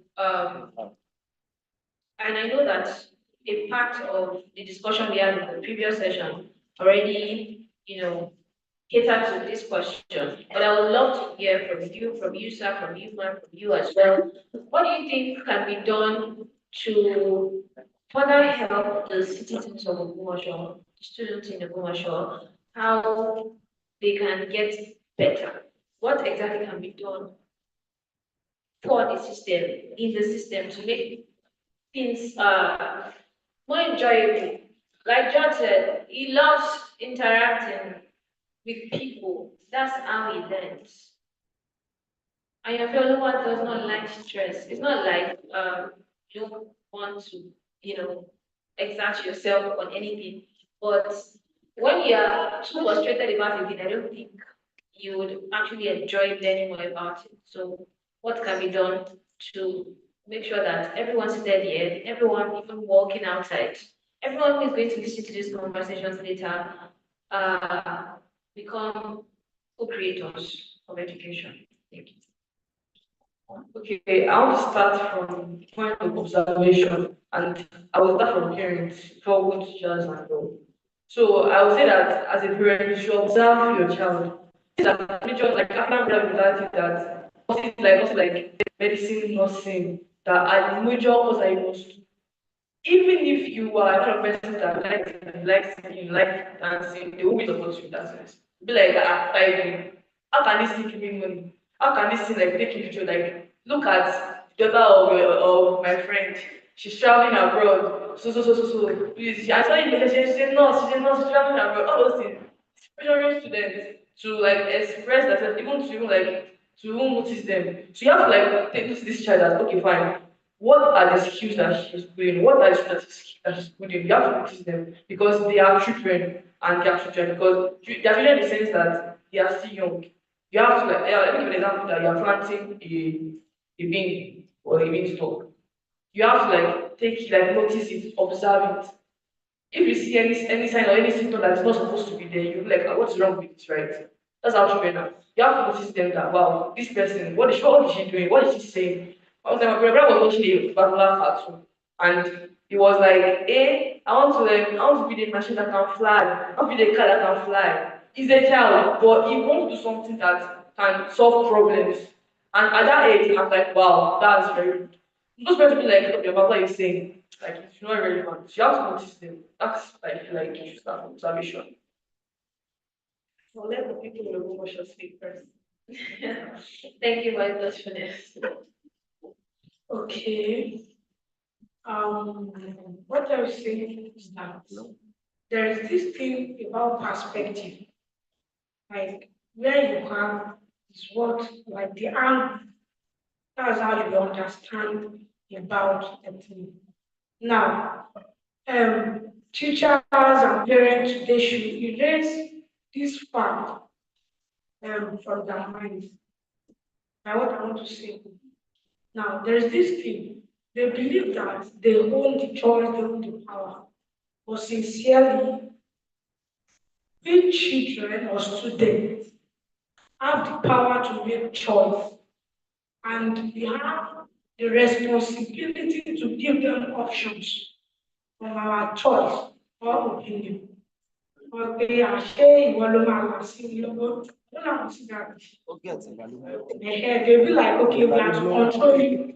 And teachers will be like, okay, there is a time like this, like, fill in the gap portion, okay, like, are you the one to teach like, so this thing, we should erase it from their mind, from a student. Maybe we should tell our teacher, I don't know, if tell them, and our parents, they don't own our choice, but they own our option. Yeah.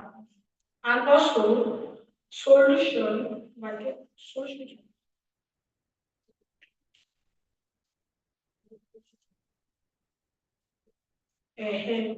Now, you say like the vote is from the government or stakeholders, majorly from school. Now, there are some schools that are not registered. So imagine, okay, I create a school today and I want the government And I'm like, okay, the government did I register the school? And the school is not government approved. So now those are like that is not school. So now the schools need opinion from students like Mr. JD said that we children and students usually have ideas. So all schools, even church, should adapt this thing that it's in my school, like that's what they are using what we do. There is a box called suggestion box that everybody is not that brave. Like okay, so like opinion. Okay, this is what you're supposed to do. These are supposed to be. Even if possible, there should be like a website or maybe Grade Plus can do that. A student will just be like, why is it that in Ogbomoso there is no something like hackathon for children? No, many of the hackathon are for older people, or like express your mind.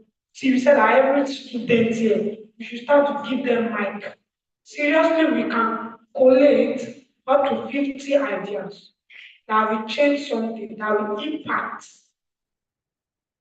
Do we get it? Yes.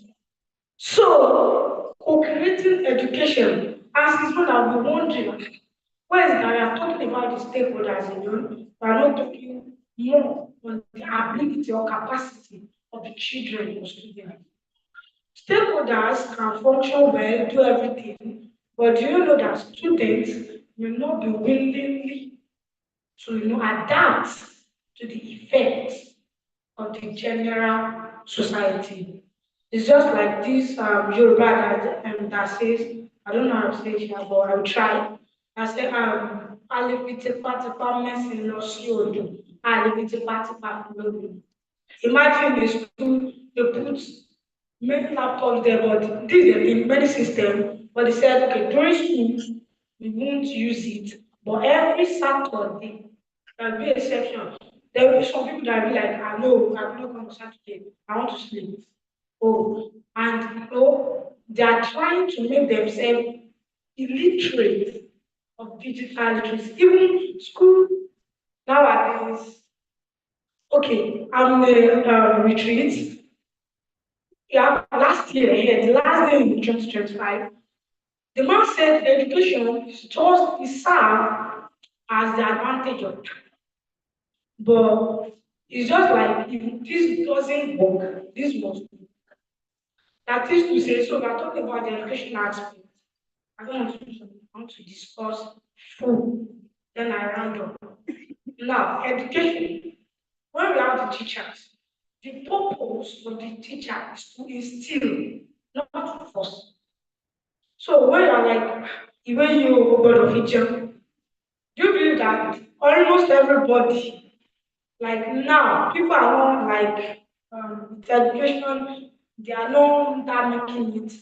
I have somebody like studying microbiology and venturing into comedy, into content creation. I'm like Jesus. And parents are like, after you finish your microbiology, okay, you go ahead and have your doctorate. And person is like, they play. I want to go to film academy. So teachers should be raised number one, that they have power over our choice. Number two, they can determine our future. See, if these two things they have it in mind, they can never be progress anywhere. And number three, there must be a space for sharing ideas. And it leads to inspiration that leads to youth. Thank you. Okay, so to tell you, as adults here, should be, you know that most growth happens out of what we learned in school, Abby. Most of the times I would ask you, when was the last time you applied Pythagoras theorem? It's the last time. But you understand that most of these things, it is the process, it is the character that is being formed. See, we can hear the way he's talking. For us to hear him say something like, I was at a retreat.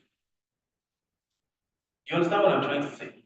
So, a few things. One, let's go back to having discussions like this about what education really is.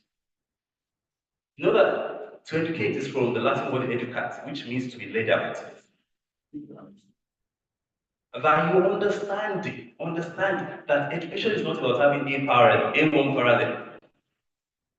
And that thing hurts me.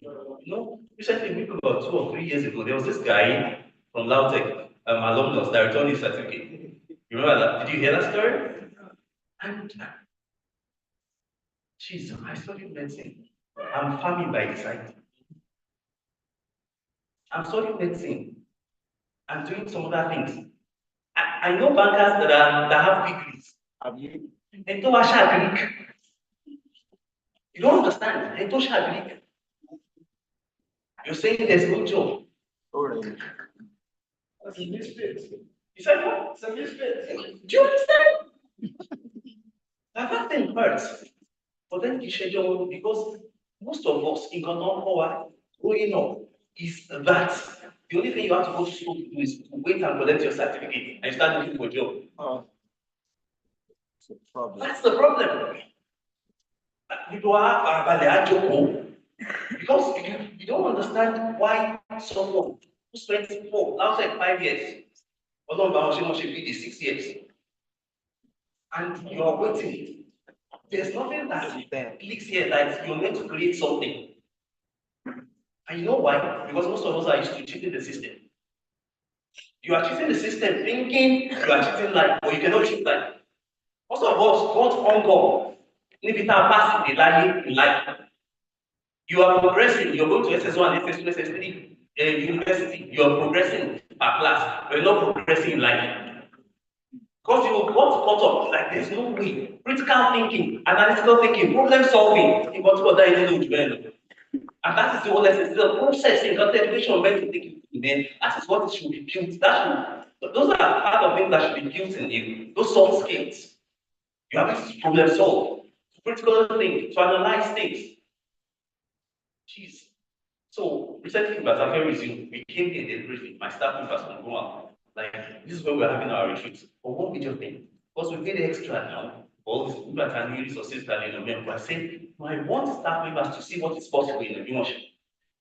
Like, see, someone here, I was describing Jane to them. Like, this is a young person. I spearheaded this. So this is possible. And we can sit down in our phone there and be thinking, at Goma, we said we're raising God-fearing and competent global citizens. But then I'm telling them that you can't raise a competent and global citizens if you're not a global citizen in the first place. Because you cannot give what you don't have. And you know that that's most of the problems of our schools concept. That most of these kids, you raise others the way you were raised by default, except you choose to be different. Exactly. You parent by default the way you were parented. Exactly. And most of these teachers who are teaching these people as well, that was the way they were taught. Exactly. So we have to start sitting down and having some of this discussion. What education really means. I give examples. Ẹni tó ṣe àwọn èèyàn tó ṣe WhatsApp, tó bẹ̀rẹ̀ WhatsApp, ẹni tó ṣe Oracle, ẹni tó build Oracle, ẹni tó ṣe what else? Most of these tech things. Something is common. You know what happens? Most of them are dropped out. But then it will be crazy that is where your thinking is limited. Because now, we mean by expression, when I sat down, what it means is that most of them, in fact, no one in school, they got something that was good enough to run the rest of their lives with. You understand what I'm saying?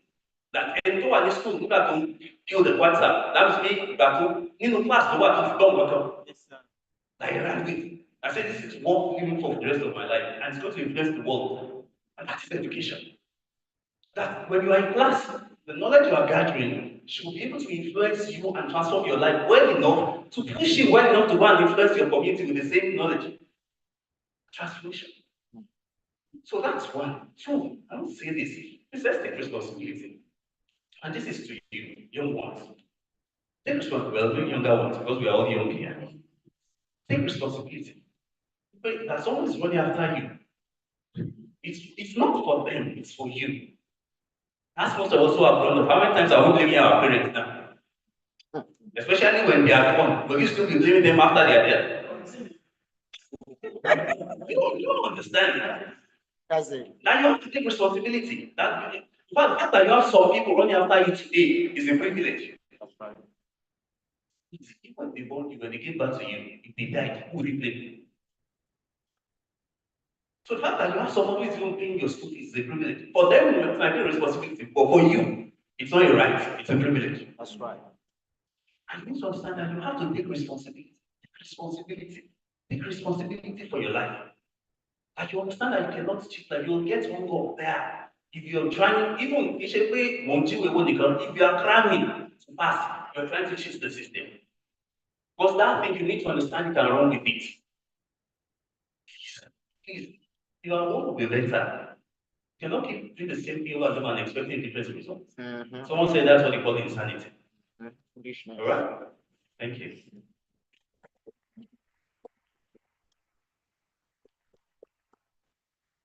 I think you said, all. So I think maybe what I can also add is you said for Ogbomoso contest, people that are from communities that are not big cities, like I said, we need to start to do things differently. We need to force ourselves to do things differently.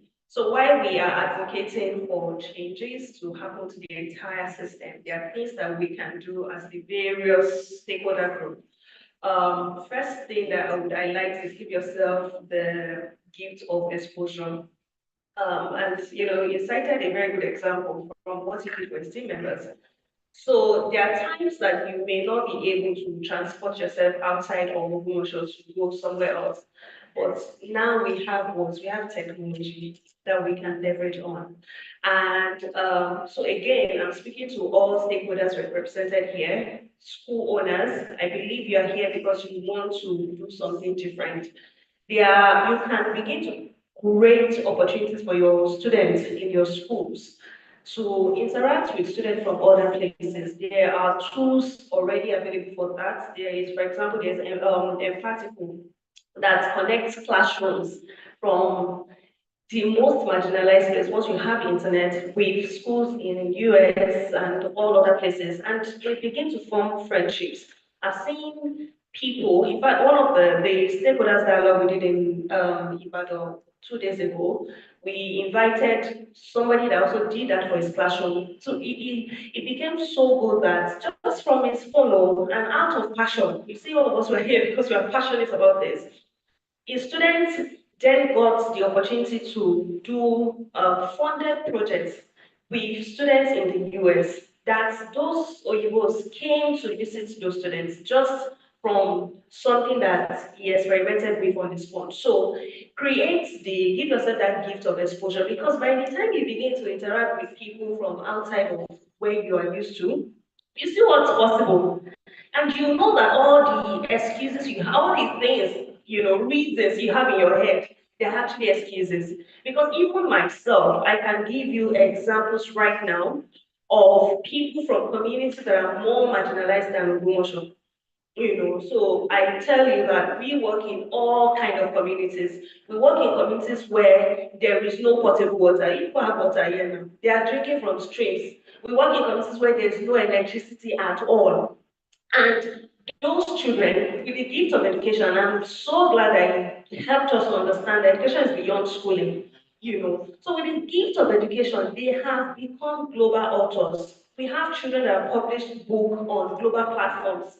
From those kind of villages, we have children that have become ambassadors for the biggest platform for education in the whole world. From those villages, and we've seen many of them then go on to, go to university. We have some of them that are already doing businesses from when they are just in high school. It's because they got exposed to what is possible. So school owners, teachers, please let's do our part to, give these children exposure, and to you students as well. There are things you can do. If you want to chat with your friends, you know how to sneak your parent phone or to do those things. So now you need to use those access for what will benefit your life very well.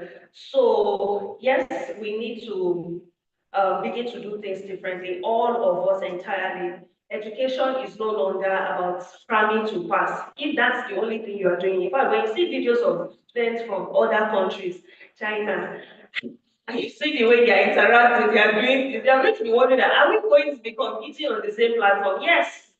We are going to be competing for the same jobs. You are going to be competing for the same opportunities at the end of the day. Because the world is a global world now. So you need to do your part to build yourself. While we are also doing advocacy to push government to change this thing and make life better for all of us as well. Thank you. And I feel like things like boot camps and conferences will help students because, like, imagine a child just go leaving home, going to school, back going to school, going back home, watching TV, sleep, wake up. He does not have any idea of future, or he does not have anything. He doesn't have an idea of how life is after school, how university is, how like skills I have, like skills I have, or things I have for myself. But boot camps like problem solving or critical thinking will actually help students. Or even all these camps that is a child that he has the skills. So that was focus on that skill. It will actually help that child like building himself. I feel like boot camps and conferences will actually like help be a solution. Amazing. Can we please appreciate our panelists? Like I said, this conversation is not meant to stop here. We need to further participate in this dialogue. Take the things we have discussed, the things you have noted down, and other dialogues in our schools, in our homes. You can sit your parents down actually. I don't think at this point parents should not be allowing what's it called, round tables with their children. Okay, somebody is coughing. That means you can't say, Daddy, I want to talk to you then. Ah, okay. If you cannot say that to Daddy, if you can't say that to Daddy directly right now, you can write him a letter. Though you are in the same house, right? You are living, write him a letter like, Daddy, I know that I can't ask you to please see me now, but do you have time to so? And then when you are granted audience, you talk. Let him know what's on your mind. Let him know what he can improve, what he can buy for you to improve your learning. Okay? Don't forget that you're a stakeholder, a parent, everybody around you are stakeholders, and I know that each of us are taking one or two things to implement even within our immediate communities. Can we please appreciate our panelists? Let's memorialize this moment once more. Please, ma'am, let's take a picture. Okay.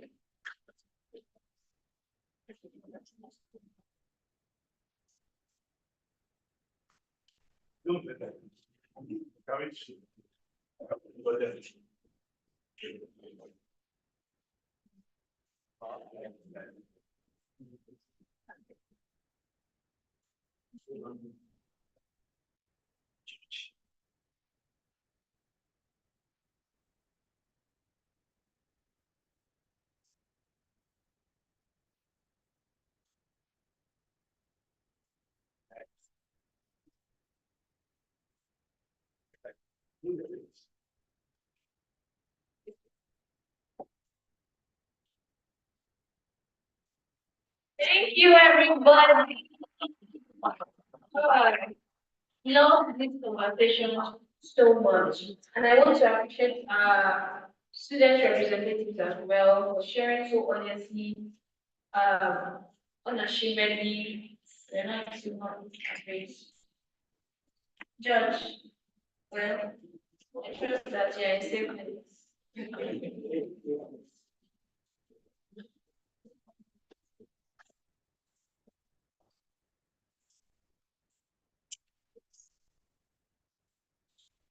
All right. Now we are going to move on to the presentations from our partners and sponsors. And I'm going to hand the mic to Mr. Batudi to take care of this segment. Thank you.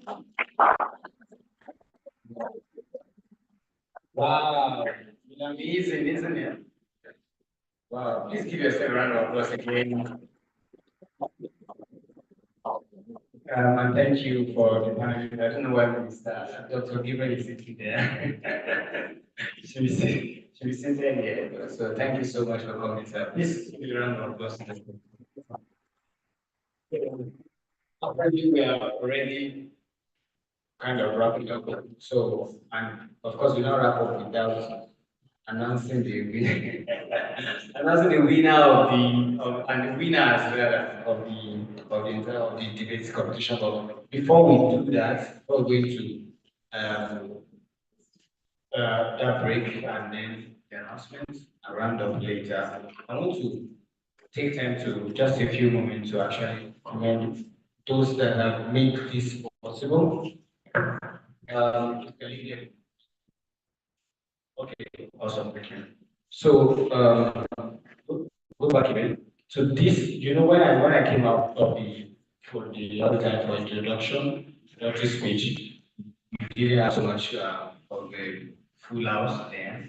So and then I mentioned that I gave a backstory to how we got uh, how we had the opportunity to actually host this locally. This is actually from Bramble. Bramble hosted this last year, and I think you've been hosting it previous years too, right? So, and then there was a decision to expand this dialogue to many other cities. And then Bramble reached out, like, oh, would you guys love to be a local host for Ocean? And what team we like, oh, this is actually very, very good, and we'd love to do that. So this is the first dialogue in Ogbomoso. And when we reach out to every school here, we mentioned that we did not just see this as just a means to celebrate education. Much more than that, we see that this is an opportunity for the Ogbomoso community as well to actually give their voice to that global challenge, especially when you talk about education. So, and when we attempted having this, we have these amazing partners that decided to jump in and also help us make this come to reality. So I'm just going to be talking a little bit about each of them, and then some that have their representative here will come and talk to us about the organization.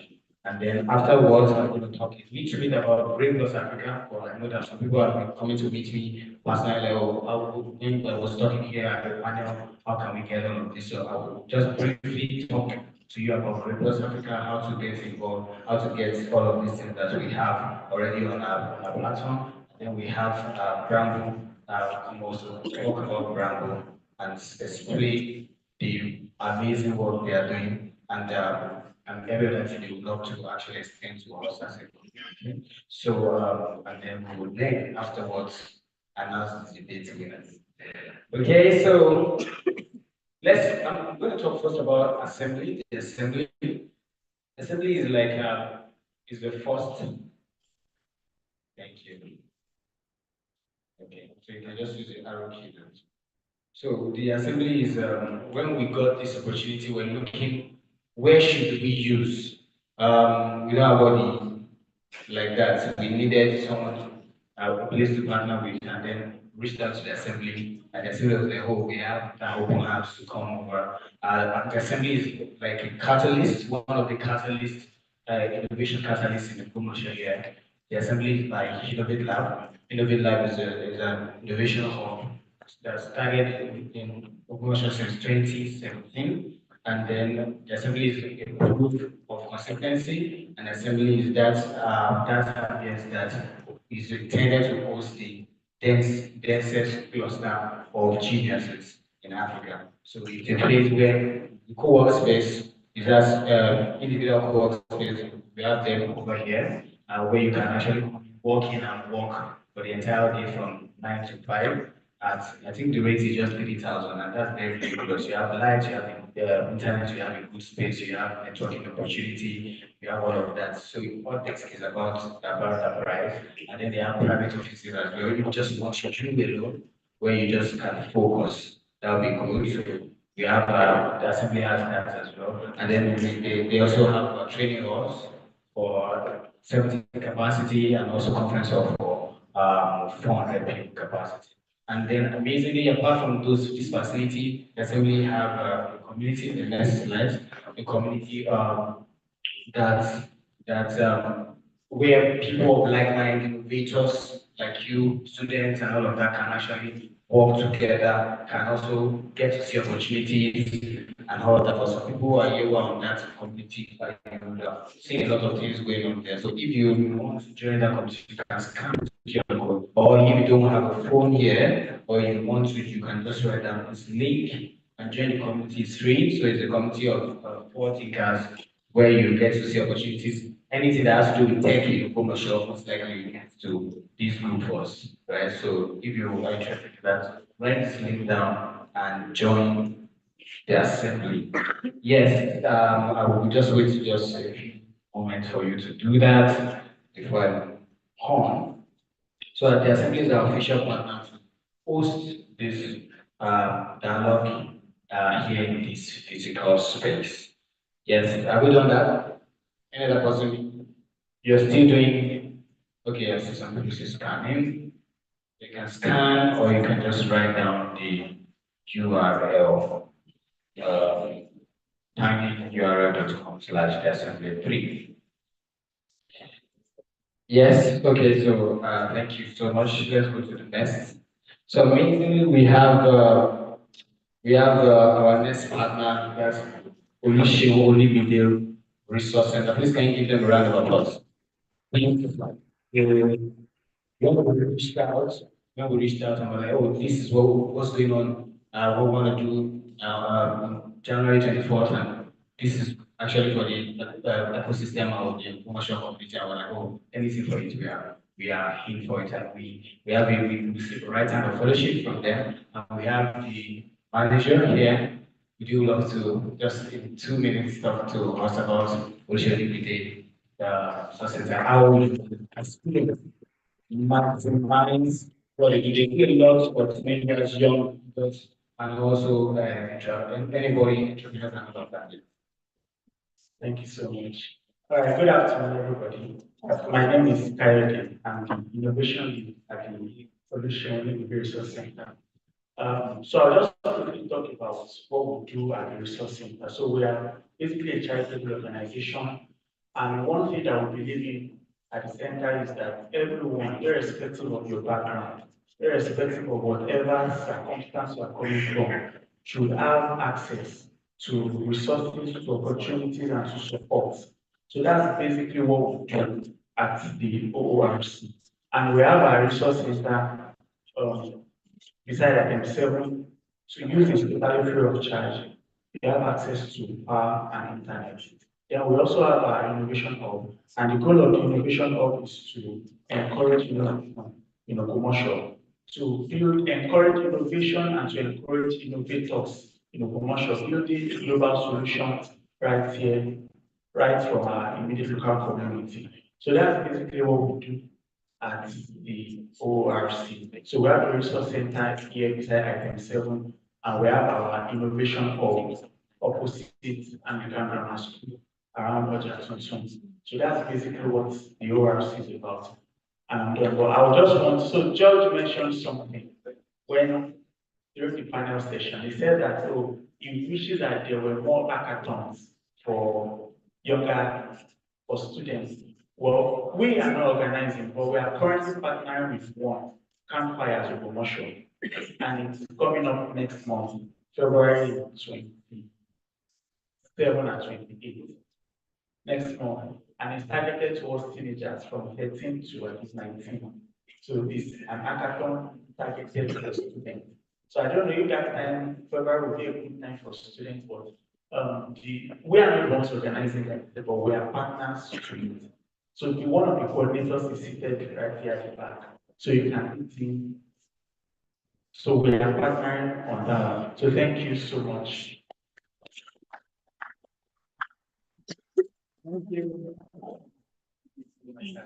Yes, so it's so good to know that you can actually get free stuff in the commercial. That's big one. So we have okay, we also have one of our I don't know if Mr. Toby is around. Yes. So concrete is actually one of our partners. Please can you give a round of applause for concrete.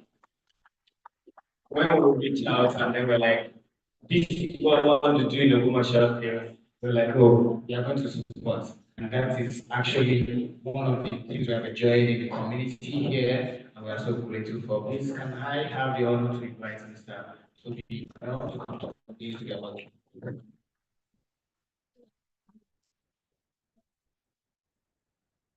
Thank you. I'll be very brief. So, my name is Ogbomoso, and I'm the founder of Concrete. What we do at Concrete is we train people and we build communities in education technology, basically. Alright.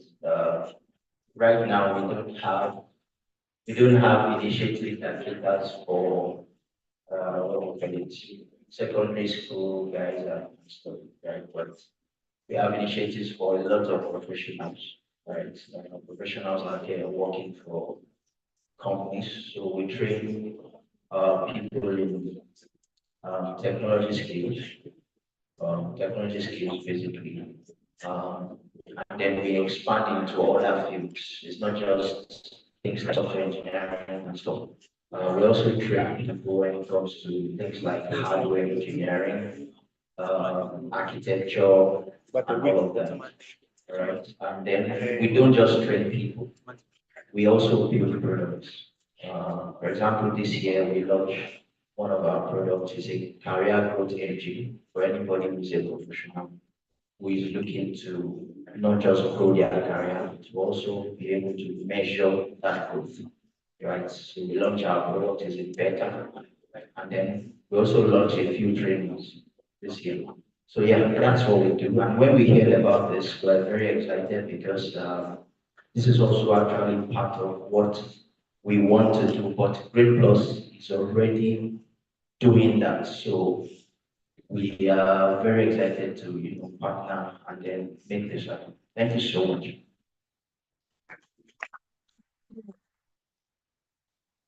Thank you. Thank you.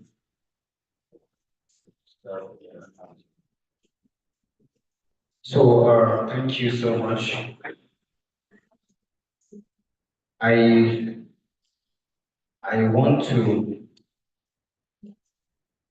bring up the next person, but maybe what we'll do is that we'll skip that and also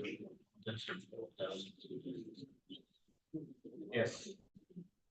So we have the next we have Smile for One. Please give them a round of applause. Smile for One is not here physically, but I'm going to just let's say a bit of what I do here. It's just something amazingly. The founder is out of the country, and then when we reached out, like, oh, this aligns well with what we want to do. So Smile for One Network started in 2024 as a collective and compassionate friends committed to improving the lives of children in underserved communities by supporting their education, well-being, and well-being. Our simple goal is to put smiles on the face of children, one child at a time, because we believe that a smile for one is a smile for all. Since 2024, we have reached over 450 children in Ogbomoso, Shaki, and Lagos through impactful child center projects in 2026. We also began supporting a few first generation students through a scholarship program that helps cover wide SSC examination fees, provides mentorship, and offers a monthly stipend to them to stay in school and succeed. Through partnership and shared efforts, Smile for One Network continues to support children by addressing essential educational needs and overall well-being, including access to mentorship and basic care, while remaining dedicated to creating lasting change and expanding opportunities for underserved children and families across Nigeria. So Smile for One is amazing, and they are NGO, and they are focused on the development of children and students. So if you, based on what I read, you see they sponsor quite a number of stuff for free, and then you could connect with them on Instagram. They are active on Instagram. Connect with them. The name is Smile for One Network. Connect with them on Instagram. Follow what they do. Anytime there is an opportunity they push out, you can easily apply for it. Yes. So thank you so much. Please give a round of applause to Smile for One. Next is next is let's go to the next so that we will have time to Yes, okay, so I'll come back to concrete designs. The reason why I'm coming back to concrete is because concrete is concrete. Amazing. So, love of creative excellence, and the reason why I'm taking time to explain stuff like what they do is so that anyone can decide to plug in any way possible, because these are opportunities. Okay, love creative initiative. If they are not here as well, please give them a round of applause. So, Love Creative Initiative is a non-profit initiative funded in 2023 that fosters purposeful creative expression, excellence, and enterprise in Ogbomoso and beyond. We hold several trainings and community outreaches, including maternity acts for hospitals, and we currently run a music club for children in Ogbomoso. Please, can you give a round of applause for that? We run a music club for children and teenagers in Ogbomoso. You can find us on social media as Love Initiatives. So, Love Initiatives around General is behind Jesus House. They actually have an amazing music club that children and teenagers can attend, so you can check that out. And if you are a student here, you are passionate about learning music, any instrument at all, and all of that, arrangement of music, all of that, you can actually enroll and love initiative. Yes, yes, yes. Thank you so much, love initiative. Please, next, thank you. Should probably have taken.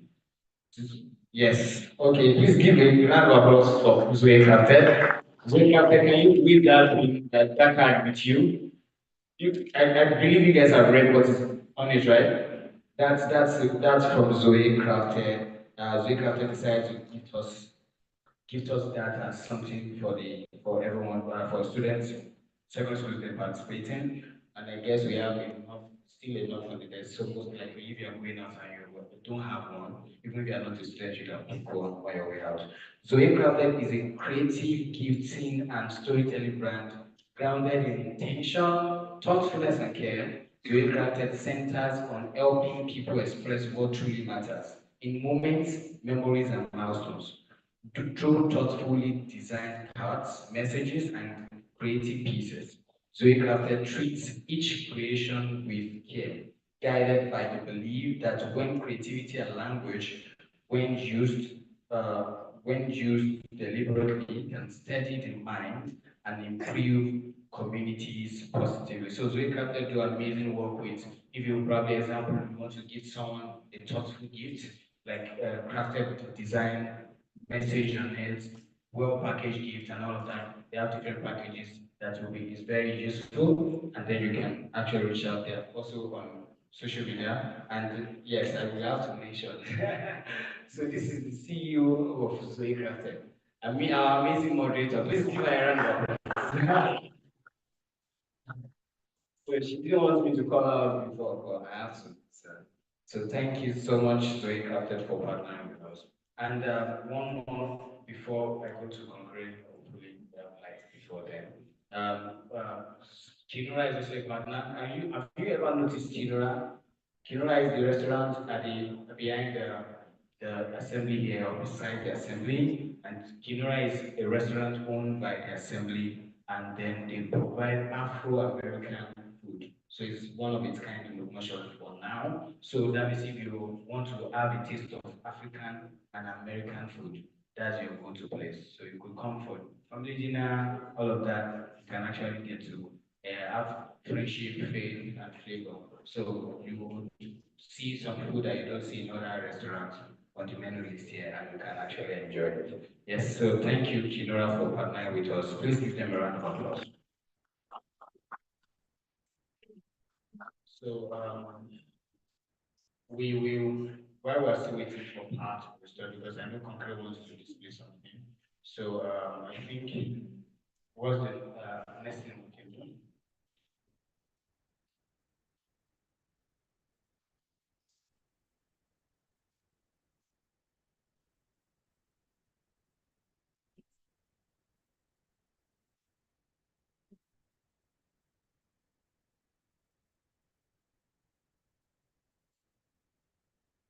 Thank you everybody for your patience. We will have the presentation from Okere was the quite surprised with. Thank you.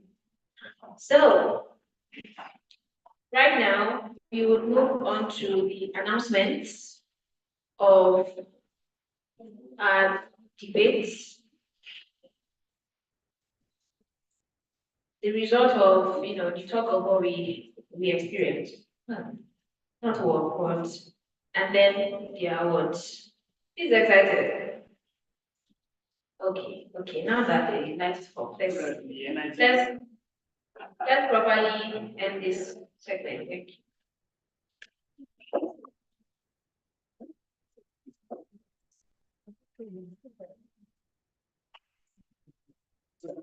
Very important to have this presentation before the assignment.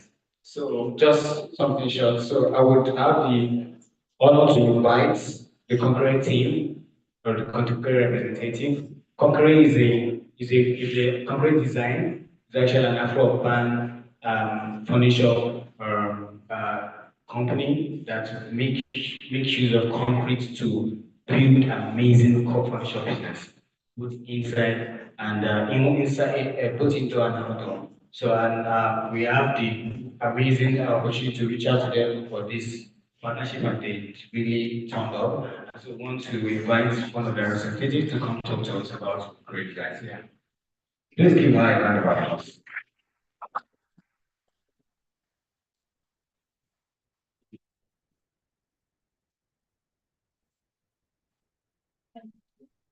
Hello, good afternoon, everyone. Thank you so much, Brambo and other partners. Thank you so much. That's been an educative session. My name is Lara Badebo, and I'm the director of the CSR arm of Concrete Designs called Rose for Concrete. But before we go further into what we do in Rose for Concrete, I'll be talking more about concrete so that you can have an idea of what concrete is about. So Concrete Design is a furniture brand located here in Ogbomoso. What we do is that we make furniture with concrete. Most of us have to believe that you can only have furniture in wood, but we use concrete to make furniture. I'm sure most of you have to believe that you can only see concrete. Concrete can only be used for outdoor pieces, maybe like a chair in your garden or like a flower pot. But what we do in concrete design, we use concrete for your dining tables. Can you imagine that? Having a dining table made with concrete, having a work stool made with concrete, having a side stool in your beautiful parlor made with concrete. And one thing that this does to you is our product is sustainable, it is durable, it's lightweight. Because I know most of the fear is that concrete is heavy. I don't think I want to go for concrete because it's an heavy piece. But we are able to make it into a very light pieces when you have them as dining table. We've been able to exhibit in Nigeria and even outside the country. Now, this is our workshop where we work. What is slides on some of our works, what we've done, some of the products.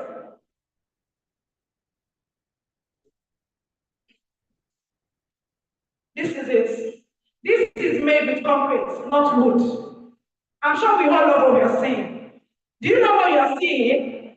So this is not made with concrete. This is a console. It is made with concrete. This is a center table, a sample center table. This is another. All these are made with concrete. So this is what we do in concrete designs. But because of what we are doing today, which is about CSR towards CSR to education, I'll be talking about this from concrete. So Roots from Concrete, the purpose for Roots from Concrete is that we donate furniture. We donate furniture to schools in underserved communities. We give furniture to schools in underserved communities. And part of what we focus on education and social impact. The purpose for furniture in a school, it brings about comfortability. It brings about, it gives exposure to students.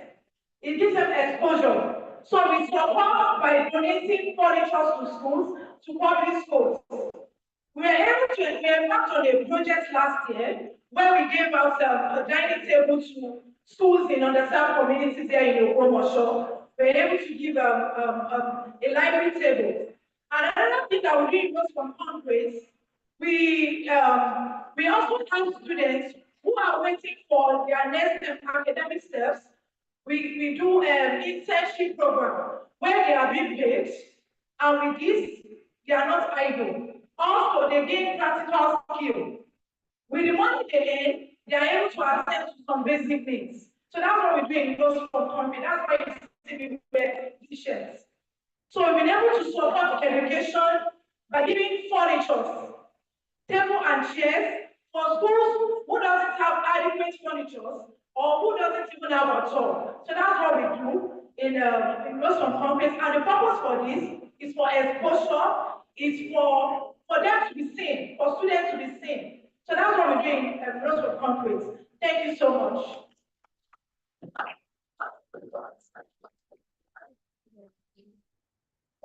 Thank you. Great designs. Thank you. So, please give them a round of applause on my hand. So, quickly, since we have power now, let me just talk a little bit about Grade Plus. Yes, can you please pull up Grade Plus Africa? I would have loved that we have a demo. Our time is not spent, so we won't have a demo, so you just write down whatever it is that you need from Grade Plus Africa and then go personally. So, Grade Plus Africa is an ethics standard. Guys, have you seen it? You see, thank you. Grade Plus Africa is an ethics standard that guides Africans to career clarity, and go to the first. Yes, thank you. Career clarity and cognitive development with also professional development. So basically, what we do is that students and professionals, young people in Africa, get connected to the career path that fits their personality. Okay, you guys students, secondary school, you know the course to go study in university. If you're a uni person and you're trying to explore career, you know the kind of career path you should go explore. And then after that, you have clarity, you can proceed to get taking cognitive courses that where people put their greater capacity. Okay, and then also we now proceed as well to help introduce you to the career path you have decided to select, like maybe an introductory course to actually jumpstart your career path. So this nice. So far in 2 years, we've crossed 10,000 user interaction across 20 countries with Nigeria, USA, Ghana, and Kenya topping the list. I think last month USA overtook Nigeria right now. So, and that's why I mentioned when I started, I said this year we want to really do more in our local community, not just outside of the country. So you see us more in the commercial this year. So let's go to the next slide. So what we do, two things. With Grey Plus, you have access to use a diagnostic recommendation algorithm that connects you. Just ask you a few questions about. It takes about 15 minutes to take. You take the test. As a student, you can use your phone. If you don't have one, you can use your mom's or your sibling and all of that. And then what you get after that is an automated response from our platform telling you your personality type, telling you the courses that you can study in university that fit you, and tell you the career path you can explore outside of after school. So it's something very useful. It's a discovery tool, just like I mentioned in the panel. You should explore it. And then user can also, after this, you access dedicated courses to optimize your cognitive and professional abilities. Yes, next slide, please. So these are basically three options, things we offer. We offer cognitive model, we have offer cognitive professional skills courses, and then we offer career consultation. So, and how it simply go next slide, please. How it works is you can write this down. This is the link. We can't have a demo right now because of time, so you can write this down www.playplusafrica.com. As I mentioned earlier, the test is free. The way to start is to actually start with discovery. So access it. When you take the test, it takes about 10 to 15 minutes to complete. You get a response. You understand, you see your personality, you see people like you in Africa that done well, that has succeeded, and then you see your strength and all of that. But now to see more, you of course pay a token, and the token is very, very, very ridiculous. We did that because we want to make it as affordable as possible, just 2,000 naira. But I used to tell people, even if you don't have the money, the free one that we offer is actually a lot for my end, okay? But and I feel 2000 is too small to hold you back and say, well, I want to know more about this things. With that 2000, you get a full comprehensive result, right? So yesterday's life, and the same link goes for your courses. When you go to the link, you see the test, you also see our courses on that same link, right? So, and on this same, go to next slide as well. These courses are what I mentioned the other time. For your, I was telling the guy from Zoe, how you can become like people even outside of Ogbomoso by improving your cognitive ability. That's how you think, how you learn. What you do in school is what to learn. You learn something in school, but how do you learn what you are learning is cognitive. So there's more to that that you may not have actually experienced, like critical thinking, meta attention, how to focus while reading, how to not be distracted. All of these things are very crucial. So then we offer this in case you want a one-on-one career consultation, and you want to talk to someone online just about I want to make a choice. I'm going to do jam very soon. I'm not clear yet. Or they are trying to force me to do something. I want to talk to a consultant. You can actually have a one-on-one career consultation for you. And this is suitable for high school students and undergraduates. But if you're already maybe a professional already, but you understand how to develop yourself, how to map your career path, road map and all of that, you can go for this other one as well. So yeah, that's nice. So lastly, we recently added a Dura. Dura is what Mr. Shin was saying the other time. In collaboration with Mr. Shino Agbola, this is a dedicated platform for children and parents and even adults who wants to learn. So you want to learn about the subject, you want to learn languages. It's virtual. We are starting with virtual, and of course, we're going to be having on sites in the workshop for start. But right now, we're starting completely virtually, so you can go on and try. Still the same website, www.com/Edura, and that time you'll be able to see, you'll be able to find the tutor, register to find the tutor, and then someone will reach out to you to connect you with you. Yes, so and that is that for now. Yes, I think, yes, give it a round of applause, please. So I would love to invite the network and person of Ms. Otonayo. It's okay with you. So, okay, please give a round of applause for you. Thank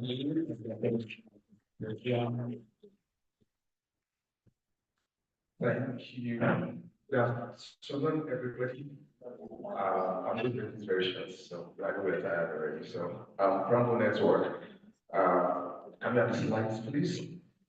Um, so, Rambo Network, a non-profit organization that was established in we started 2018, but we started full operations in 2019. And our vision is for equitable African society. Sorry, I'm trying to pull up the slides here as well. All right. So our vision is for an equitable African society where every child has access to quality, accessible, and affordable learning opportunities. So I'll take that again. An equitable African society where every child has access to quality. All right, please, the next slide, so that we can follow.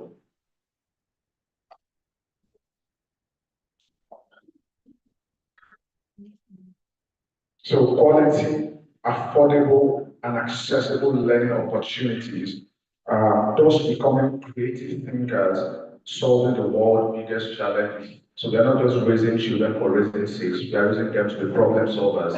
Our learners introduce themselves by saying what their name is and the problem they want to solve in the world. So that's our vision, and our mission is to create tuition-free alternative learning centers across rural and marginalized communities in Africa, but we're starting out from Nigeria. All right, so we have some of our initiatives that we currently run. We have, that's the next slide. We have, first on the list, Brown Box. So Brown Box is a collection of educational materials that are made available offline over your Wi-Fi network. So collection of materials from within and outside Nigeria are collated together, and instead of it being on the internet, they are made available offline. that so that everyone, even those in the most rural and marginalized communities, can have access to it. Next up, we have our Brown learning model. So we are created and we are still creating a transformative learning model. So we don't just focus on academics, we focus on the holistic development of the learner, every aspect of the learner's life. And next up, we have Brown Innovation Hub.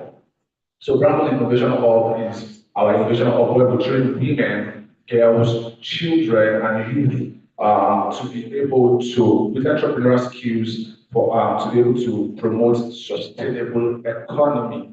Next up, we have our programs that we currently run.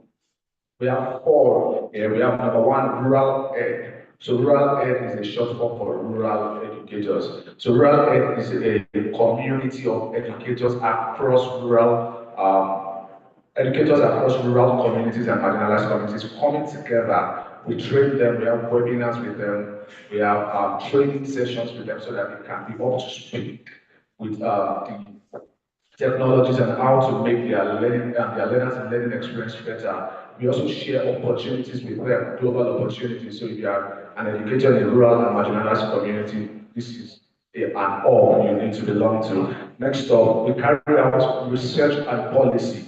So we are not just a group of people that just talk. We do the work, we do the on the ground work. We go around carrying out researches and then we come up. One of those is this meeting, these events where after all of these events, International Day of Education, last Thursday, like my executive director spoke about, we had this dialogue in Ibadan. Today we are having a Ogbomoso. Next Friday, we are having Ondo State. The week after, we are going to be in Niger State.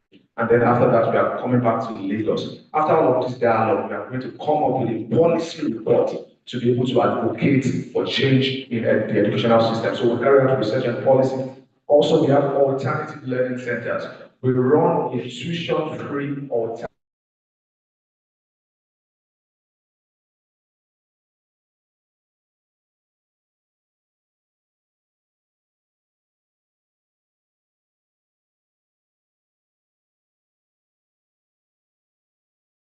alone.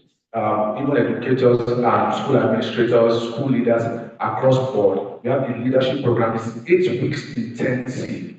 It's really 8 weeks intensive where we teach you on a variety of topics that you need in the 21st century. And it's totally free, only that you pay a commitment fee to show that you are committed to learning. Totally free, but you pay a commitment fee.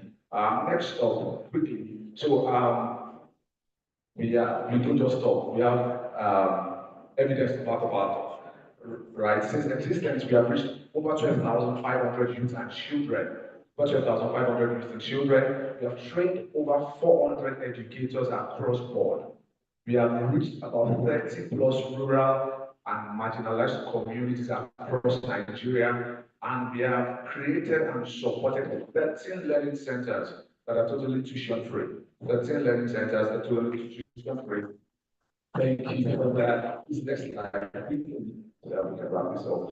All right, so before I wrap this up, we have a challenge that's currently going on. It's an International Day of Education Stakeholder Dialogue Challenge.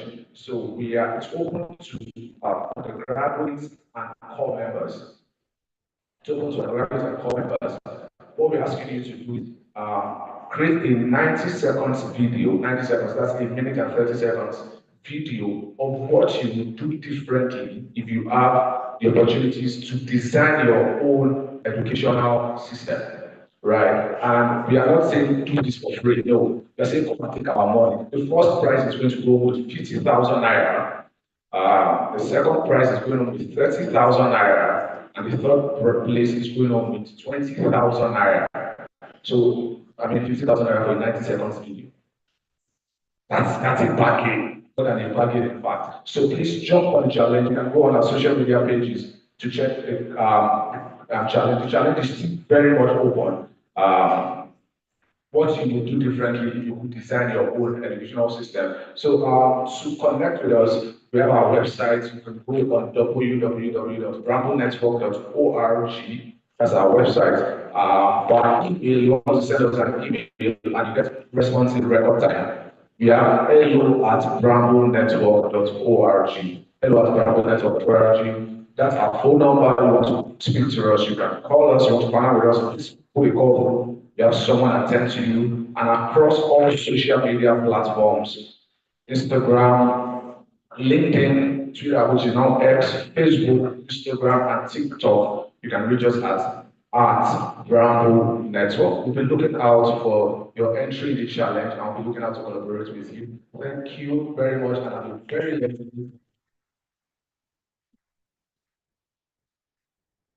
Awesome, awesome. It's honestly feels like a day well spent. And this is what I would like you to do. I need you to do an act of better cognition when you get home. So better cognition is when you think about yourself. So I know you have a lot of thoughts from all the many sessions, right? All the things you've heard, and you're just like, okay, how can I discover that? Go home and think about your things, think about your thoughts, think about the things you've heard here. You get that? Now to another juicy, juicy part of the dialogue, where we get to, announce we are all winners, right? Let's establish that by before the chief judge. We are winners, yes or yes? Good. And I said that was not a competition. It was what? A civic participation. That is, you are lending your voice, your opinions, according to the topic given to your school. So if Mr. Matthew comes up and says, oh, that comes first, second, third, don't be like, oh, so you said this and that, and you didn't represent our school well. No. Okay? You are all what? Okay. With that established, can Mr. Matthew Adedmiche please come join me here at the podium? Thank you. Please a round of applause. Thank you.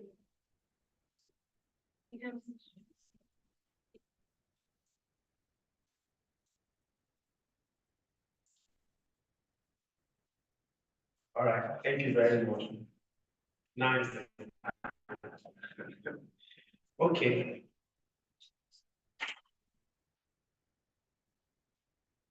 All right, so we all try. Let's start sometimes to ease the stress and to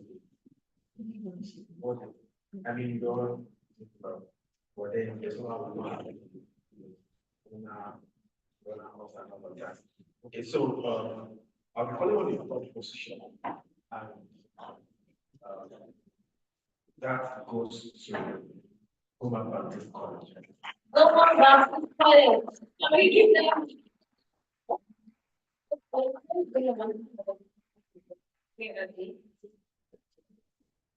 Yes. Ibrahim. No, they're outside, they're still outside.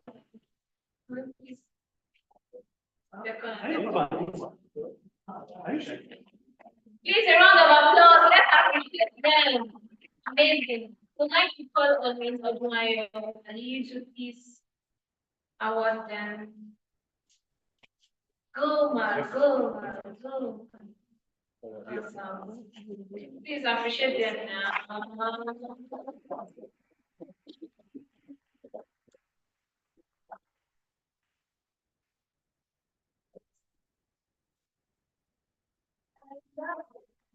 And okay, yeah.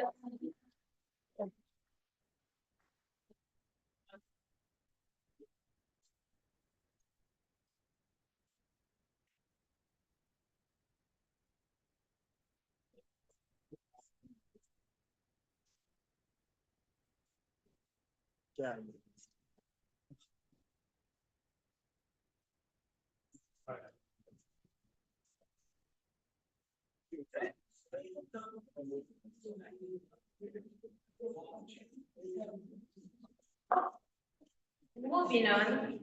All right.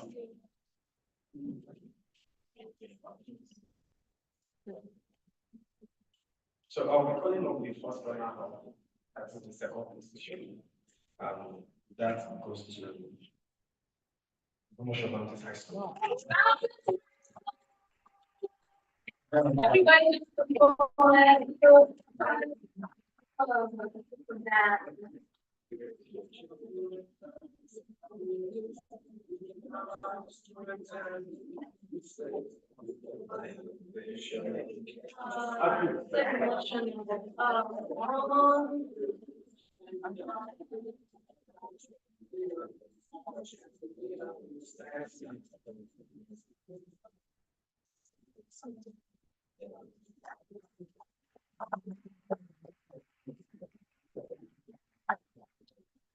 Okay, right about now.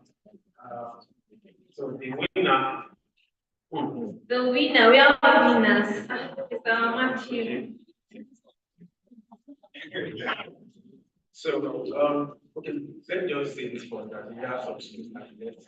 So after calling home, after calling from the school, we have skills international school, we have some, we have college, and we have commercial high school.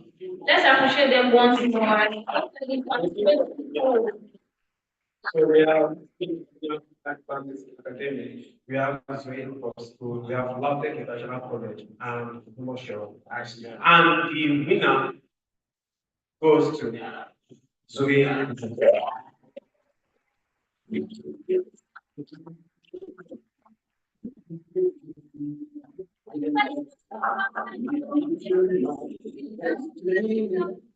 have waited patiently. I have vision, I believe. I know I can count on me. Stand up for champion, for champion. Stand up, stand up, stand up for champion, for champion. Stand up for champion, for champion. Stand up.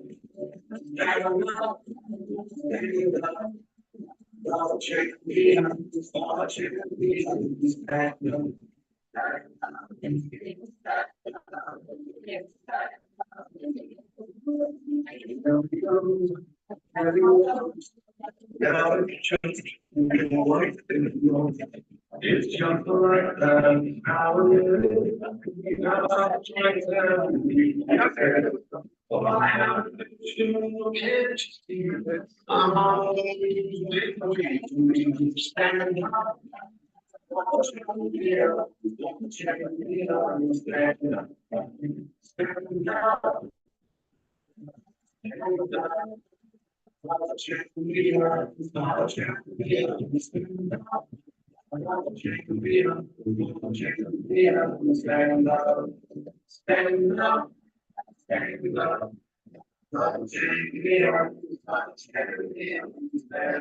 Awesome. Wait, did we have anyone predict the outcomes? Don't forget that Mr. Sandu said that if you cannot predict the future, you cannot create it. Beautiful.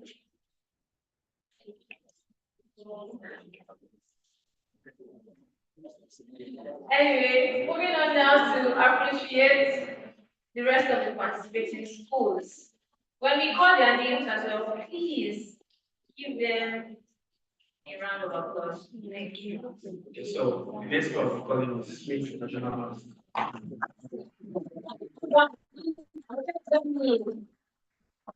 So we're presented by our William Tiger. Thanks, everybody.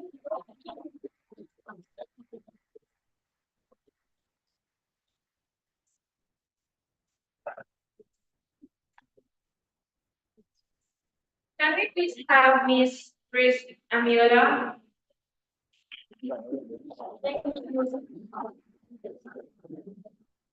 Please help us with the rest of the participating schools. Just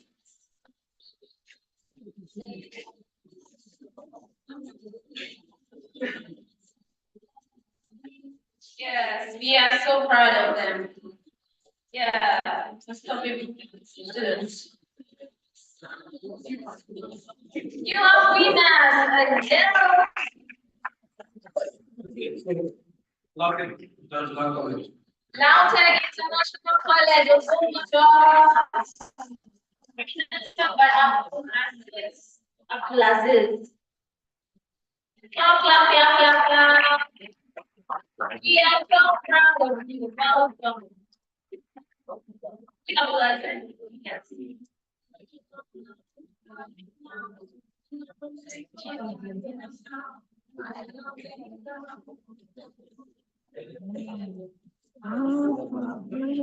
Smile, smile, winners.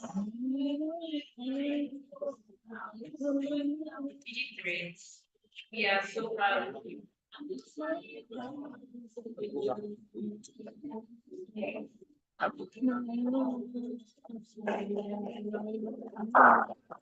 University. Who is your participating? Ogbomoso Girls High School. Led by Tony Alexander. Is everybody somehow loud? Thank you. Unstoppable girls. Unstoppable.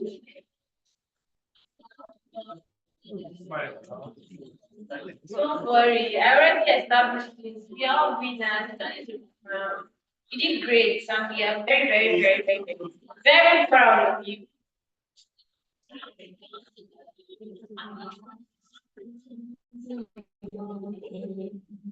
Also, can we please appreciate all the participating schools during the game? Thank you. Can we please appreciate our judges as well as the job?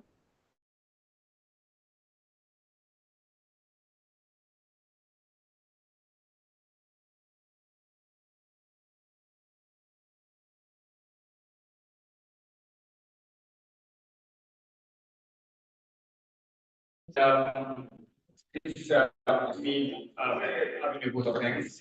Please listen. Okay.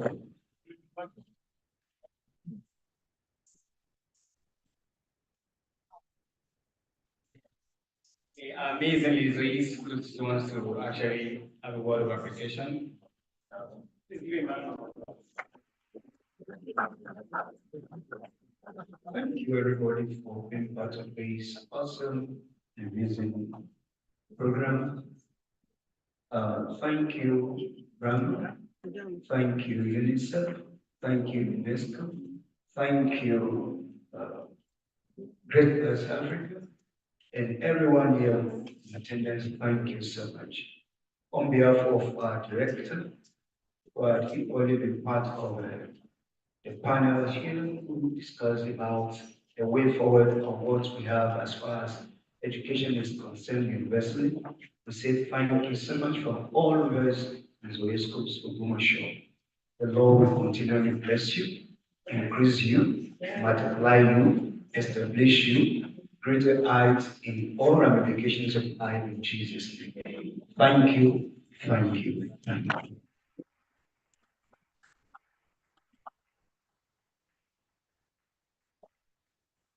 Right, thank you very much for that. So, want to really appreciate everyone. It's a long day, and we do not take that for granted. We are seated here since 10, and some people have been here. I know Zoe who has been here since about 9 or to here to say about 8 a.m. So it's been really a long day for you guys, and we are really, really thankful.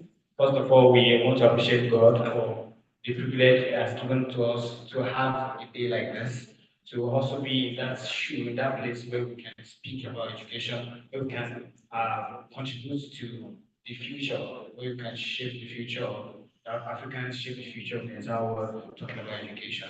So we bless the name of God for that. And we also want to thank Rambo for the opportunity extended to People Africa, thinking of us that we want to come to Ogbomoso, want to have this in Ogbomoso, who would be the go-to, and then we were reached out to. So we are very grateful for the privilege to actually have this.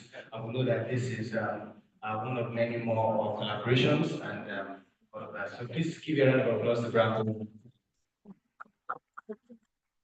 And secondly, actually, we would love to appreciate our guests. So we have let's go next. Please give them a sounding round of applause, please. So right from given to kind potential Mr. JT, just an addition David to Reverend Adebayo, out of his busy schedule, he coined out to me. I remember when we reached out to him, was like, he's busy, but anything has to do with education and Ogbomoso, he will be there, and he actually showed up. We are very grateful to have him on site. And we also thank we also thank Mr. James Webb for gracing the event as well. And also, Dr. Gabriel Lasende is not here right now. I think he has left. But it's actually a very, very good privilege to have him here. He's a very wise man. I've interacted with him different times. And then when we were thinking who should we bring on, we had to reach out to him and say, oh, let's have him on board. And he actually came through. So I will thank you for that. We also want to bless God for Mr. Favor. Yes, Abido. Yeah, it's been amazing stuff, and every school should actually take notice and actually make use of their platform. And then when we like this is an education platform, we love to have videos here on the platform, and then we have the privilege to host them here. Thank you so much for coming, and thank you, Mr. Shio Angola. Mr. Shangola is a in-house, but we have to bring him out of the schedule. He compromised a trip for this event. Please give me a round of applause. What I need is I know what that trip is. So thank you so much for coming and coming out. And then yes, please give a round of applause to Ayo. I'm tell you what, I'll tell you what, she's an amazing lady. I remember when we met during we were doing a random interview in school with Jason and Carol when they came for the assembly to just come around, and then we met this amazing young lady, and then she has been. And so getting to actually have her on board was not short of a very, very impressive expression. So please give her a hand of applause. And yes, we joined Mr. George. Mr. George is an amazing young man. So how many of you know that George has written how many books now? 3 books. Please give him a round of applause. He has written 3 books. He published one in December, Chronicles of Christmas. So, and me said I buy a person. So he is actually a very good, amazing, brilliant young man. And I'm so proud for the kind of man he's become. Please give him a round of applause. So also we are grateful for the every teacher here that came with your students. This Saturday you could just be resting at home, but you decided to take upon yourself to come. Please, can you please appreciate every teacher in the house? Please, thank you, thank you so much. Because the reason why we are meeting here is because of you decide to practice education. So it's something worth much more than what we can actually offer you. So please, we thank you for coming around. And we want to appreciate every parent in the house. Yes, everyone who came with their children. I know some of them have left. Please give a round of applause to parents as well. And also want to appreciate all our students. Please give yourself a round of applause. Thank you so much for thank you so much for you all, even some of you we are feeling bad right now, or we're not first, we're not second, we're not third, but that doesn't matter. Like what we did here is to actually give you a chance to actually give a voice to what we are doing. So and everybody is a winner, and that's why we have certificates of participation for everyone. So we don't want you to feel bad. Later you will do better. Thank you so much for coming. And then we want to thank all our partners. I've said it before, but I'm saying it again. Partners, thank you for making this a worthwhile. Thank you for making this happen for us. Yes, please give them a round of applause. And lastly, before I now thank the other people, lastly, I want to appreciate my wife. My wife's in the house. Can you leave your hands for recognition? That's why I mean you provide brother Lola about today. She's a nurse midwife and she has been amazing support and she's still amazing. And she does a lot with young teenagers and young adults. We do two together and then of course this year is going to be full of amazing stuff. So keep in touch.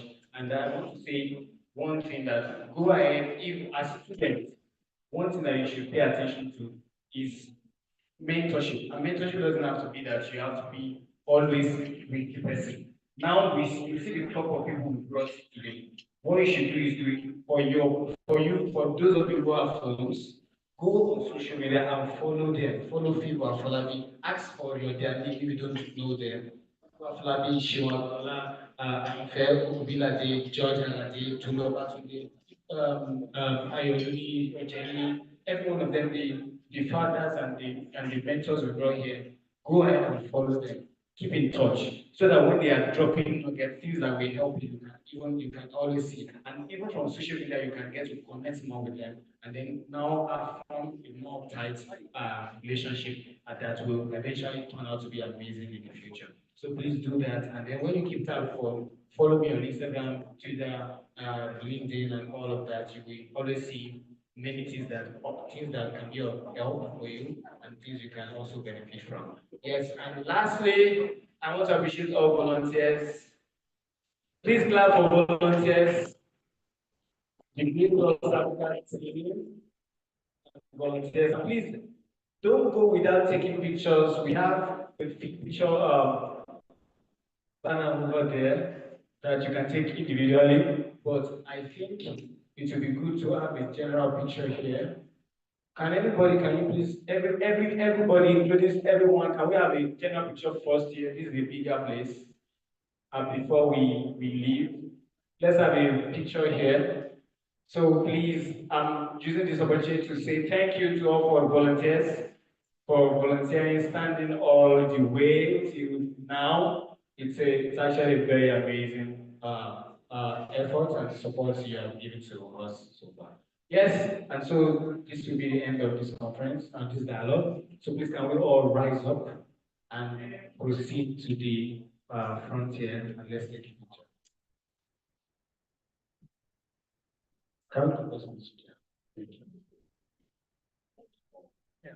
Mr. Samuel, can we all divert everybody in first before we now move back for school by school pictures? Yes, please push the podium, please. Come out and let's arrange it. To be quick. To be quick, everybody.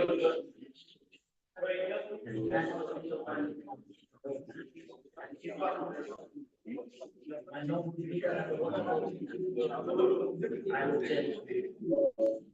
I will show you the room that has some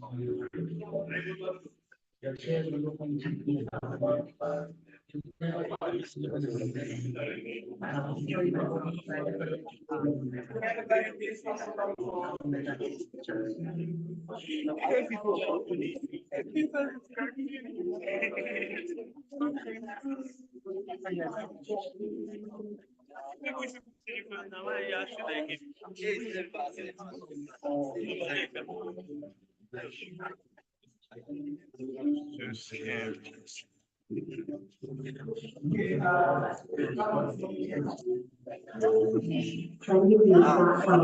Excuse me. I just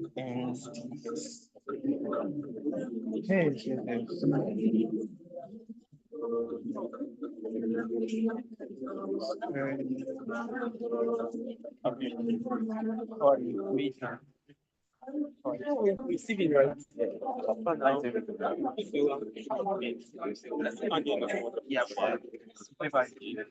I have examples of this. They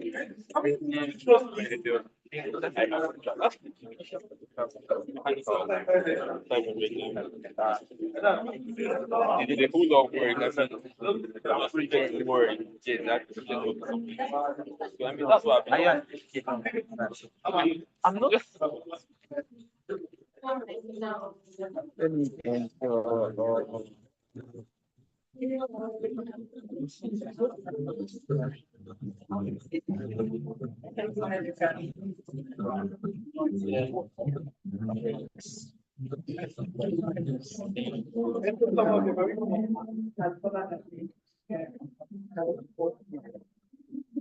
Don't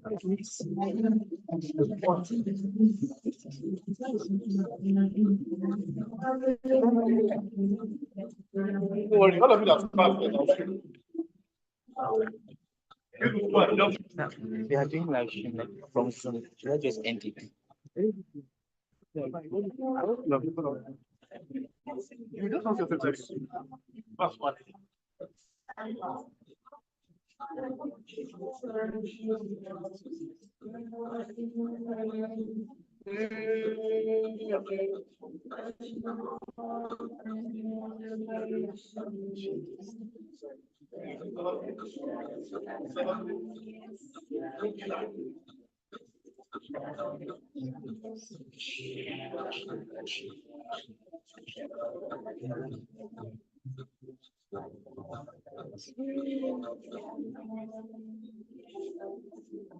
More music on trendybeats.com.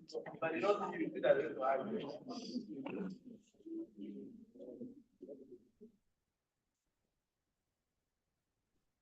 okay, I have a question. Can we all come together and look at me upstairs?